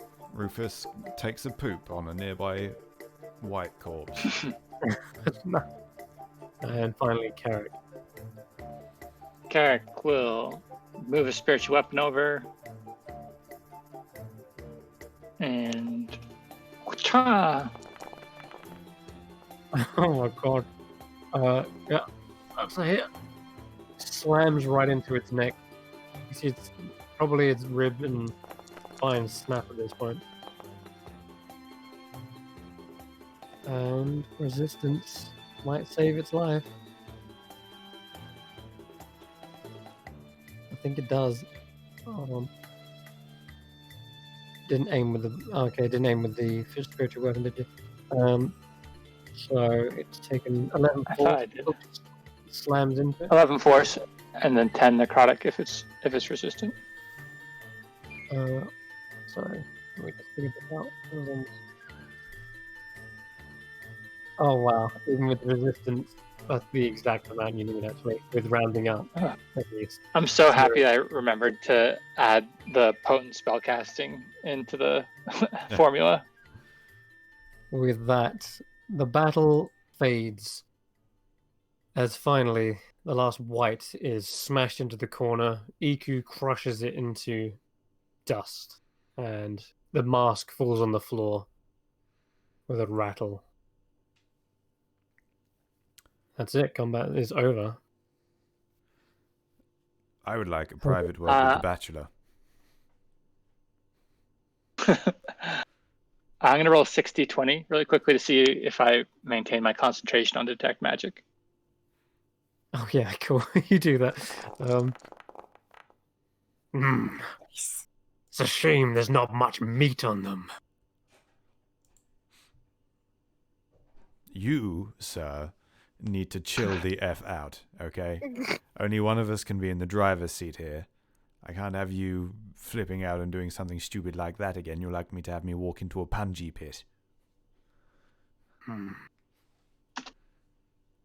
You sit there and, I don't know, have your teeth cleaned by a bird or something, you fucking pair of shoes in waiting. Right. And you would not even be here if it wasn't for me. What, in a room full of skeletons that just attacked me? Be still my beating heart. Jason doesn't like having things in his head. Heyo. Okay. Let's take a look at this coffin. It's got some abjuration magic on it, and also this. Now that we all aren't wearing masks, I don't know what this shield is doing. Yes. The shield is still looking around. In fact, it is wild in its eyes. Every one of them is fixated on a different character. Except for Vaughn. He's apparently wearing a mask. That helmet counts. That is. Oh, it could have been any mask. Oh man. EQ begins transforming back. You did well. No one's grievously wounded, are they? Who needs healing? We're I'm pretty good. okay. Good. I'm glad. What does the Bachelor say that we need to do with his brethren? Yes, you got any ideas, Crocodile Boy? Free him. This Sarcophagus is his prison. Yes, any idea how? I mean, I got a spiritual weapon up for another minute. You have strong Or fighters. Let the golem lift this thing. I'm Okay. sure. all right, his First of all, his name's Vaughn. Vaughn. Okay. Can we hear the Bachelor talking, or is this just in Yas's head? Yeah, it's just Jason's head. I like to think Okay. Yasin's like eyes roll back and he starts like channeling it involuntarily, and it keeps snapping between the two. Hmm. Okay, yeah, Vaughn can try it. Does anybody want to give Okay. Vaughn some pointers? I'll assist Vorn, trying to point out the weak spots as best I can. Okay. So you come either side of the lid, and Vaughn can roll with advantage. 19. Okay. It was athletics, not a save, but same roll for him anyway. He doesn't have. He's No. a robot. He doesn't have Yeah. stuff like that. No, he doesn't. Okay. So. I would love for him to, but he doesn't. With a successful heaving of strength, you manage to lift and push aside the lid of the sarcophagus. And let me just check something. Oh wait, actually, hold up. Is it? I Oh. mean, if it was an abjuration, Missing a little probably not clue. gonna explode. Sorry, take that back. Vaughn and Ignir are both heaving as hard as they can and are unable to lift the damn thing. It is somehow magically sealed. And as they do this, you can see the eyes are wildly looking around the room still. Fixating on all of you. Can I try EQ and and take that down? The bronze mirror. yeah, you can actually. Just sort of lay it down on its face. What kind of magic did it give off? When I actually forget, I didn't write it down. It was abjuration on the sarcophagus lid. Uh-huh. And the bronze disc weighs a tremendous amount, probably about 250 pounds. As you try to pull this thing, Oop, Vaughn, give me a hand, buddy. But ooh, the man. Okay. shield didn't have any magic on it. This thing? Divination. Yeah, Yeah, divination. Okay. Yeah. Okay. The grip of these stone bear statues is so tight that it cannot be pried without first perhaps smashing the statues. What if we just cover it with like a tent? We've still got like a bedroll. We'll whip out a bedroll and like throw a sheet over it. Okay. Yeah, you pulling out your bedroll, Carrot? Yeah. All right. You cover the stone disc as best you can. There's still like one or two eyes at the bottom, but they don't seem to be able to like do much. They're looking around. I think we'll do enough to cover. Like even like if I need like mage hand, If there's Yeah. like a couple left, like just it'd be stuff in front of the eyes so that maybe the eyes can't. I feel like if the eyes can see the sarcophagus, maybe that's what's doing it. we could put like a little splodge of paint on the ones that are still there. Oh. Okay, you cover them up. All of the eyes are now covered as you use the Yeah. splodge of paint. All right. Now I think we should try. So is there Okay. a thing on the top of it, or is it just this Oh yeah. from Shigambi? Not Shigambi. Is it Shigambi? Obolaka. It's Oh, sorry. Obalaka. Angry koala. Angry koala. Mm-hmm. It's the real names I can't get. Angry Mhm. koala. I would have got. So Once again, you're giving this another lift. Yeah. Mm-hmm. You feel like Vaughn should possess enough strength. In fact, his arms are like kind of wrenching, but they are still unable to lift the lid off. Come on, Vorn, put your back into it. Do we think Carrick, halfway through Vorn doing that, will put a mask on Vorn? Oh, as soon as you put a mask on Vaughn, the lid comes Does it? flying Yes. from Yeah.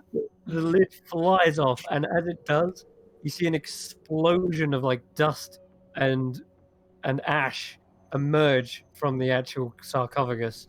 It searches around, whirls around the room, and oh man, because Vaughn's a construct, you see it immediately go inside Vaughn. Vaughn like shudders for a moment, like as if something's inside him. He's like having some sort of seizure, and suddenly the mist emerges again and looks around the room. It's going to pick a random target. 1, 2, 3, 4. Once. Oh, and yeah, 4. There's 4 of you. Actually, just 2. Ignir's right there next to Vorn. Oh yeah, you're true. Were you helping, weren't you, Ignir? He was giving the help action. Directing. Supervising. Okay. All right. In that case, Ignir, can you make me? Oh wait, actually, before that happens, Sorry, I just. Yeah, no, that's cool. That makes sense. Ignir did help. Oh, I was saying that. Sorry to Alex. Oh god. So a ring has exploded out of the sarcophagus, Ignir, and you see it like land against you. And it's this A ring? Yeah, a ring. The dust is swirling around with that ring, and it seems to be in the shape of a small feral bear-like creature. And as it billows towards you, Ignir, with a ghostly roar. Yes, it sounds quite high pitched. You can It's roll adorable. What the fuck? me a wisdom saving throw, Ignir. That's so good. Is that your dump stat? Oh, damn it. Okay. Yes, it's my dump stat. Oh shit, it's a charisma save, my bad. What's your charisma? We'll still keep the roll. You rolled a My 7. charisma would be 6 higher than that. Perfect. All right then. So the creature seemingly tries to like tear into you, but not physically. It seems to be like trying to get into your very being, into your mind, into your soul, and you're able to expel it with your own fearsome like presence. In fact, didn't you intimidate the poor Zorbos last time? Yes, I did. Yeah. So this similar kind of occurrence happens, and the roar kind of goes, "Ah, ah, ah," and it seems to like back away, and it suddenly pulls back into the ring, and it starts spinning on the floor, ling, ling, ling, ling, and comes to a rest.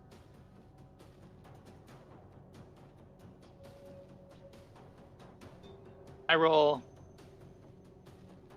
an Arcana check on the sarcophagus and the ring to see if like Yes. was the As you come over to the sarcophagus, Carrick, I'm going to get rid of this real quick. You can tell that you're like wafting away the dust, and you see in the bottom there is the tiny little bones of a small koala-like creature nestled at the bottom of the sarcophagus. The sarcophagus doesn't give any more abjuration, but the ring does. It does give abjuration. my dispel magic did fade. Oh Just to my be on the God. up and up. Okay. Do you mean Well, detect with a magic? Yeah. That's... Detect magic, sorry. Okay. Well, then with a 26, you do recognize this. It's not a terribly rare type of ring. In fact, you can see as you kind of inspect it, it has the shape of a shield and small little gems encrusted in it. I'm going to say that it has even got a little coat of arms, and they show little bears wrestling with one another. But this is recognizable as a ring of protection. Ooh. That's exciting.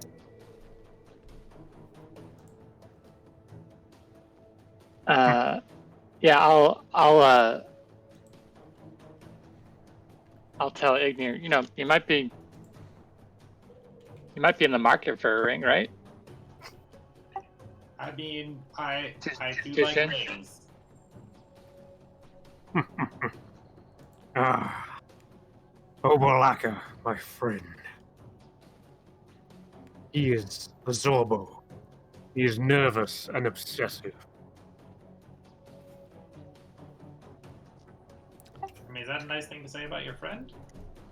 Yeah, is he like in the ring now, or was he trying to get into Ignir like you're in Yasin? Hmm.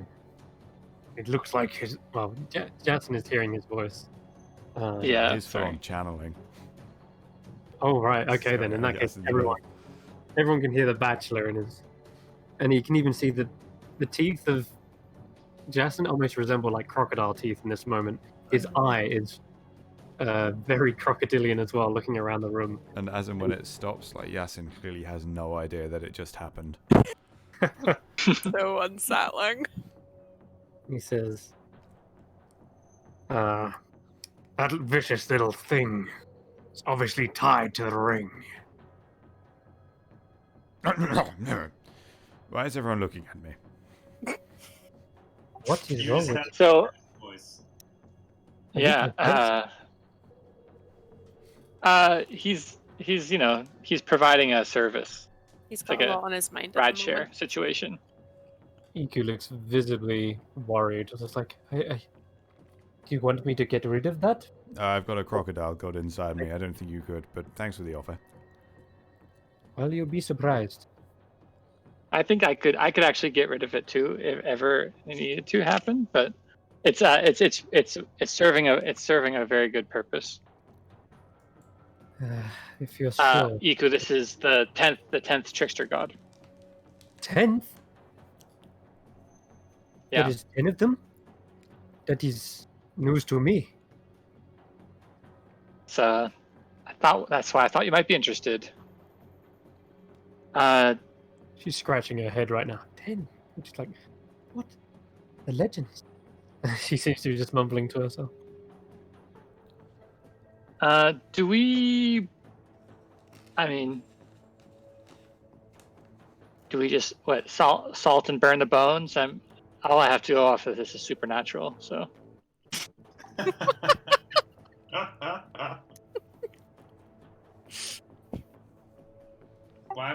Are you talking about the whites or the little? no. How do we free? I mean, did we free him by? Is he in the ring now? Is he? Ignore, I think you should put that ring on. I guess he's more free. I mean, I can put the ring on. Yeah. Like, calm yourself a little bit. Propriety here. The little guy just tried to resist. Well, all right. Well, maybe talk about it. Maybe he can ask for some consent, and then you guys can have a wonderful union. Look how happy Yasin is. Like, look over at Yasin, whose like eyes are like back in his head.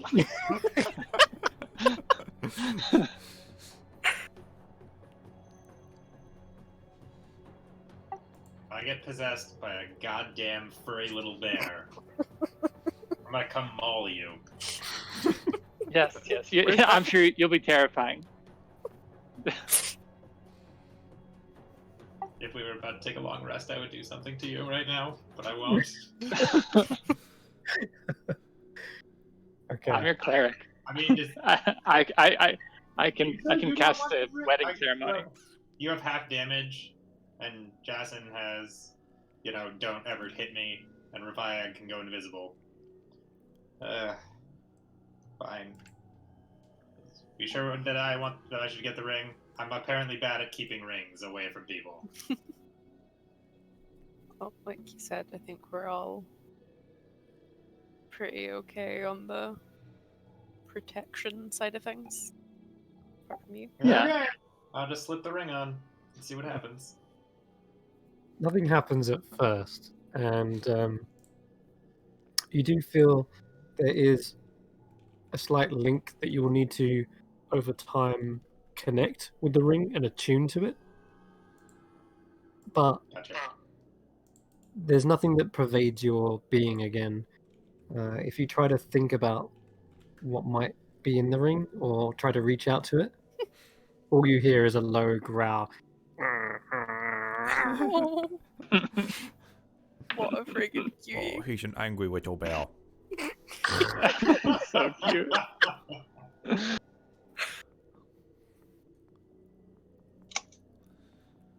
Well, that was eventful. Yeah. Onwards. Yeah.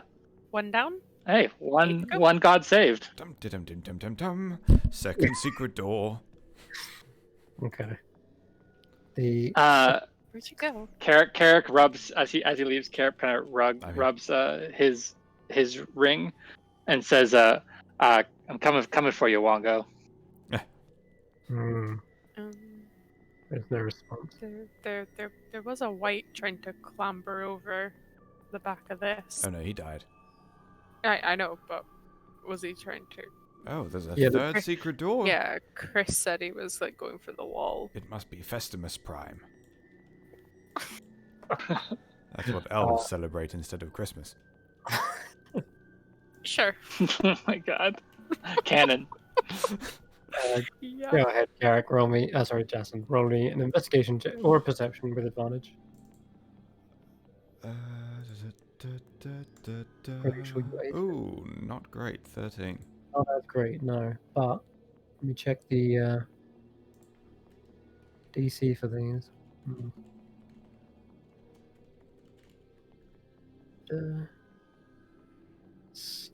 Where is it?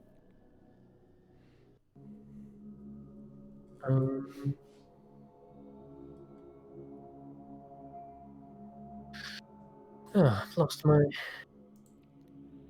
notes. 1 second. If we're going by the other secret doors, though, then what's your passive perception? My passive perception Or is... Yasin's. Mine is stupid. That's a good point. Where do I see that?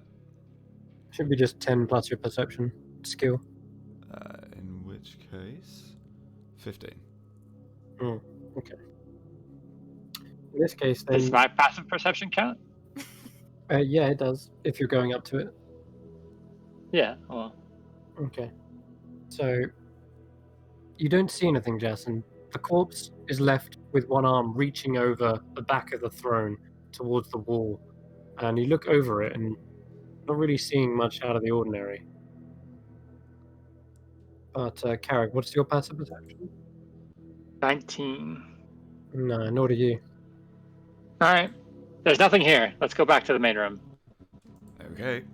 Get me all excited about a secret door. You can always roll as well. Just letting you know that passive... Well, I feel like I was already kind of pushing it with that passive, but No. If you've got a passive of something or higher, then you get to just automatically. But if you're if you want to have an actual physical look, then you can roll as well. That's perfectly fine. So and go a ahead. physical look is investigation versus. It's going to be perception check. Yep. Cool.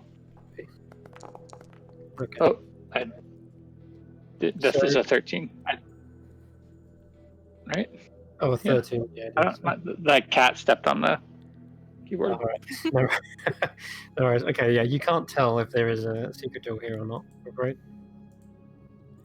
I mean, we could spend all day looking for secret doors, but That's true. Oh, let's crack on. All right then. Iku says, "All right. Do you want me to keep Bliss up, or I think that's about to run out, isn't it? Yes, it's gone. yeah, it's gonna Okay, in a minute. it will be a minute. Okay, Jason, you do find this secret door as you already identified it earlier, and as you open it up, you can see a number of steps leading down, down, down, 20, 30 feet down into another chamber beyond. Who wants to check out the secret chamber? You believe it would have gone down far enough that it would probably be on the another level. Okay. Yeah. Should we check this level first? Oh, we know there's a way down.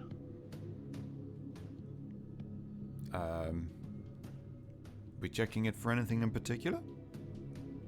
There was I just- another thing across the big gap. There's Big there's skull head with Okay. flaming eyes. gap over there. Okie dokie. I just think that way we know what's, if we are in trouble, we know what might be. We don't want to get necessarily sandwiched between Sure thing. things. So if we need to run out, we can. Works It's for a sense of order, really. me. Carrick's OCD kicks in. The statue hasn't moved back in or anything, has it? And no, it still lays there, dented and shattered on the floor. Check for traps. Yeah, go ahead. Roll me perception check with advantage. Oh, that's that creepy. Wait. Yeah, I think we just leave that one alone. Yeah, leave the creepy one. We go So over. the running water seems mostly harmless. You can't tell if there's any traps in here. It doesn't look like it at first glance. You look on the floor, the ceiling, all around the walls, and you're not really detecting anything that could be a potential trap. No secret doors. And no, you don't really see any other entrances. It's a circular chamber with a fountain in the center. 3 stone statues are pouring like jugs. Continuous water just pours into the fountain. Okay. Well, nope. Yeah, I think there's nothing I can't think of anything that could probably give us that we would need. All right. Yeah. All right. Dip-a-dip-a-doo. Background to go. Iku catches up. Rufus shortly after that.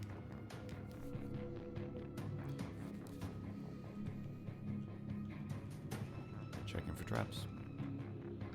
Okay. Oh man, moving phone around is a bitch. Yep. You Hard don't boy. really- Okay. Whereabouts are you now, Justin? Okay, you're up there. You can have a little look for traps and such. And I'll say when you do this perception check, it's your 60-foot radius. Okay. Ooh, 8. Okay. Everything looks fine. Don't see anything. Quite dark around this staircase. But I will say there is something up ahead. As you come round, there's another corridor leading east and another one leading north. Oh, his eyes are glowing. Indeed. A skull with its jaws wide open seems to give you vision of another chamber beyond. With your dark vision, you can tell there is some sort of large stone rectangular structure in the center of that next room. Oh, bollocks. And you hear the bachelor. It's another one of my kin. It has to be. Save them by any means necessary. Okay, well let's do the old secret door trick, and I got to check this corridor for secret doors and traps and such. Yes, go ahead. 2 1s. What? Wow. Fuck. Whoa. A 1 in 400 chance. Okay. With that, because it's just so bad, I'm gonna say the bachelor the bachelor urges you forward, saying, Forget the traps. Just go. Go already. and he does urge you. He says, You can fit through there. I don't think I'm comfortable fitting through a door. Do it. No.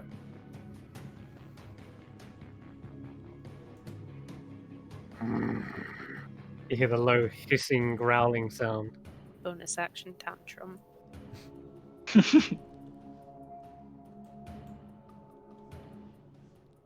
got to be another way around, surely. The other place had a secret entrance. I would suggest So we you try check going that. up this. I would suggest we go up and around. Yeah, that would mirror. That would mirror what?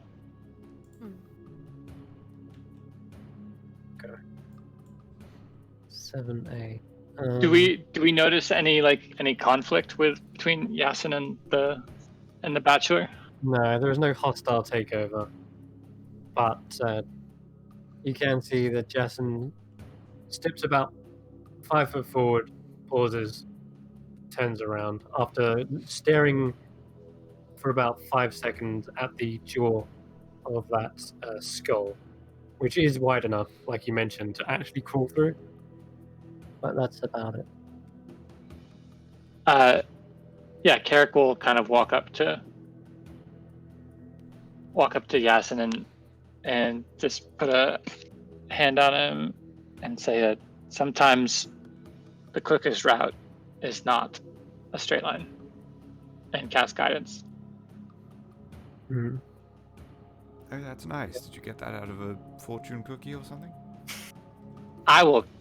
God, all right. No, he was born. He's got to look. Okay. I feel like everyone's a little snippy today. Feeling fine. It's just. No, Yasin wasn't being snippy. He genuinely asked. He's just particularly insensitive towards other people's cultures. Jason. Yes, the fortune cookies of the Getzerai.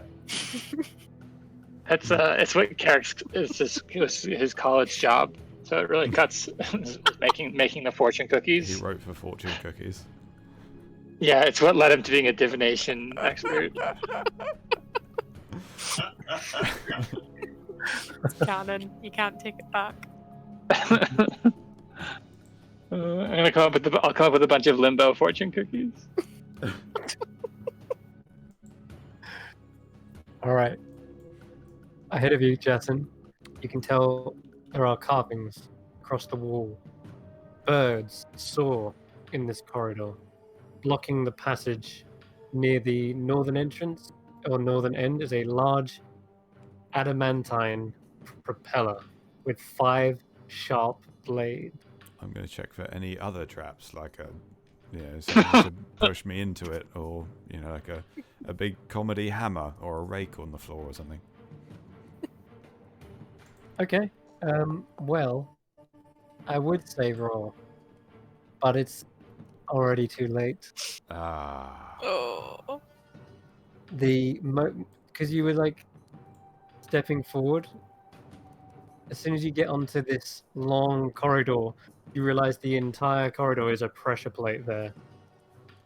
Oh shit. And yeah, it's really, really nasty. The way you kind of come around the corridor and then you get to see what it is, it's already too late. The pressure plate lowers. And immediately the propeller begins to spin up. I need... Nice graphic. Oh god. Okay, this is what happens. As it thunders into motion, I need... Oh god. It's made, and we can tell it's made of adamantine. You don't have your whip anyway. Damn it. Too soon. Sorry. Well, now the whip is just bone, I thought.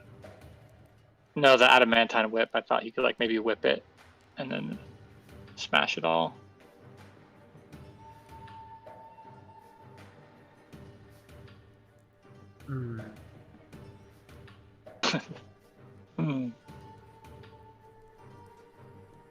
It's really great to see us essentially piecing together a rogue roll between all of us. It is spinning up. It's getting faster and faster. The blades are getting faster. That's the main key thing here. Okay. But oh boy, you actually have an action before anything else happens, because you reckon it's going to take about good 6 seconds before they spin up to full speed. So you do have a choice. What do you do before anything else happens? You can tell it's getting faster, and you can even feel the wind picking up. Your hair is like pushing forward, and I need you to think about what you're going to do in the next 6 seconds. So just an action, not an action and a movement. Yeah, you've got your full, like a turn, basically. Right. So, yep. In which case,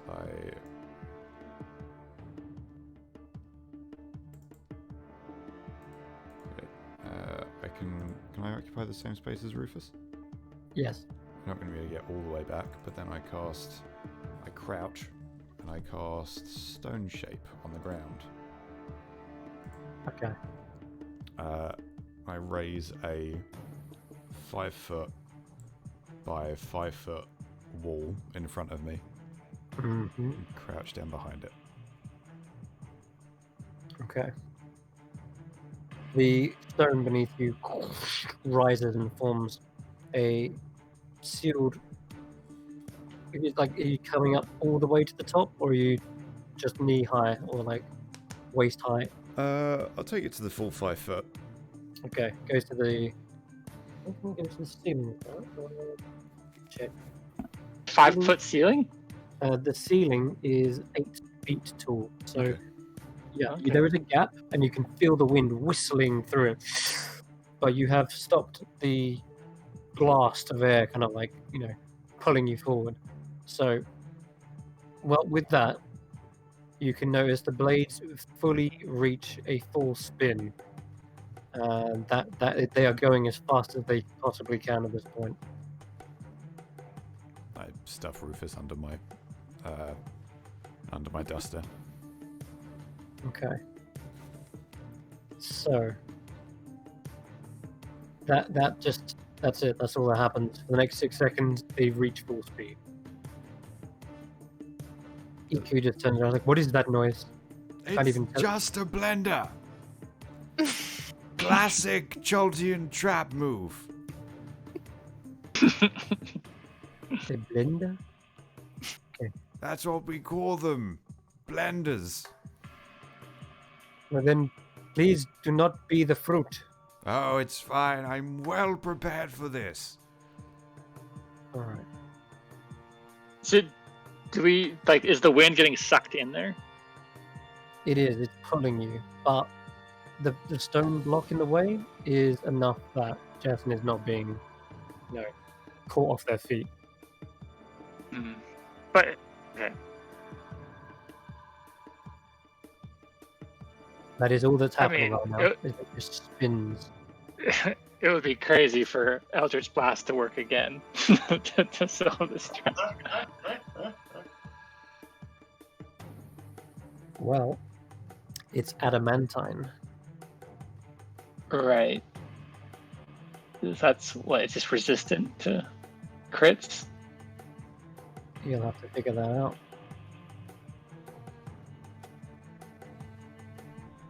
You can tell the similar black metal. Jason could always just throw a fireball at it. Are we thinking that it would be resistant to fire again?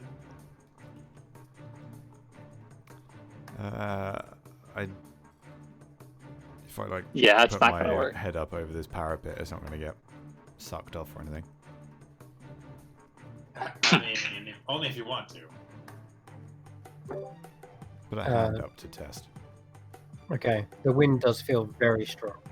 Okay, but if I brace myself against the wall, it's not going to jank me out.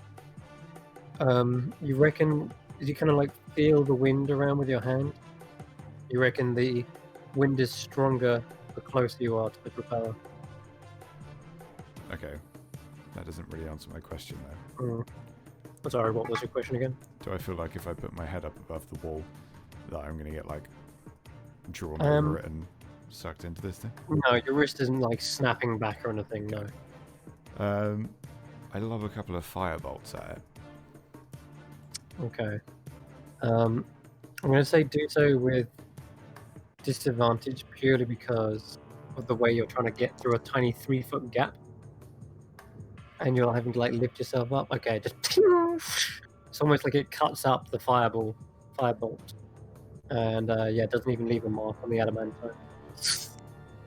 How do we think adamantine would work against other adamantine? Look, If we like shoved, like I could shove my breastplate. I don't know. Would it destroy that? I don't know, but we couldn't use like I couldn't chuck my normal sword at it because that would do fuck all to adamantine. Because it's hard as all hell. Because like when Hugh and Misharab were forging everything, they said how hard it was to work Right. with. So it's tough as. And does your Ignir? So Ignir could teleport to the other side, but that doesn't really do that much because I'll be over here.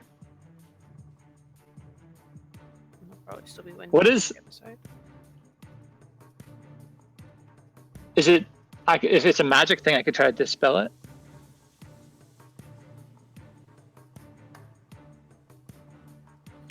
Well, What is Right. the immovable rod made out of? Is that adamantine? It's not really ever said. Let me just ask Google. Because it's a magic item, so it shouldn't be able to It's just just get. flat iron rod. Okay. Okay, but it's Yeah. magic.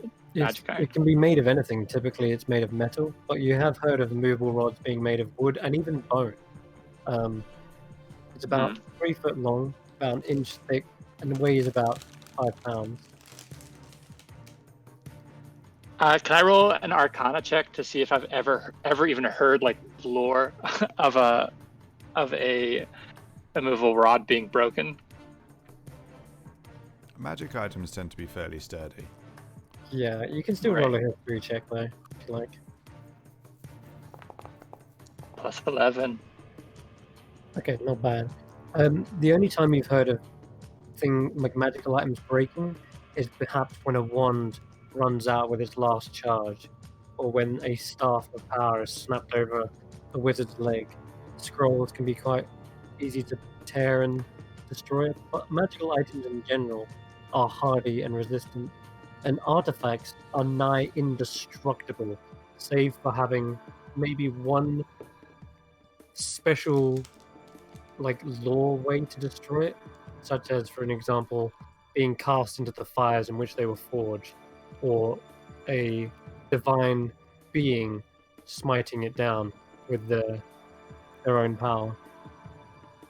Or even perhaps one story you've even heard of is a book that was nigh indestructible, which had all the secrets and of all the evils in the demiverse. It could only ever be destroyed by being lowered into the river Styx. Wow, it's an evil ass book. Okay, Vorn is magical and made of adamantine. Correct. He could just. I mean, it's probably not going to do. My what concerns it then he's just in there getting chopped up for crazy amounts of damage every 6 seconds. Yeah, I think we should try the immovable rod. Mage hand it over there. Ooh, what if we put the ring of protection on the immovable rod? I think the immovable rod will be fine. Yeah, I think the rod by So it itself. has a plus 1 to break all the AC. Yeah, +1 to AC. But if Yeah, it gets shredded, I don't think that's gonna help it. Yeah, pass it to the front. Yeah, Ravan. I mean, Iku hands you the immovable rod, Okay. and then you hand it to Vaughn, Yep. and then Vaughn is passing the Shouldn't baton. we just mage hand it over? yeah, we're passing it up from the back line. Oh, great.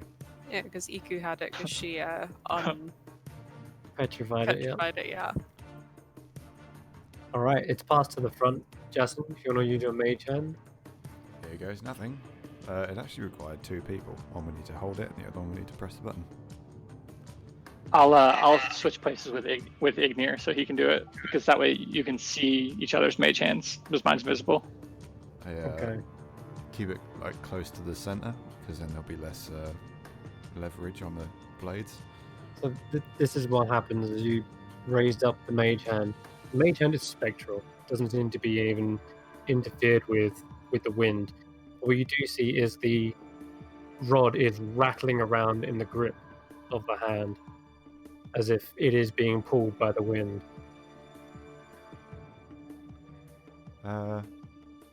Just want to throw that out. Eyeballing it, does it feel like our hands can hold onto it? Potentially. That's down to the dice. I cast guidance on Or you both. Maybe a On your own ones. third mage hand? Mage hand? I do have a third mage hand. Yeah, we three musketeers this. Okay, so who's somebody? We basically 2 to get it into place and 1 to push the button, Yeah. Yep. or if we just let the wind take it, and then we just press the button right as it gets into place. That might be You it. need to be really quick. Yeah. Well, if we have 3, If we have 3 mage hands, Three- does that three change hits. anything, Chris? do we? The mage Where in hand your Dungeon Master handbook is that? I The mean, mage hand- if we're talking in pure physics, if each mage hand can handle a weight of 10 pounds, and that's the there is right? more than 20 pounds of force applied to this, what, 1.5 inch diameter thing, then we're fucked, because, you know. Right. So, 30 pounds in total it can carry, yeah? 20 pounds. Oh, right. So, you got 2 mage hands on it. Yeah, and then one needs to press the button. Right, one's pressing the button. Okay. So, there might be a check involved still, but I will say because there's 2 now, they can have advantage. Okay. Because you're basically aiding one another. What's the check? I'll push the button. You guys roll. As the hand hovers closer, it gets to about 10 feet from the propeller when you start to feel the grip slipping.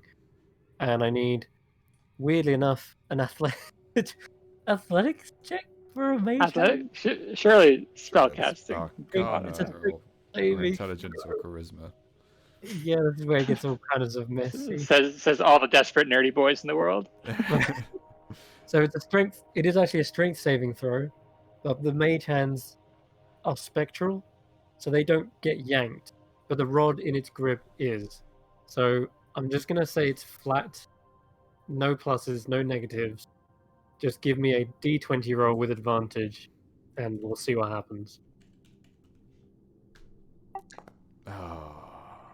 Well, Ah. that's an Wow. That's tragic. Wow. You see the mage hands grip on tight as hard as they can, but it's no use. The rod, before it's clicked, gets pulled at about the 10-foot mark and slips from their grasp, flies towards the propellers, and well, it doesn't have, like you said, HP or anything like that. Yeah, I don't think it can take damage, right? No, it doesn't. But if it did take damage, Jesus Holy Christ. shit. you see that the thing makes a god awful racket. Has anyone seen a video of someone throwing a brick into a washing machine? Yes. Will it It's land? ridiculous. Yeah, you just hear this almighty sound. Holy crap. It's deafening, but it gets rattled inside there, and it finally ping finds its exit out the other side and flies into the corridor. And you Is almost there wanted no Gordon to wind go on down that side?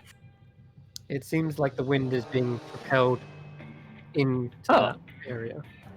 How far did it get flung? I'd say another 10 foot.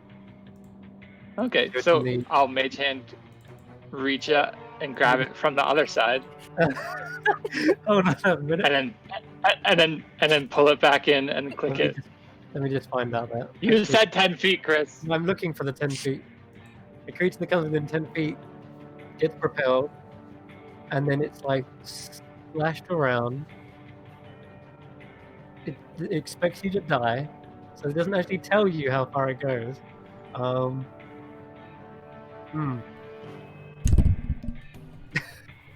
Okay, hold on.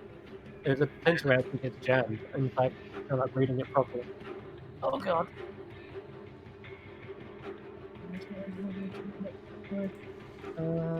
Oh no, they are knocked aside. Okay. It's knocked aside is all it says. So yeah, it's in range. Oh, I'll do a little reach around, Mhm. and with the mage hand reach around and bring it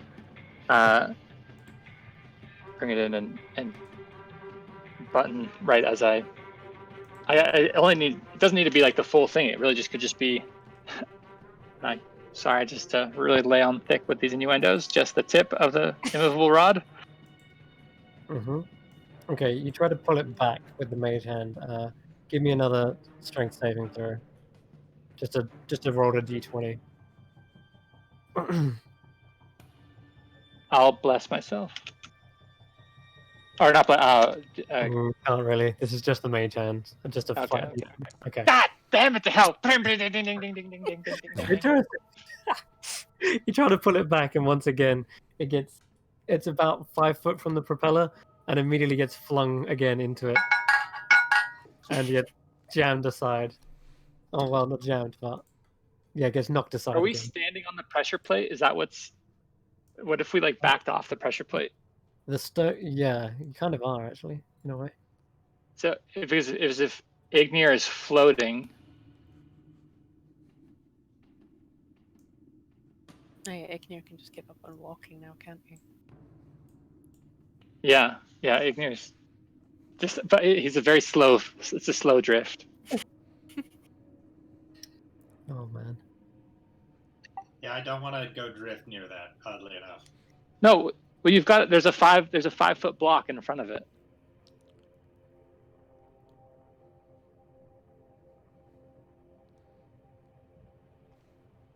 Well, You'll be. Let's. I think we should back off and see if we're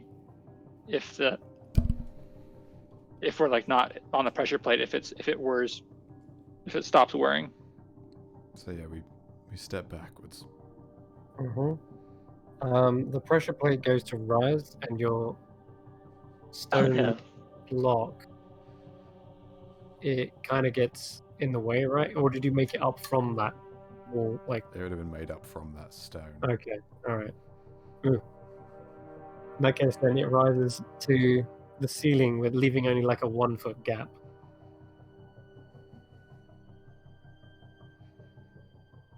Okay. And it stops.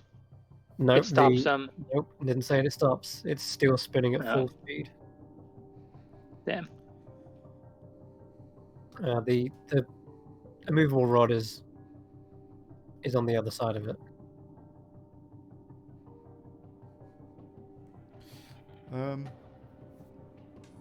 Well. Yeah. Anyone else got any other magic items they fancy sacrificing? I mean, the rod has got to work. Mm, We're just rolling terribly. right. I could tie something up in Jeffers. But I isn't mean, Jeffers just so- a boat now? But it's magical.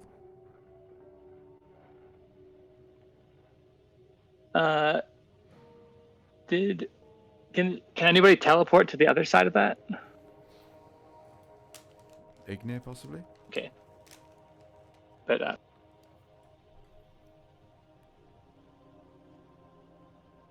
I mean, I can teleport, but that means I'll only have one slot left. Well, what if we'll do this upcoming room and then have ourselves a short rest? I'll make lunch. Well, if you'll make lunch, then where the hell would I even teleport to that's safe behind the coffin? well, if there's no wind over here. Okay. Yes, the wind that side will be blowing you away. unless you trigger a pressure trap on that side and it pulls you that way. And then 12d10 worth damage. But let's not think about that. If Chris, if I cast enhance ability on something. Would that give us advantage if we tried this mage hand move again? Enhance abilities on yourself, isn't it? Or anybody? I'm I gonna could say I could upcast it to multiple no, people. only purely because it is just the mage hand that's trying to use this. It has no other buffs or benefits. I feel like we're missing something. There must be some kind of off button. Well, let me teleport behind it. Mm-hmm. I'm just gonna hit you with a quick death ward, just so I. Oh, thanks. Yeah. That'll do a lot when I don't have limbs. I can't uncast death ward, but boy, do you make me want to. You guys are so sassy today. Okay. So Ignia, you come up to the. wall. Well, I'm gonna say everyone back away from me because it's about to get loud. Oh right, it's a boom. Okay. Okay, Justin. It lasts for 8 hours, so Ignia, you maybe I'll lift up have your, you. you lift up your hand so that you can reach up to the 1 foot gap, and you spy the propeller on the other side, and there is no light. So, just want to know. I'll run over and cast light on it. Oh, you have your sword. You have your flame sword. I mean, I didn't have it out, but yeah, I'll take out my blade and light it up, so Okay. I can. That's not gonna give me like a crazy amount of light though. No, it isn't. It's going to give you what, 15 foot? That's all right. I'll run up and cast light on your shield. Okay, so that gives you 20 foot range, right, from you, and dim light for 20 40. foot and then 20 foot. Yeah. Okay, cool. All right, let me just sort the lighting for you. Vision, 20. Sorry, 40, 20. Okay. You should be able to back. and you're teleporting just on the other side, or right at the I'm teleporting. Just to be safe, I'm gonna teleport all the way to the other side of the coffin or whatever that is if I can. If I can't see that far, then I'll teleport to as far as I can see. dim light goes out to 40 feet. You can land on the coffin if you wanted. Sure, we'll surf a coffin. And Jason, you may want to Great. sneak another 5 feet step back. I don't want to Okay. hit you. Okie dokie. All right, cast thunder step.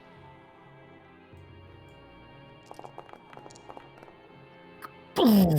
The explosion is audible, and it echoes throughout the entire staircase. You just damage yourself. You killed Rufus.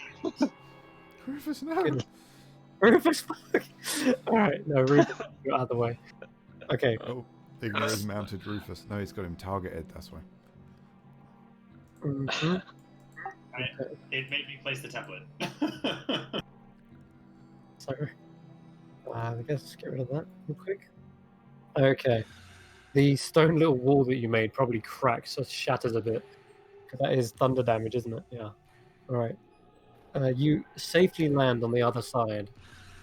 The propeller is still spinning just as fast from here. And you can tell the wind is pushing you, but you've landed on about 5, 10. You've landed 20 foot away from it. The wind is kind of dispersed at this point into the chamber. You look around and you realize the sarcophagus is actually inside of a pit. And you haven't even gone up by any elevation. You're still you're still about the same height you was when you was in the tunnel. Though you can tell the sarcophagus resting has a snarling monkey-like creature decorating the lid. Beyond the pit, there are 3 treasure chests sitting on stone daises. The chest on the left is carved with black onyx. The middle with a rusty iron. On the far right is cast of silver and glistening with frost. I'm just gonna try yelling back, though I'm pretty sure it's worthless. I'm just like, hey guys! Guys, can you hear me? You can always find a new warlock, right? I peep over the top and check on him. you can just see black scales behind the spinning fan. Give him a thumbs up. I'll wave and try and make a monkey-like impression and point at Sarcophagus.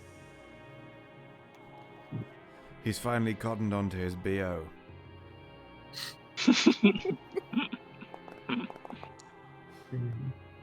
Oh, it's a monkey. Is that your performance for the? That's great.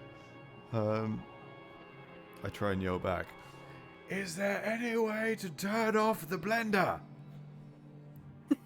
I mean, do I see anything from this side now that we're closer? Doesn't appear to be any levers or switches or anything of that kind. No. Only the chest and the sarcophagus.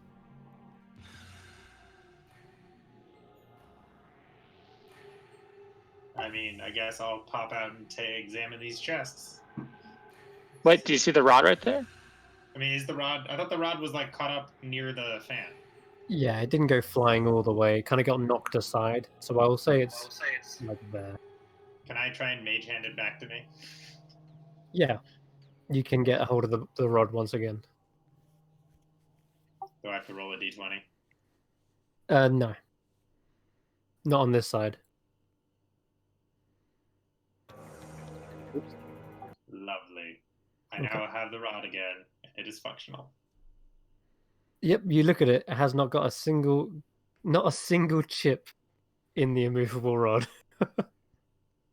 So, question: is the airflow from this side? Because is it just not it's not deadly? Like I could walk up to this behind this one.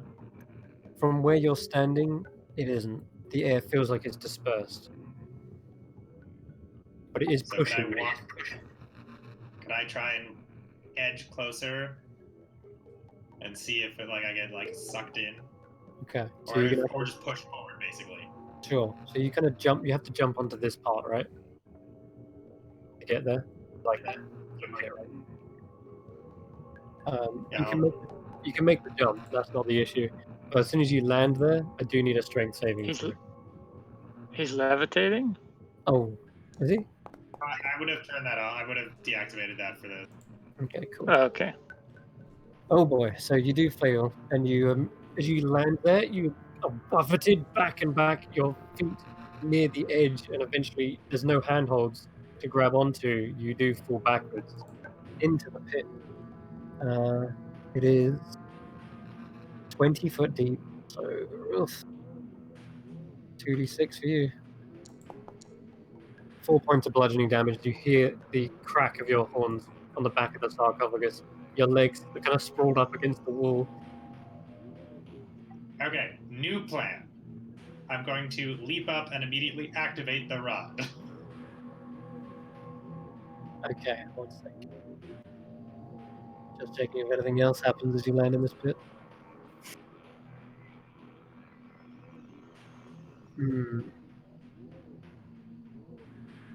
Nope, you're good. Okay, you climb up, you activate the rod, and you are holding onto it to your life. Yes, it is. Okay, helping now you. I want to step in front of it and try and like deactivate and throw it in front of me and activate it. And use kind of claw myself forward with the rod. Oh god, okay. Sure, give me a strength saving throw with advantage, and I'm sure you'll be fine. Nice. Okay, this works. Ignia, you, by inch, clicking and unclicking it, you muscle forward right up against the fan. You can hear those blades spinning just inches before you. And using, because how long is the rod? Like a foot? It's 3 foot. 3 foot. So then I'm just going to whip it in front of me, jam a foot through the blades, and hit the button, and try and jam the blades stopped from this side. Okay, and Foot of distance, not your physical foot. I was like, holy shit. No, not my foot. That wouldn't do any good. Okay, I'm so glad I wasn't the only one that heard. Guys, my foot didn't stop it. okay. A foot. Got you. For a second, Carrick, you think Vaughn's saying something. But it's actually just as the metal is ground to a halt, the immovable rod stops the fan with a hammering sound. Heck yeah. Hey, Eric, I found your monkey. Carrick will move up. How you did it? We didn't doubt you ever. Yeah, not even a little bit. Does it seem like, I guess there's, if it's immovable, there's like no way that's going to start back up again. Do we hear it like grinding on it? Roll a perception check.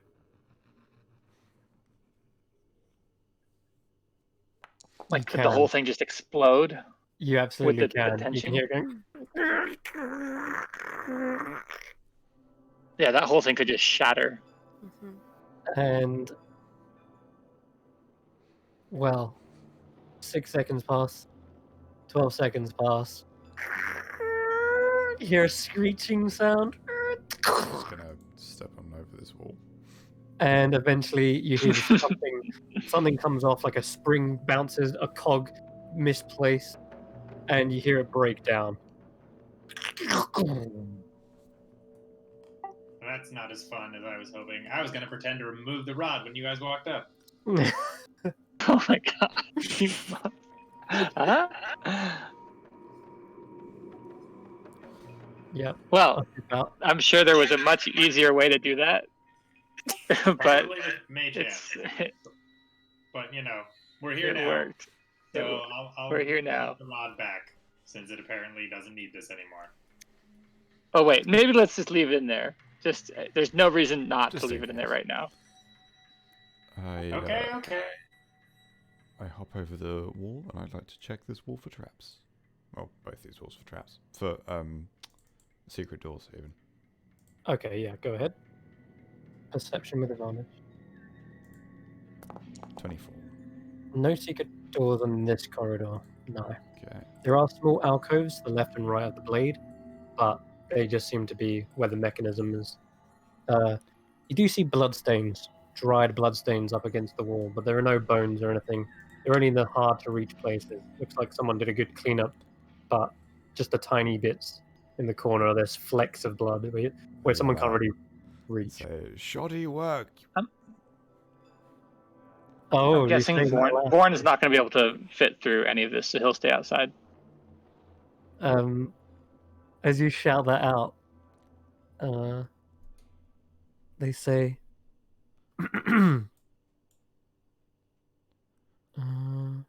Say, look at the blood stains. You're telling me someone just couldn't reach around and get there and adamantium blade my ass. There's no point having an adamantium blade if the mechanism's just going to come apart the second it's blocked. Intriguing. I must say I have not seen the puzzle solved in such a manner. I must take some notes. It's like you've never even been to bloody school. Wow.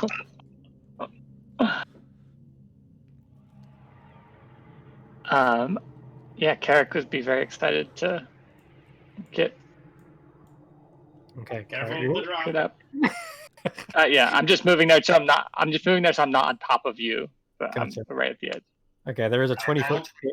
I'll cast Levitate on myself again and just kind of like push myself across. You do so.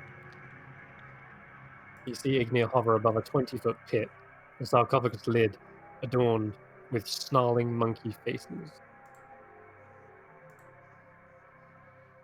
Upon the other side, Ignea, you can tell the three chests still haven't really done anything. I'll start taking a look at them while everyone's kind of making their way over.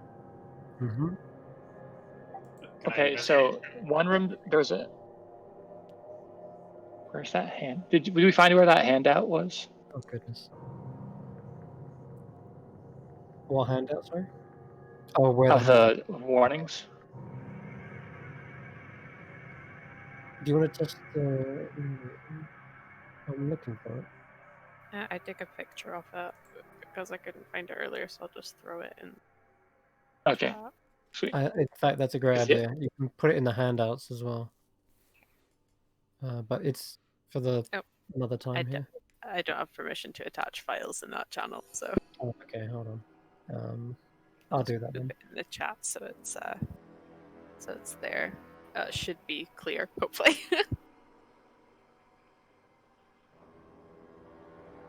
Okay, so Don the Mask or Be Seen was for the last room. So it's either Speak No Truth to the Doomed Child or the keys turn on the inside only. There's a In locked darkness, chest. It hides. Yeah, well, I rolled a dirty 20 for investigation on the chest. Okay, Okay. guys. Put it in the handouts as well. Yep. And just screenshot it and put it in there.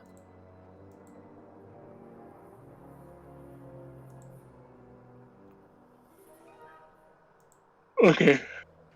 Keys turn on the inside only.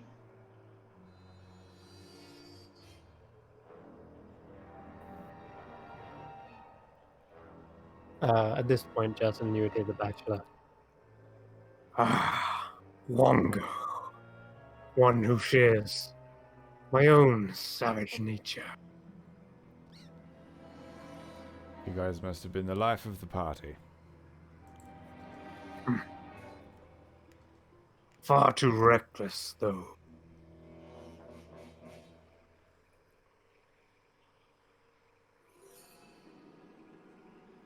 So this is, if I want to jump to over here, that's a 5-foot gap or 6 or. There's a wall in the way. You can't jump. Right. Can't, yeah, can't make Okay. that. But the pit's only 20 feet deep. Yeah. Big Mew, do you want to just throw your shield out as a? What, you can't jump? Yes, I'll throw the shield out. No. No, I can't. I'll activate the shield and throw it the 20 feet so that it reaches them. Okay. This does expend one of its charges, so just bear that in mind. Okay. The shield acts as a bridge. You could even step down onto the sarcophagus from it. I'm gonna hop over to here. I'll be right back while we do the hopping. And Voron's gonna have to stay outside. So, okay, if the keys turn on the inside only, this makes me think if these are locked chests, how do you unlock something from the inside? With a knock spell. Yeah. There are But that only. would preclude a lot of people from being able to get in. I think there aren't enough warnings for all the gods. How do we know So not- that's the line that refers to the Yeah, dungeon? yeah, because there's not enough. I don't. I just that was just. Well, there's one way we can test one of the lines, which would be to douse all the lights in here. Because, well, the enemies oppose, and one stands between them. That refers to the 9 gods, and Unk standing in the middle of them. Well, they might not all be dead. I guess. You know, Mhm. some of the gods might be working with or twisted to or something like that. Yeah. Well, do you want to try talking to your friend? I mean, I could actually talk to him. I have that ability. Or do we think? What I mean, did Chris describe your dirty 20 investigation or? Not yet. Okay. So, Okay. Yeah, I'll wait till. all right. So, investigating the chest specifically means that you would to some degree be like interacting with them. So, let me check what we got here. Okay. So each chest definitely made of different materials. There's iron and onyx and silver, notably glistening with frost. Each of them are without any kind of like the word like lock on the outside. Doesn't seem to be anyway. There is a lid that can be opened, and well, I assume after a while, getting curious enough, do you open them? I would talk to Carrick first and mention the lack of keyholes. Yeah, maybe if there's something that we can open, maybe we take a step back and mage hand. Yeah. I hear that's what rogues. I hear that's what really good rogues do. The real question is, which one do we want to start with? I'm trying to think of, is there any, there wasn't necessarily any element that I can think that associates with Wongo. I'm trying to remember what that statue in his temple was made out of. Stone, I believe. What was the ring made out of? Oh yeah, Oh, wood. I've got the. It's my okay. So maybe go with that middle one. I'd like to quickly check the walls and floors for any other nasty surprises. And does it look like the base of this thing moves? Like, is there a gap between the walls and the floors? Doesn't look to be. It's from your 24 from earlier. Doesn't seem to be any movable parts in the pit. Doesn't look like there's any secret walls or doors in this area. And you do kind of come around the room. Right at the back, you can hear a muffled running of water again. But that's about it. Okay.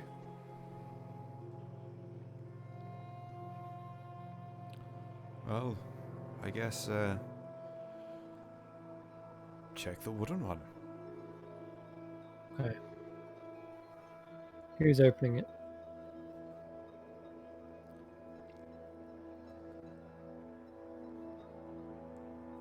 I'll do it for Wongo, Oh yeah, there you go. Much better. but I'll do it with the mage hand. Okay. The lid opens up. It is not locked, but it does reveal something on the underside of the lid. You can see there is a 3-inch long gold key protruding from an adamantine keyhole.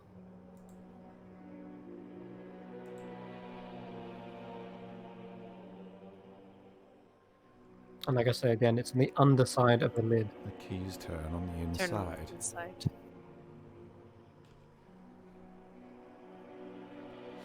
What if we... I guess we'll open up the other two just to make sure that there's keys in there. You lift up the lids of each, and they all hold a gold key in an adamantine vice.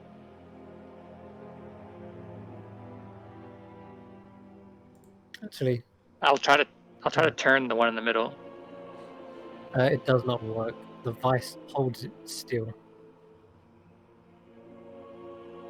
I'll walk over to the and have my mage hand on the key, and physically use my hand to shut the one in the. This is on the middle one, and then I'll use my mage hand to turn the key while it's shut. Because you don't need to be able to see to use your mage hand. Because I've already cast it in there. Yeah, that does make sense. When you shut the lid, you hear a kind of like, you hear a muffled click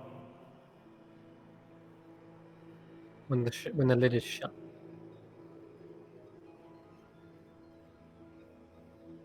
And as you try This to in my rogue 101 class.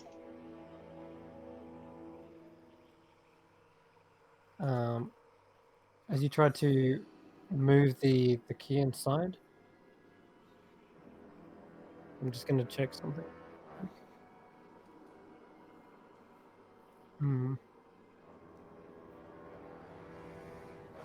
Yeah, give me a moment.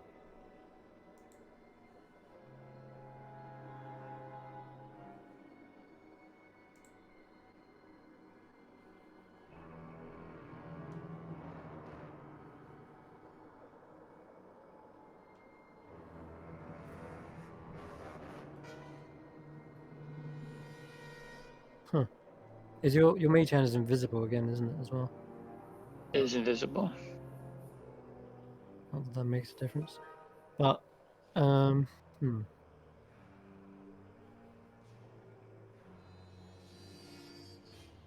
Hmm. Interesting. Okay. So. Boy.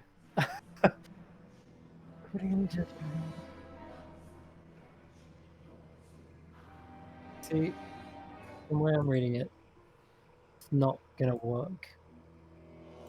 Okay. Yeah. From the way I'm reading it, you can't really twist it with the mage hand.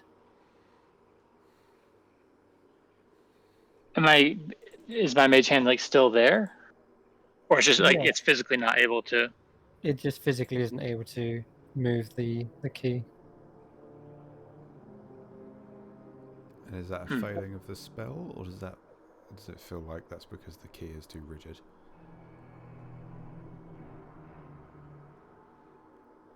That's where I'm confused about as well. So,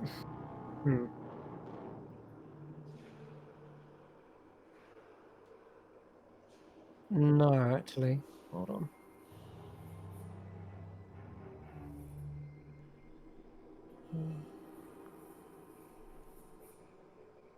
Okay. Get back to you if this isn't working. Yeah, there's a lot of confusing text on this one. So I'll just take a tiny, like a bit of paint, and then just paint a hole on the top of one of the, or on the back of one of the of chests that I could fit my actual hand through, oh right, and okay. try to turn the key that way. Oh my god. Sorry, say that again. You're gonna use your actual hand? Use the marvelous pigments to paint a small Hole on the lid? hand-sized hole on the back of the box, and then reach in with my real hand and try to turn the key that way. Okay. This is where it becomes very apparent of the magical nature of these chests. They are completely almost like immovable, indestructible, and also this carving of it, trying to paint a hole on it would not work. And you just Okay. realize at this point the chests are just completely like almost in a stasis of their own. Yeah, they're basically impervious to all magic, all damage, etc., etc. Oh, what about Rufus, Yasin? What if Rufus was And inside? that's kind of the reason why I'm saying Mage Hand isn't working, is because it's basically anti-magic, but not a zone of it. Rather, they just cannot be affected by any kind of magic, and that's what Okay, you so would do. okay, so Rufus being inside couldn't turn it. So would Rufus count, with even that- though he's technically a creature? Creature, you'd have to try that one. We'll see Okay. what happens. Okay, Rufus, my lad, in the box. Okay. See, well, I'll shut the box. Through Rufus's eyes. You know, technically now he's in that box, he's both alive and dead at the same time. Oh, Schrodinger owl! I love it. Oh no. Yeah, I guess so. Okay. Rufus is inside the middle chest. The lid is closed, and through Rufus's eyes, you hear what that muffled click represents. It is the clamps of the adamantine opening. The key is now able to be turned, you suspect. Give it a twist, old buddy. Alright. He kind of reaches up with his beak, turns it. He twists his head like a full 180 degrees. yeah, that works. Okay. They can turn it with ease. Nice. And then you can just bamf them out. As soon as that happens, you hear the chest, the clamps shut on, and they snap on the inside of the box. Don't panic, That's fine. lad. 'Cause you can just. I'll get you out shortly. Well, can't you just teleport them out? No, I'd have to recast it. So let's see if we can solve the. No, thing you and can. maybe- That would just. You can still pop them in and out. Oh, lastly, You just can't change his form. one last thing, sorry to interrupt. Rufus can see a button magically appears on the lid. Sorry, not you guys. It's not Rufus. You guys outside sees the button manifest on the sarcophagus lid. Okay. And it is Yeah, so rinse and repeat that. it is a rusty iron button. And to clarify, Chris, I can desummon and resummon Rufus as an owl, and that's not a recasting, or is it just? That's not a recasting, no. Okay. That's just using the action to. Then yeah, I bamf him in and out. I would do that 2 more times. Okay. You bamf him, but the key is not within his beak. Yeah, no, So- as long as it's still turned in there. Okay. Rufus then wants to go. Which chest is he going into next time? The one on the left. Okay. Goes in. You shut the lid. The clamps unlock, and a key is turned. Then another magical button appears on top of the lid. And then once again. Rough. Okay. That completes all 3 chests, all 3 buttons. I bamf Rufus out, and who wants to press a button? We got 3 mage hands, We do. but Revia could shoot one with an arrow just to be cool. I feel like shooting the box is a bit unnecessary. It's cool. I don't have a mage hand. I'll just stand here with my normal hands while you guys do your thing. Jazz hands. Okay. Yeah, I guess. Should we press all 3 at the same time? Yeah. Is it like an order or? All right, 1, 2, 3. Pushing the onyx button with the rusty iron button and finally the silver button all at the same time. From the chest on the far left,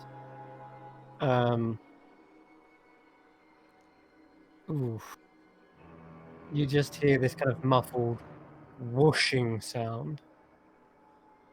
From the middle one, the rusty iron, you hear a clattering noise. And on the far right, you hear this kind of whistling noise. And Justin, you feel a cold chill up your spine as you're the one standing nearest. And you do see the glistening frost on the outside of the chest sort of produce more and more of these icicles. That doesn't seem right. And finally, yes, the stone sarcophagus begins to turn into a transparent, Hey, revealing, Wongo, you're free. revealing a mummified monkey-like creature within. They are clutching in its desiccated claws a fearsome-looking mace.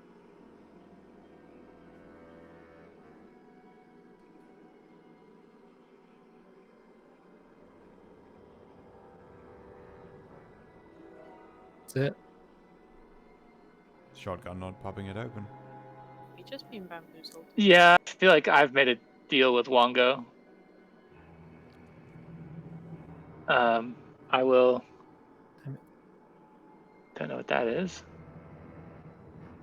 That's it. but yeah, I'll. We need the mace, right? Yeah, I'll mage hand, take the mace. as I said, it's inside a crystal sarcophagus. So you can mage hand it. Oh, so it's a within a thing. It's a thing within a thing. You can grab a hold of it, but it doesn't. You can't get it out of the case. Right. Yeah. Right.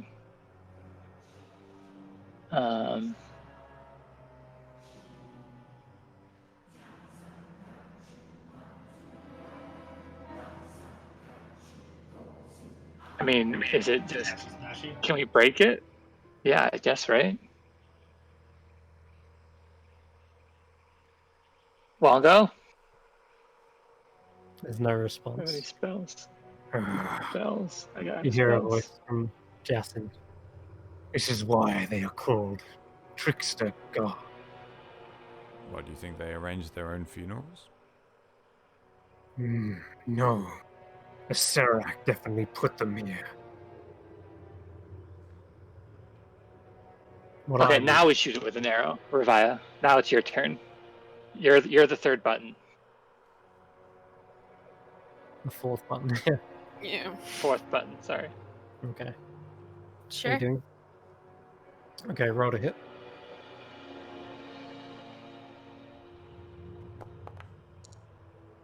The arrow hits the glass and it cracks, sending fissures all over the glass case. It's almost like a tap from being shattered.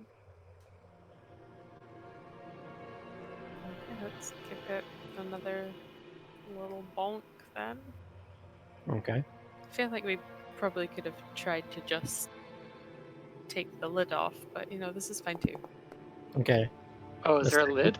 I didn't realize there was a lid. The second arrow shatters it. As soon as you do, you see the rotting fists grip a hold of the mace. The eyes shoot open. He gets excited and leaps up and begins to animate and attack the rest of you. It's your boy. And as he swings the mace around, it is one hefty-looking, powerful weapon for sure. As it unleashes waves of terror, almost all of you can feel this sort of sense of magic wafting from it, a sense of fear within your heart, and the creature just goes wild. And I think that's where we'll have to end tonight's session, because it is 3 a.m. And I know, but next time we can roll initiative and see what happens. Because that is Initiative on Wongo? yeah, Bad he's Wongo. upset. Bad one go. The bachelor's just like, For goodness sake. Damn it, Wongo. Calm yourself. Can't get the staff. no. Oh man, well, that is where we'll end tonight. And thank you very much for watching. We had a good few viewers in today, and we even got a donation, so that was amazing. It's so cool to have people enjoying along and watching these guys get up to all kinds of shenanigans. And their ingenious ways of disarming the traps. Goodness, that was... Yeah. You know what would have happened, right? If he was inside one of those chests. Do you want to just... Where no one was going to get inside that chest. No, like, You would have to be insane, right? yeah. Yeah, because that would have been this much force damage from the one on the left. Oh my god. Yep. So good job on solving another stupid Sarac trap. But well done. Yeah. We will be Holy back shit, again these next traps are Friday. not messing or around. Next Monday even. My bad. But we'll be live on Friday where the guys are going to commune with some dragons. D6 plus 40. Mhm. Yeah. Ouch. Plus 40. It was 12d10 for that fucking fan. This is why everyone dies. Yeah. Right. Well, what we need to do is we need to report these back to the guy who built this place because he's clearly He's just not thinking fucking this through, insane. is he? No, exactly. He could be so much more efficient. Like, toon design has come on a lot in the past few millennia. And these guys, they just need some new blood in. He's just not been keeping up with the times. No. Mhm. Well, we'll sign off So here. what? They just. Thanks again for watching. We'll see you then. Bye bye. I thought you just were gonna get whoever got in. Like if you.